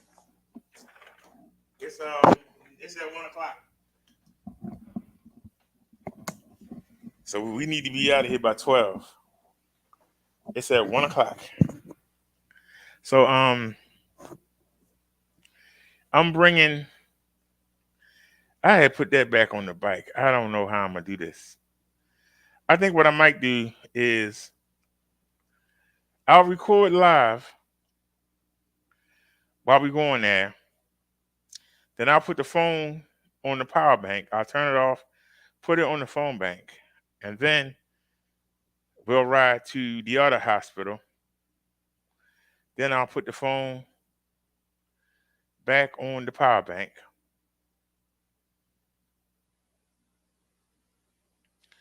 Then we'll ride. I'll come back out, hook everything back up. Then we'll ride to the market. Get some things. I'm trying to think if I should bring a spare battery or not. No, we should be all right. Because, yeah, we should be all right. The hospital ain't that far. We should be all right. We should be all right on one battery. I got to tell y'all, it's a blessing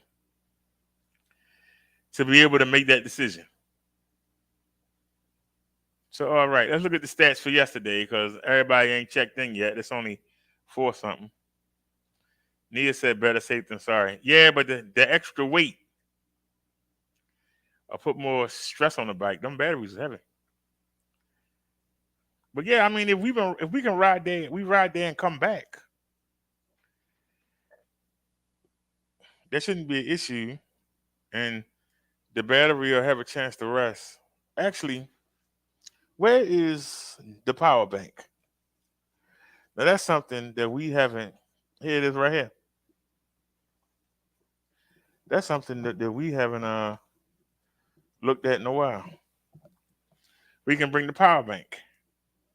How much charge on it? Oh, it's at 100%. Y'all can see that. So we'll bring the little power bank. And that way, if we need some juice, we'll bring this. And that way, if we happen to need some juice, because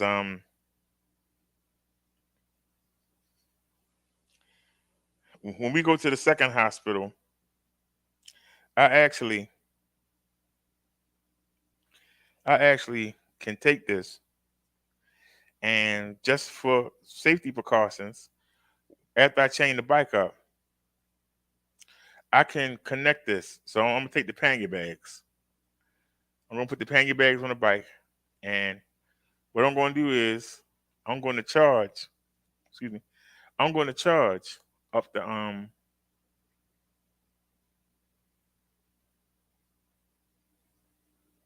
going to charge the bike up. Matter of fact, I might do that at the first hospital. I might go ahead and use this and charge it up.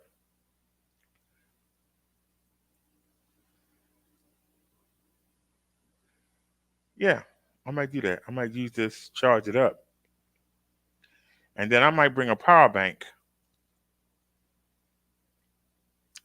and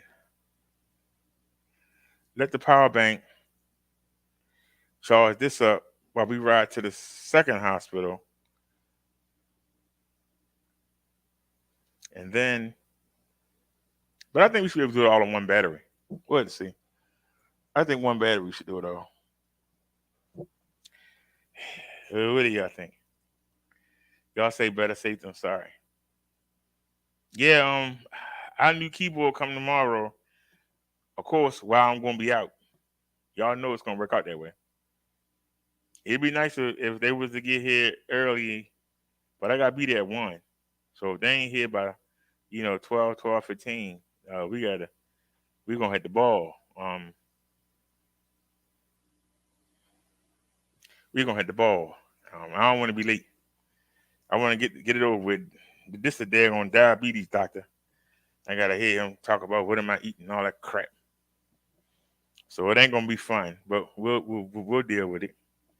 So all right, y'all, let's do these CV numbers. We know that California likes to party in a city called Watts, where the gangs and COVID, that's all they got. I'm talking about California. They got 112,818 new cases. They lost 136 people. No active stats, though. Let's two-step our way down to Texas. They got 72,174 new cases. They lost 140 people. They got 680,000 infected walking around. Florida, the Sunshine State, they got 71,742 new cases reported. They lost 6 people. They got 1,210,000 infected. God damn. New York, they picked up 59,946 new cases. They lost 213 people. They got 1.8 million infected. God darn. What's going on? Shoot, bring back Governor Cuomo.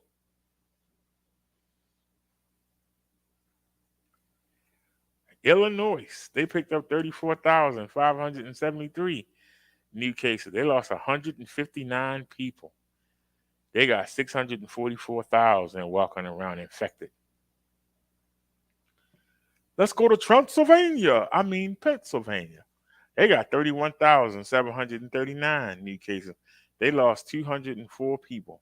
No active stats. Ohio, they got 20,093 new cases. But give Ohio a hand because they lost none. They got 346,500 infected, though. Georgia on my mind. I caught the midnight train to Georgia, and I'm bringing the COVID that I caught in California. They picked up 18,939 new cases. They lost 57 people. They got 455,500 infected. Michigan, what up, though? They got 17,880 new cases. They lost 199 people. They got 568,500 infected. Ain't nothing finer than the mountain ranges of North Carolina. They picked up 25,445 new cases. They lost 57 people. They got 290,000 infected. New Jersey, 23,275 new cases. They lost 103 people. They got 688,500 infected. Tennessee, they didn't check in. Arizona, 18,783 new cases. They lost 6 people. They got 200,500 infected. Indiana, ooh-wee, they picked up 15,012 new cases. They lost 127 people. They got 226,000 infected. Massachusetts, they picked up 24,296 new cases. They lost 72 people.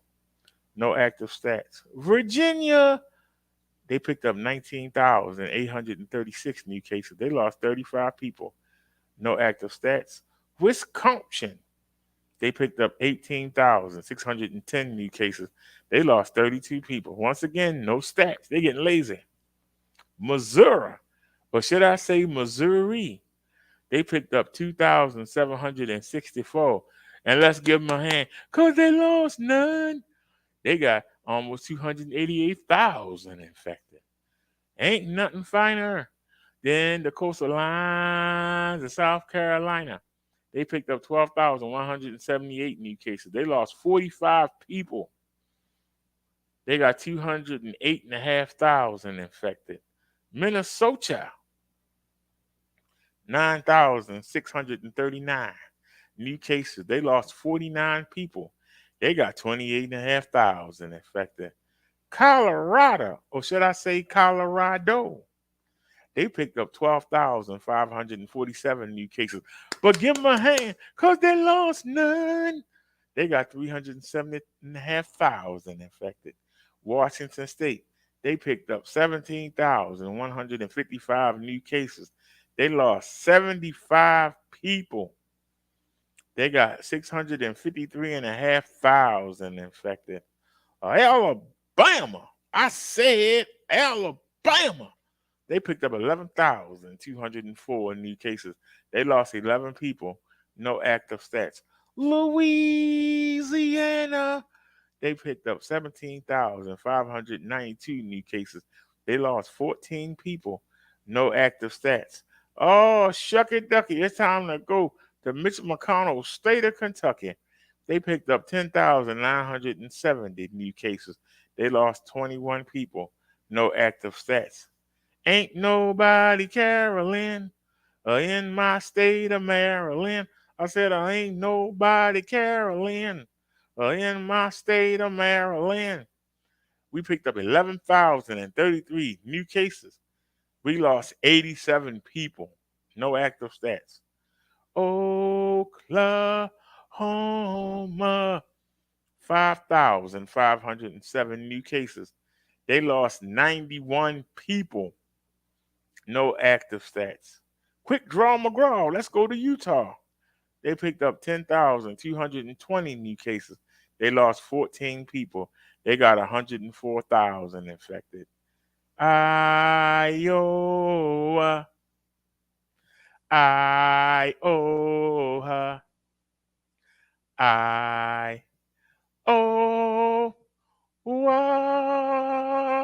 Iowa.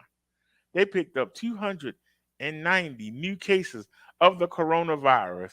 But give them a hand because they lost none. They got 134,000 infected almost. The fake Kansas, Arkansas, or Arkansas. They picked up 10,974 new cases. They lost 14 people. They got 71,500 infected. Connecticut or Connecticut, how do you pronounce it? They picked up 7,318 new cases. But give them a hand because they lost none. They got 183,000 walking around infected, though. Mississippi, you got M-I, crooked letter I, crooked letter I, humpback I. Mississippi, they picked up 8,204 new cases. They lost 26 people. They got 88,500 walking around infected. Uh-oh, y'all. It's time to go check on Dorothy and Toto. It's time to sneeze on down the road. It's time to sneeze on down the road. When you got that COVID-19, you can't carry a load. You gotta sneeze on down the road. Kansas, 11,120 new cases. They lost 14 people. They got 119,500 infected. Nevada, they picked up 6,270 new cases, but they only lost 4. They got 91,000 people infected, though. Oregon, they picked up 8,743 new cases. They lost 31 people. They got 105,000 infected. New Mexico, I said New Mexico. They picked up 6,830 new cases. They lost 28 people. They got almost 61,000 walking around infected. Nebraska, they picked up 3,776 new cases. They lost 27 people. No active stats. West Virginia, 4,440 new cases reported.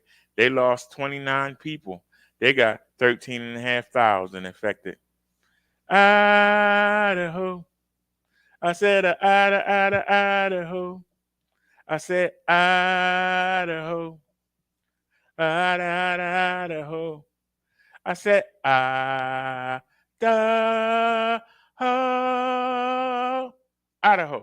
They picked up 2,821 new cases.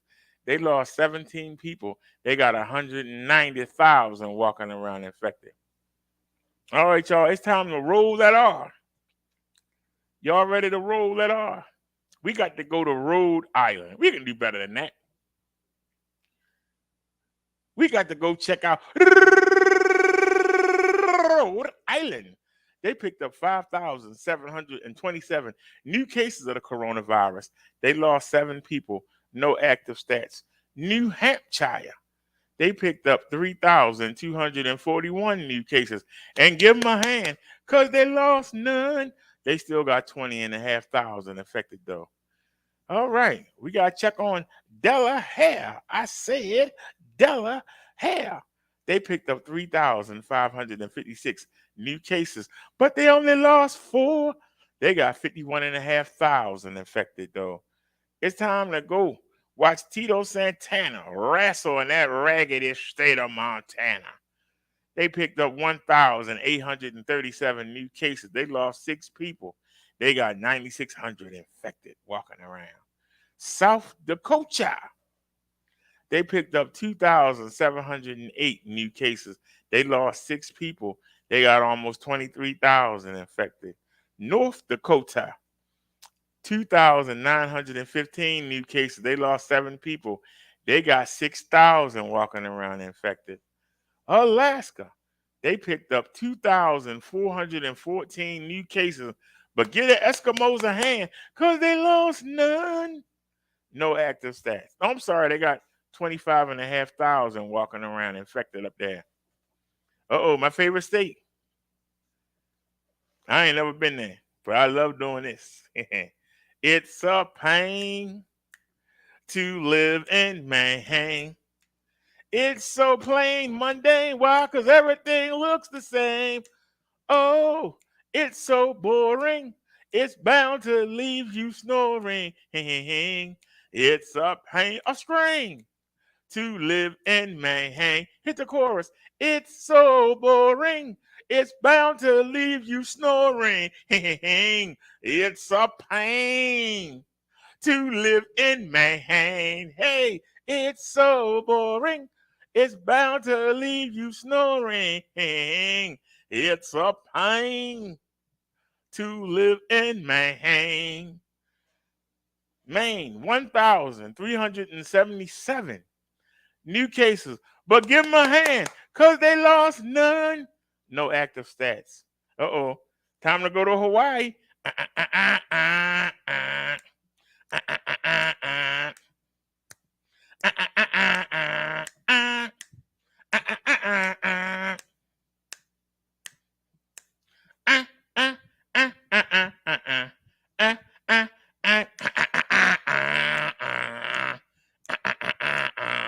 Hawaii 5-0. They picked up 3,512 new cases of the coronavirus, but they only lost 5. No active stats. Wyoming. Wyoming. Wyoming.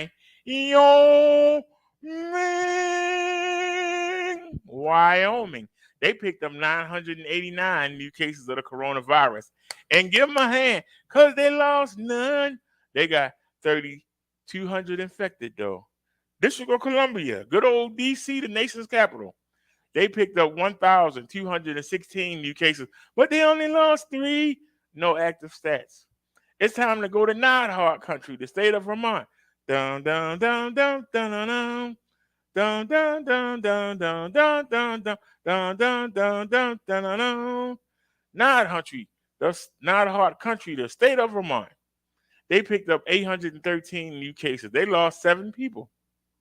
They got 24,000 people infected walking around. All right, y'all, we almost done. We almost done here. This is the last big one. We got to roll that R. Trying to get my voice right. Because we got to go to Puerto Rico. We can do better than that. Y'all know you got to roll that R. So let's get it. We got to go to Puerto Rico. They got 9,582 new cases reported. They lost 28 people. They got 201,000 infected. Time to go to the territory of Guam. They picked up 516 new cases of the COVID-19. But give them a hand because they lost none. They still got 2,500 infected, though. United States Virgin Islands, they picked up 157 new cases. But give them a hand because they lost none. They still got 1,900 infected, though. The Northern Mariana Islands, they picked up 53 new cases. Get them a hand because they lost none. They got 431 infected on the islands, though. American Samoa, ain't never no stats for American Samoa. Veteran Affairs, 6,797 new cases. They lost 87. We lost 87 veterans to the coronavirus. 87. And we got 72,500 of our veterans infected. The U.S. military, they actually showed up for once. Woo, almost 13,000 new cases of our military men. Are you serious? 12,948 new cases. They only lost 4. That's 4 too many. They got 56,500 infected. Federal prisons, 19 new cases reported. They only lost 1. No active stats. The Navajo Nation. I said the Navajo Nation. They picked up 280 new cases of the coronavirus. They only lost 4. They got almost 2,000 infected on the reservation.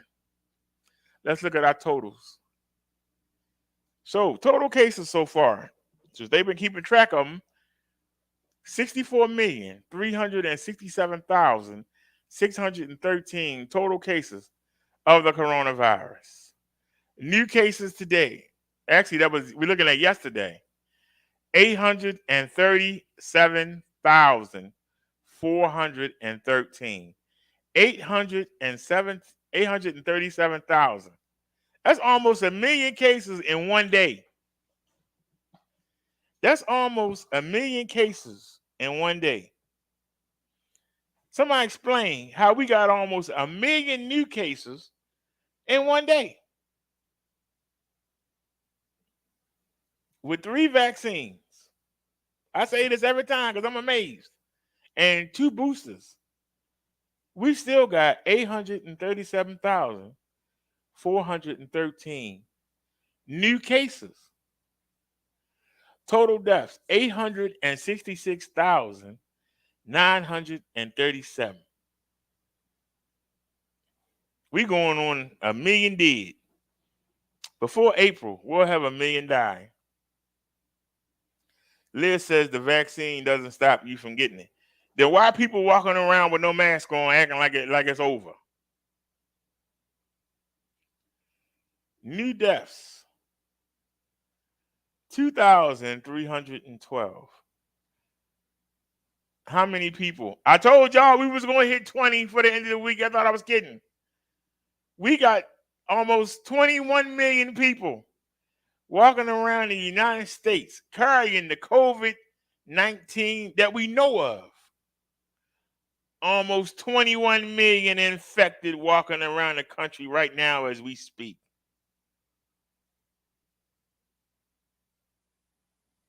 That is amazing.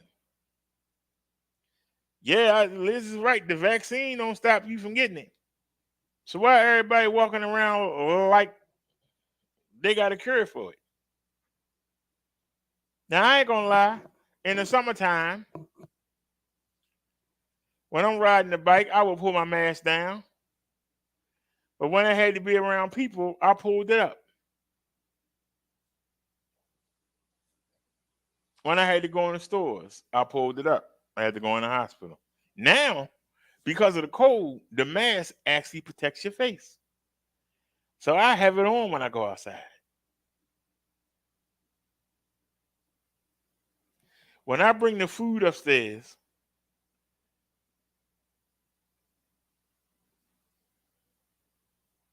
when I come in, I take off the helmet and I take off the backpack and I take my coat off and my hat and my mask. That's when I take it off. Then I go downstairs, I grab the bike and I bring it upstairs.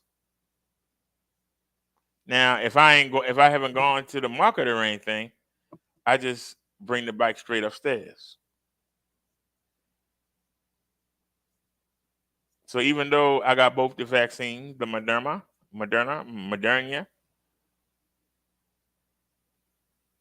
I still wear my mask. But for us to be losing 2,300 people a day, this is where we was last year. So why ain't there no lockdowns? Where's the stimulus money to keep everybody in the house? The stuff I was calling for a year ago. People are that selfish about being able to go to the bar and all that stuff that they willing to let 2,300 people die a day. They're willing to let 137,000 get infected a day. We that selfish. I'm just being honest with you. Are we that selfish? We keep letting this disease hang around. This disease is hanging around because of our selfishness. Don't nobody want to stay in the house for 2 weeks.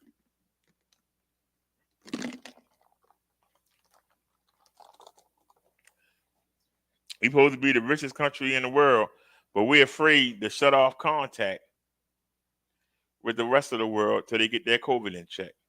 We're afraid to. How did we get the Omicron? Somebody brought it from another daggone country. Isn't that true? They had done what I said, we wouldn't have no COVID. But ain't nobody gonna listen to the fat man in Baltimore. That's why we're in the situation we in. Anybody have any comments on the coronavirus? Anybody? And I said it, YouTube, COVID-19, coronavirus, COVID-19, coronavirus. You gonna put me down in the bottom of the listings? You gonna keep putting me down?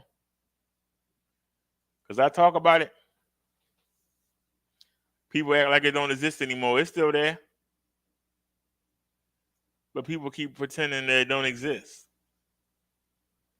They just keep pretending that it don't exist anymore. Yes, it do.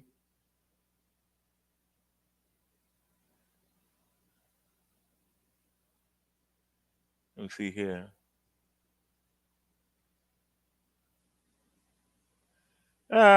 This really ain't. All right, we'll play it.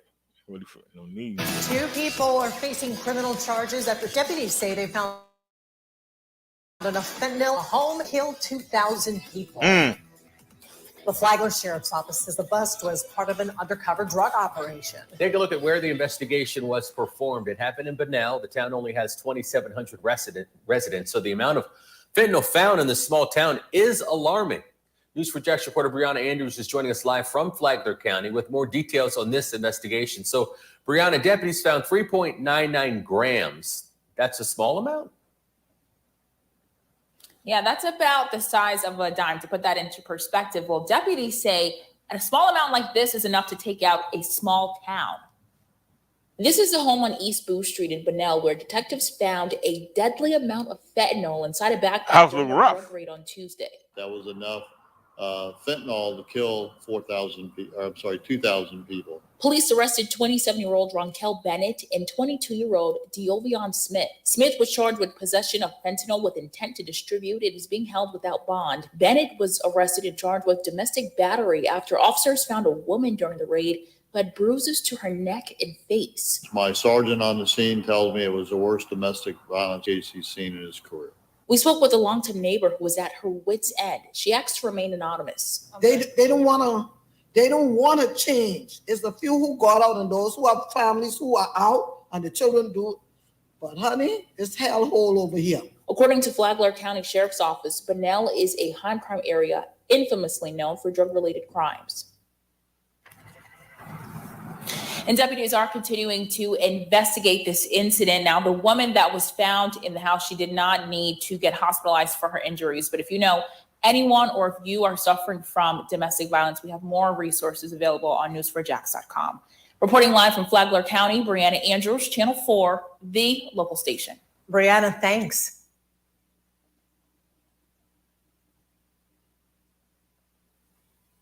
It's a damn shame. I ain't gonna say nothing. Y'all gonna get mad. I ain't gonna say nothing.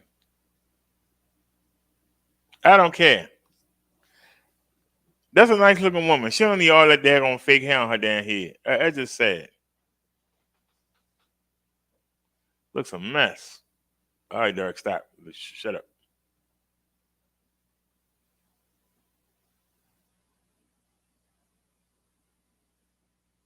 That's 6 months ago. That'd been a great story.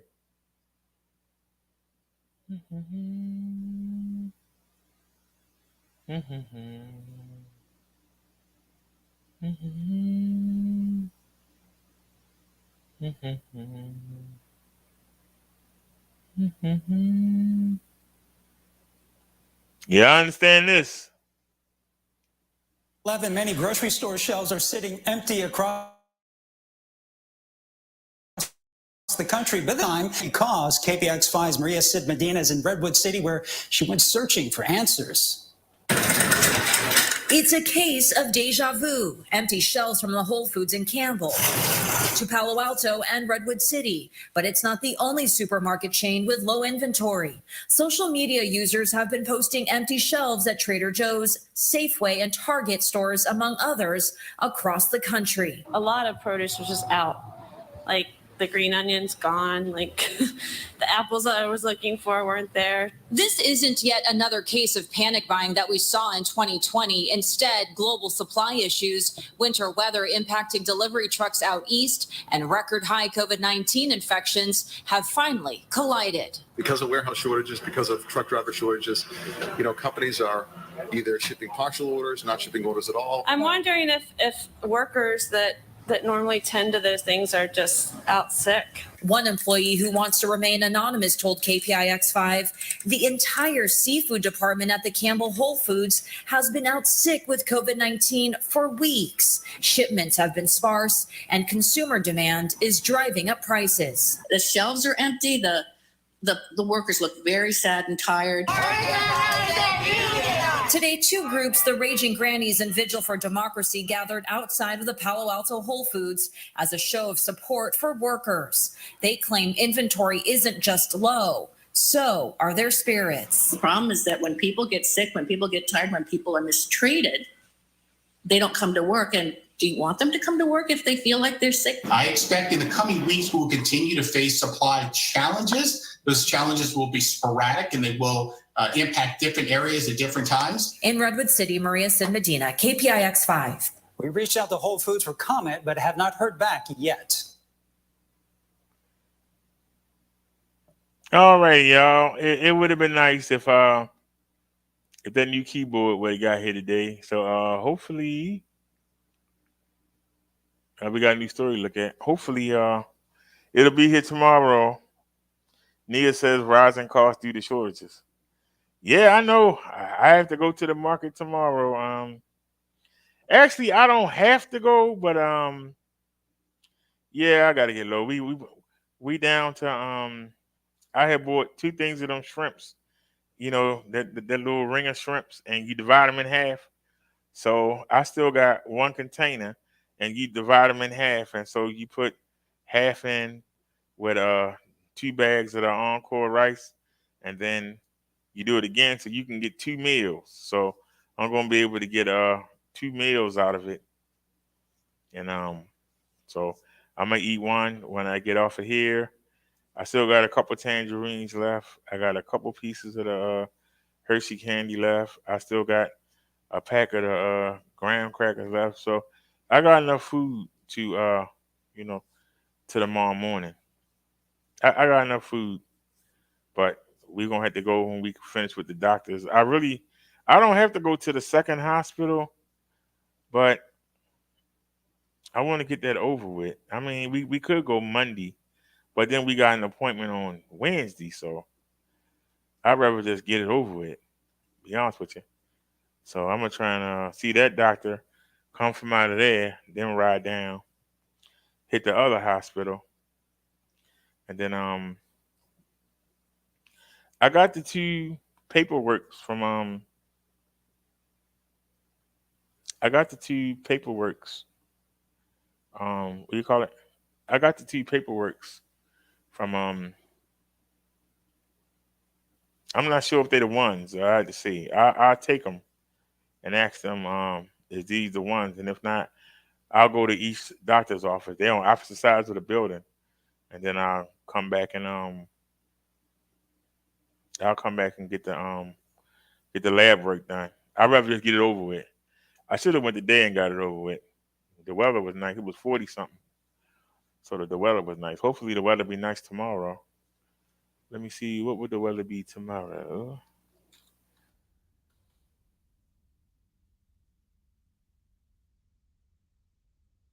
Let's spread it around.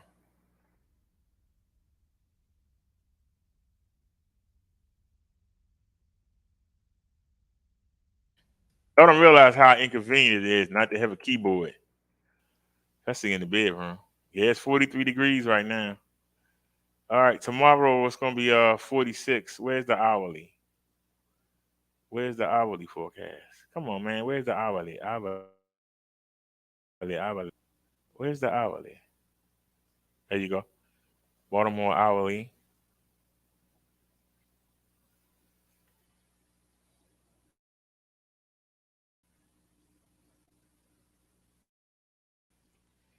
So good. It's gonna be good on Wednesday. It's gonna be cloudy though, but 44 degrees.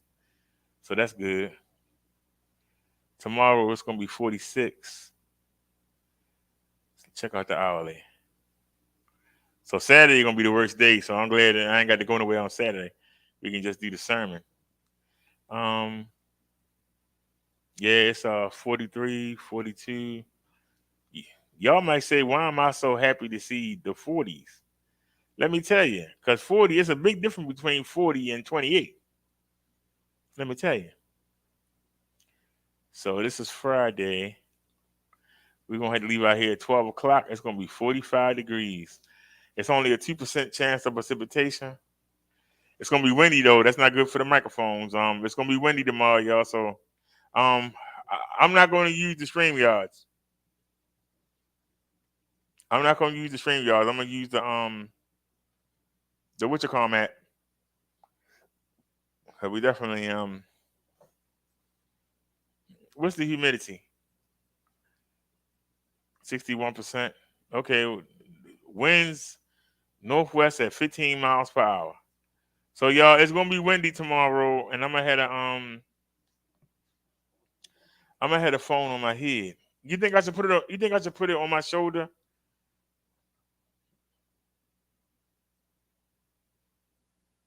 Y'all think I should put the problem with that is unless I bring the other backpack, because the strap, the strap is real thin on the blue backpack. It's real thin. It's like this wide and like this. The other one is thicker and it holds the phone better. I don't know, but I like being able to put it on my head and be done with it. So y'all let me know what y'all want to do because y'all the one to watch it.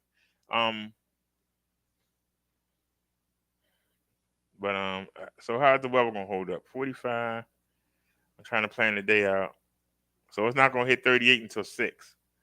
So if we do, we should be out of here by 2 something, and then we go to the other hospital. We should be out of there hopefully before 4, and then we hit the market and then come home. So but it's gonna be windy.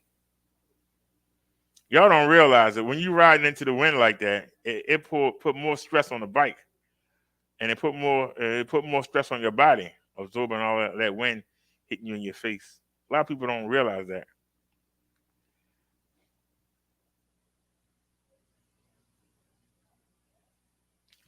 A lot of people don't realize that, but it's the truth. Is there anybody out there that know anything about audio?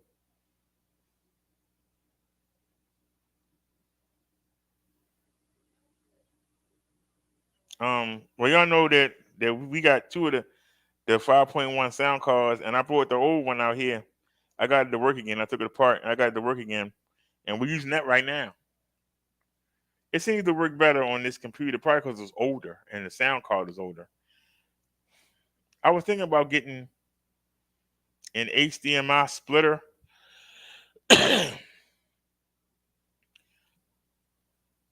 with a Dolby Digital decoder on there. But the problem is the HDMI will carry it'll carry the codecs, for the surround sound. But the sound system is an analog. So meaning the sound card I got will take the if I use the optical port, I have to take the TV off of Dolby Digital. And I got to put it on LPCM. I got to put it on PCM. For those of y'all who don't know what PCM is basically left and right. It's stereo. But it can carry Dolby Digital Live. It can carry the older forms of Dolby Digital. And then the sound card translates it to analog. And then it goes as analog into the speakers. And it can translate. But Digital Plus, Dolby Atmos, DTS, XD, the new versions, it's not enough bandwidth in the optical because the optical will carry it. And I got an optical port on the TV. I got an optical port on the sound card. Do y'all think it's better to get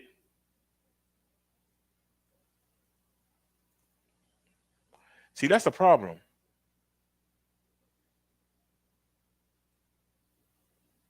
There's no way to get the information to go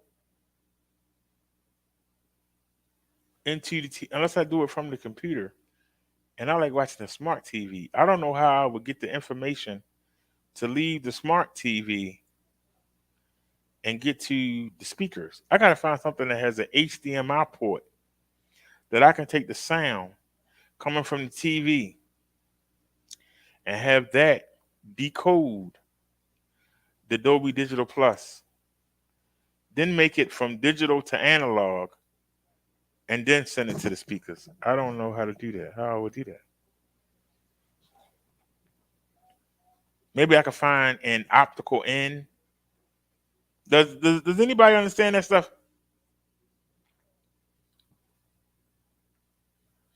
There's a difference between having surround sound and having real Dolby.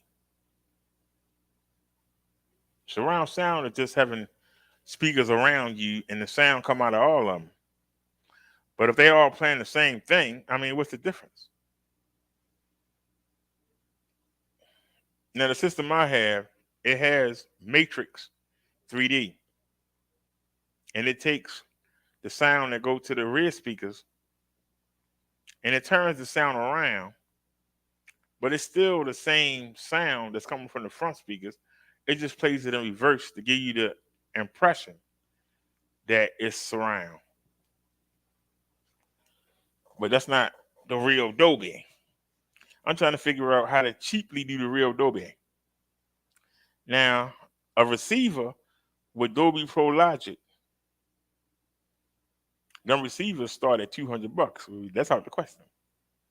I gotta think if there's some kind of converter where I can have, since I'm using since I'm using the display adapter, and I got a cord that makes the other side take a what do you call it? It makes the shoot. It takes the other side. It'll let you put the HDMI cord in one side, have it connected to the computer, and then you take the other side and you put it into the connector, right? And then you put the other side into the TV. But that's good for the information coming from the computer into the TV. But if I want to watch the smart TV, how do I get the audio to come out from the TV to go to the computer? Because the sound card only takes aux in, and that causes a loud hum. But that's going to be analog. It's not going to be digital.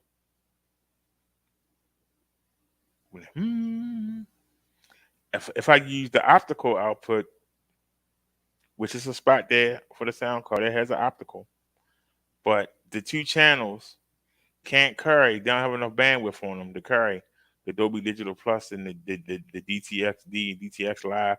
It don't have, it's not enough space to carry them files. It can carry the small Dolby codecs like Dolby Digital Live, but it can't carry True HD. It can't carry the Digital Plus for Dolby. So I'm trying to think, how could I get the sound from the TV to go in? How can I get it to decode the information before? Because right now, since I bought the other TV in there, I mean, the other computer doesn't like the sound card. So it doesn't stay in 5.1. I put it on 5.1, it don't stay there. So until we get the keyboard and I switch the computers back, right now I'm using the headphone jack and I got a splitter. And I'm sending the information because there's 3 slots for 5.1 and 6 speakers. You got the right and left, that's 2 for the front. You got the right and left for the rear, that make 4. And then the last one is the center and the subwoofer. But what I'm doing is I'm sending the same stereo analog signal. I'm sending that to the system.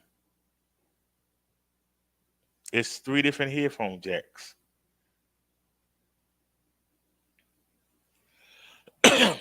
So is it being carried? Now, if I'm coming from the computer, the HDMI,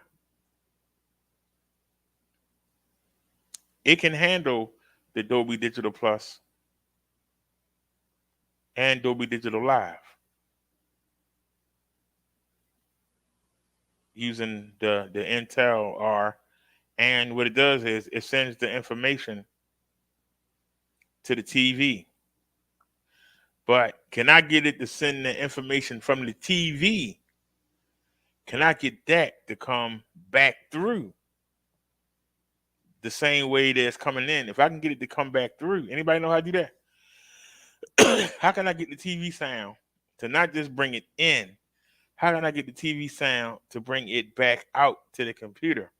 And then it can be decoded by the computer and then push it out to the speakers. Does anybody know how to do that? Anybody? Let me take the chat. Does anybody know how to do that?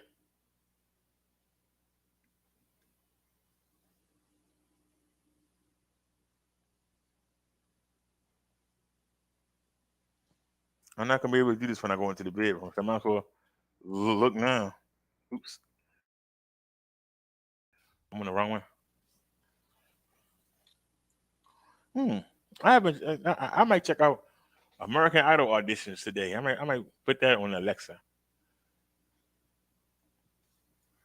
Let me see.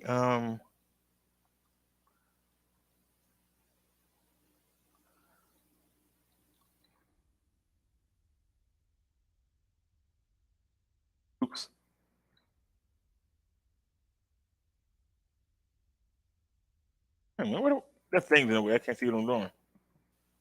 Spelled it wrong.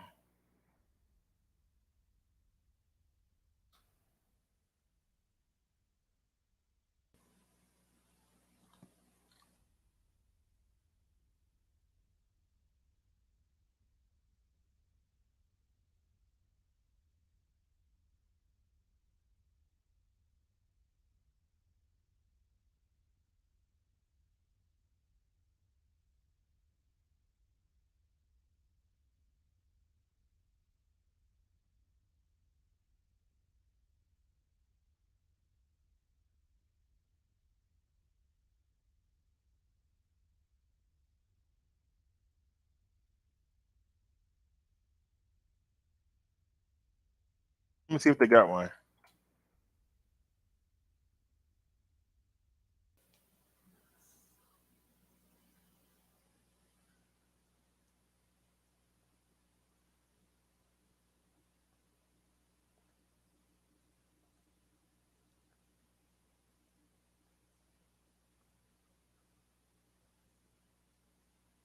Do they have any?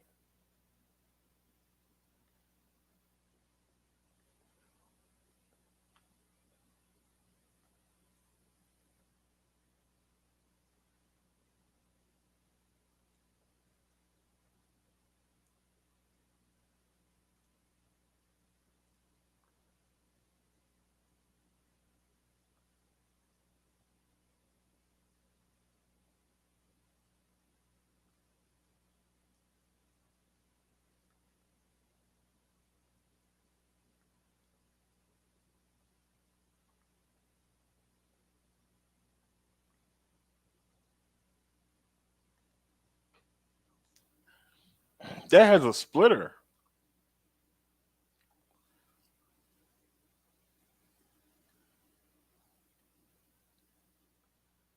But can you send the information back down?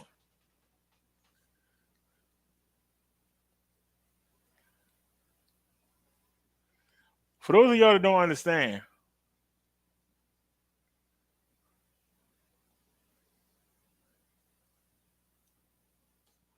that's a dial.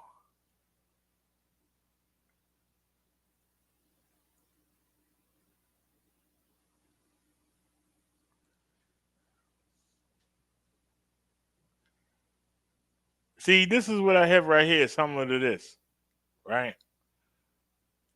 This goes in for older computers. You know, laptops usually have HDMI ports. The newer computers have HDMI ports, but the older ones have display ports. And that's what this is right here. This is a display port. If y'all ever hooked the computer up, you know that you put the blue VGA cable in the back and you got twisted in.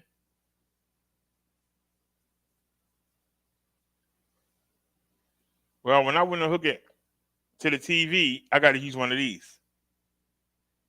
And what you do is you put that smaller one, that's a display port. And then the other one is the HDMI. So you put an HDMI on this side.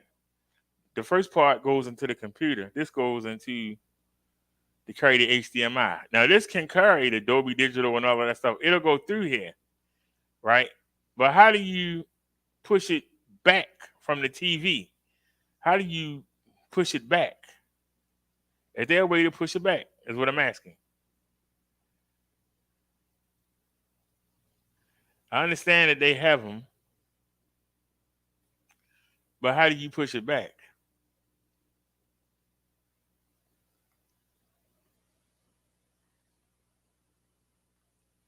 Meaning that this is the only cord you need. You just put an HDMI into this slot and then put the other slot into your TV. What I'm asking is there a way to get the TV power to come out? Instead of being in, is there a way to get the TV power to come out and go through the HDMI cord? If I can push the TV sound back down and into the PC can decode the Dolby. You understand what I'm saying?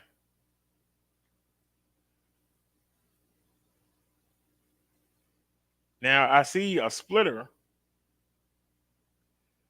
It'll support 2 TVs, but that's what's coming from whatever you connect this to is going to come out here.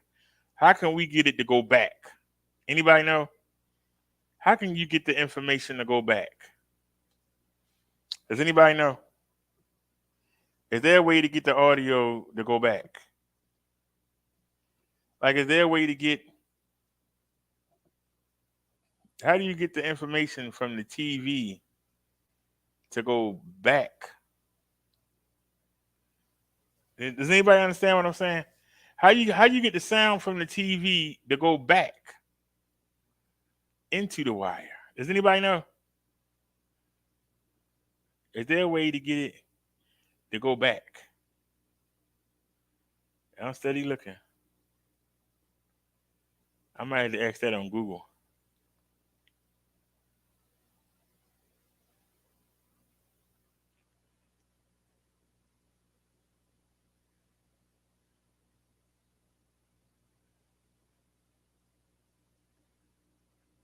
All we seeing is stuff just to. How do you send the HDMI? How do you send the audio back?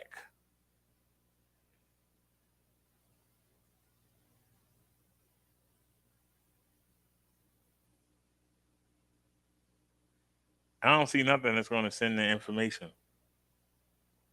What's going to send the information from the TV?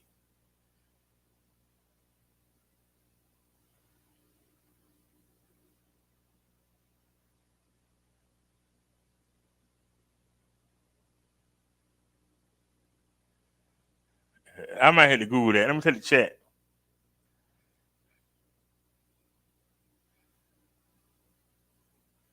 Well, see, you know, somebody would say, well,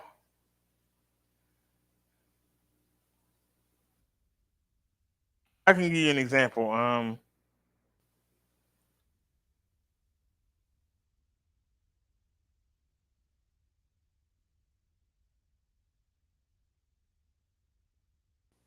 Somebody would say you can get a splitter,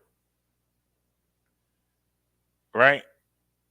But the problem is, can you make it go the other way?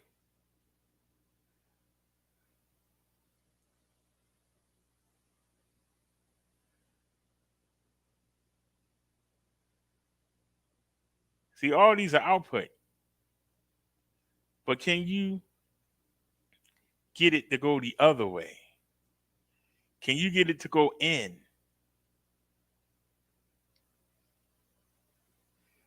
Because if I can get the sound to go from the PC, to go from the TV into the PC can decode the audio.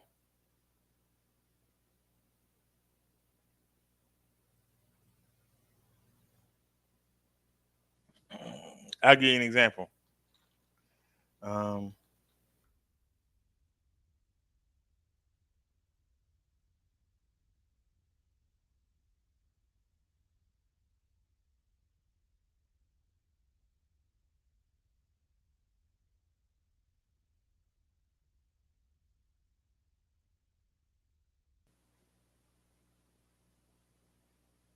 Now, see, a lot of people are going to tell me to get one of these.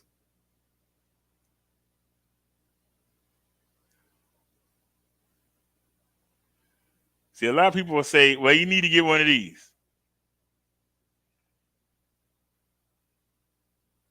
And I'll show you what I mean. They're going to say to use the SPDIF out, right? Now, I have that on the 5.1 sound card. And actually, I can run that through here. But the problem is, and you also see that it also has an audio out jack, right? The problem is SPDIF cannot carry the Dolby. It can only carry the old Dolby. Audio out is analog. That's not digital. So you're not going to get the Dolby digital because the headphone jack is just analog, right? So I could run Wait a minute, that has an HDMI out, but how would I get it to go in? Let me see the other side. What's the other side look like? Is that just there ain't nothing on the back? Okay, this has an HDMI in. Wait a minute. I'm gonna have to look. Is there a way to turn it around? Is there a way to have the information come from the TV? That's what I gotta figure out. Because if you notice, it says right here, 3.5 millimeter or RCA right and left stereo. We don't want stereo. Y'all understand? We don't want stereo. That's what we got. We might as well do nothing. We can keep with stereo. But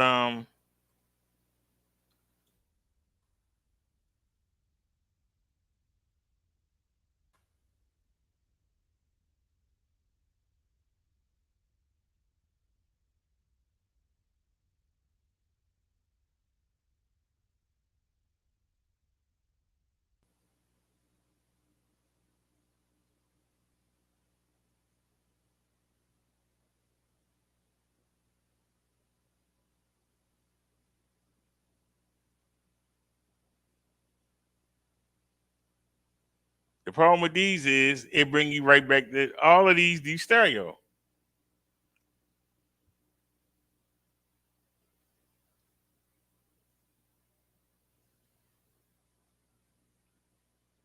I mean, this says digital audio decoder, HDMI to HDMI plus VGA plus SPDIF 5.1 decoder supports. Yeah, the thing $50. I still don't think it'll do what we need to do. Hold on a sec. Let me hit all prime. Let me hit low to high. Well, it's broke folk. Can we go low to high? Digital optical coaxial converter over a single. I don't know what kind of. Is that a coaxial? No, coaxial just as bad as the what you call audio to digital analog converter with 3.5 millimeter. Nope, that's still stereo. Whenever you see the red and white, that means analog stereo. Your left, your right. That's not Dolby. What's this? Nope.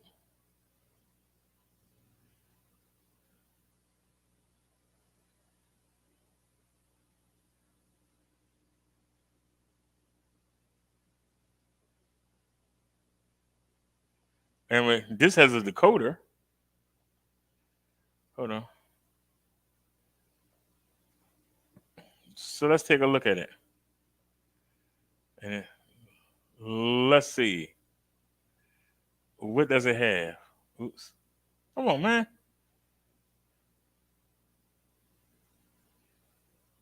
It's got coaxial. We got that on the back of the TV, but that's no better than optical. And yeah, that's all it does. And the output is just stereo. So how is it decoding? Wait a minute. So what's it decoding? If it's putting out stereo, Dolby digital to analog audio decoder supports Dolby DTS AC3 5.1 channel decoding. Support optical SPDIF coaxial Dolby 5.1 channel DTS PCM 2.0 to left right RCA analog out. High performance decoding chip, left right interface, support left right dial channel analog output. I'm looking. One optical cable 4.0, one 3.5 millimeter jack to 2X RCA plugs included in package for Prosa DAC with DTS decoder. Application digital to analog converter with DTS Dolby recorder widely used with TV, computer, setup box, and other equipment to expand the lossless sound system. I don't like the output. I mean, how much is this?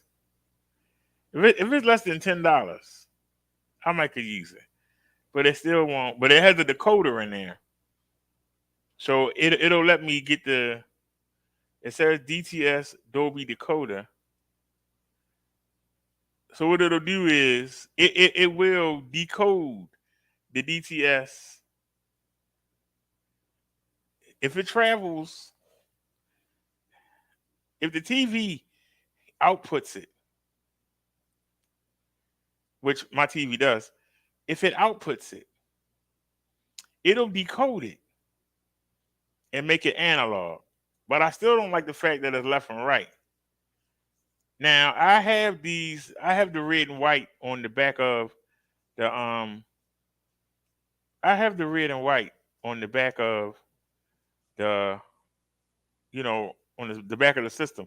I have three 3.5 headphone jacks. One is for the subwoofer in the center, one is for the two red, the two right. But I also have these. When you use these, it makes the sound 3D automatically. It's called matrix mode. It automatically makes it 3D. Like say you want to plug your cell phone in. If you got the adapter that one side was the headphone jack and the other side was two of these plugs, you could get 3D.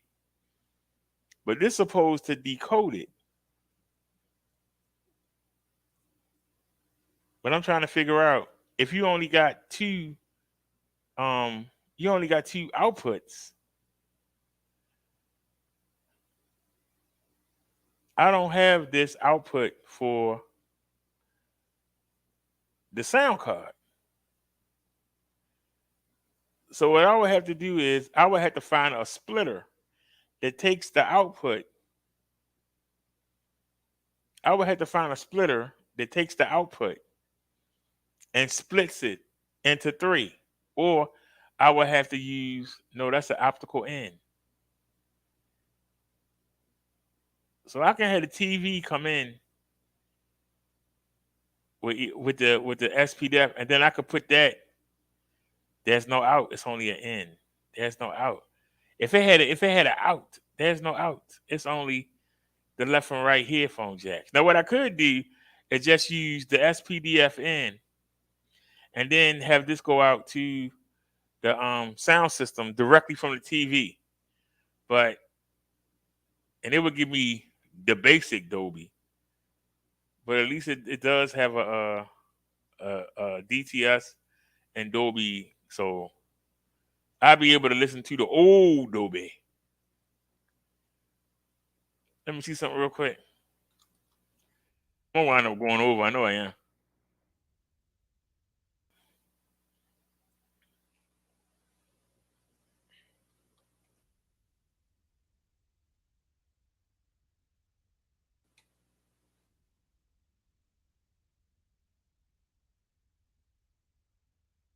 Yeah. All right, let me copy this. Copy. Now come back up here and let's go. Paste. Go. I know I hit the button. What are you doing? All right, low to high.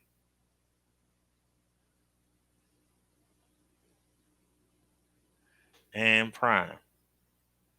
All right, so can we find one?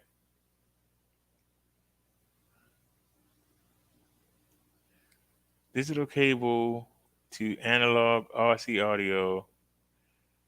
I don't see the coder. What about this one? Nope, that's left and right RCA. Nope, we don't want that. Digital audio converter. By switch splitter. Oh, that's optical to coaxial.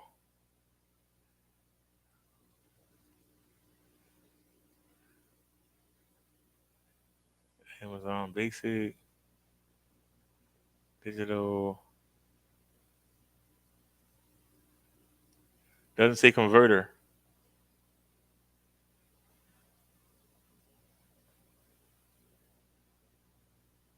Convert the left-right RCA.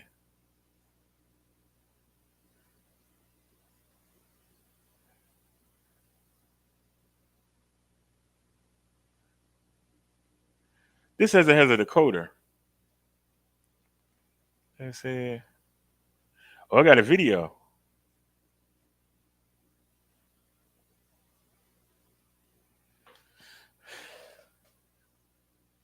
The output. I don't like the output.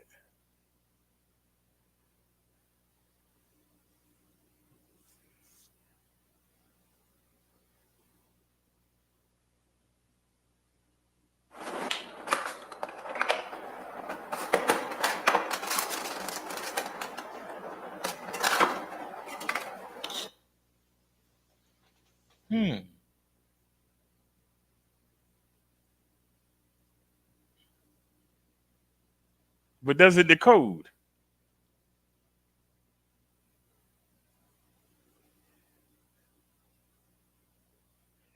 Need to set the audio effect to PCM. See, that's the first problem.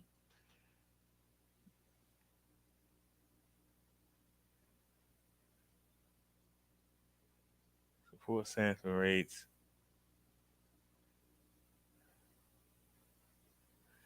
Five point one channel is incompatible. Supports uncompressed 2-channel LPCM or PCM. So where is the decoder? Easy to install. It says it's a decoder. Where's the decoder at? Where's the decoding at? I don't see anything that says. It just says supports uncompressed 2-channel LCPCM or PCM data signal output, which we already have that. That's not no help. Nope. That's not no. It said decoder though. It said decoder. So something I know what they talking about. Wait a minute. Are we about to go over? Yes, we are. Alrighty, y'all. I got some searching to do. I'm determined to figure this out. Like I said, the sound card that we got, it takes it in, but the wire is so skinny that the sound information, because it uses lights, it can't carry it. It can't carry the Dolby Digital Plus. It can't carry the Atmos. It can't carry the DTX, D Live, and all that stuff. It can't carry it. You can see the little skinny wire on your screen. See how skinny that wire is? It can't carry the information. So I can already use that to have that go to the TV. Go to the sound card and have that come through the computer. But it's limited in what it can carry. So I can get the old, I can get the old Dolby, the home theater, the Dolby Digital Live. I can get the old Dolby. You know what I'm saying? Like before 2010 Dolby. I can get that, but I can't get the current Dolby. If y'all understand what I'm saying, but I'll figure it out. All right, y'all, it's 5:57. I'll see y'all tomorrow at 12 noon. I will be live. So be looking for me around 12 noon tomorrow, y'all. It's 5:57 and 35 seconds. So let me make sure I do this right. As Nia would say, see you soon. As Chung Lee would say, don't leave the house without the wash spray. As I say, I'll see y'all tomorrow at noon. Y'all have a great night. And I'll see y'all tomorrow. Thanks for watching, everybody. I appreciate each and every one of you. Peace out, BD family. This way we won't go over 6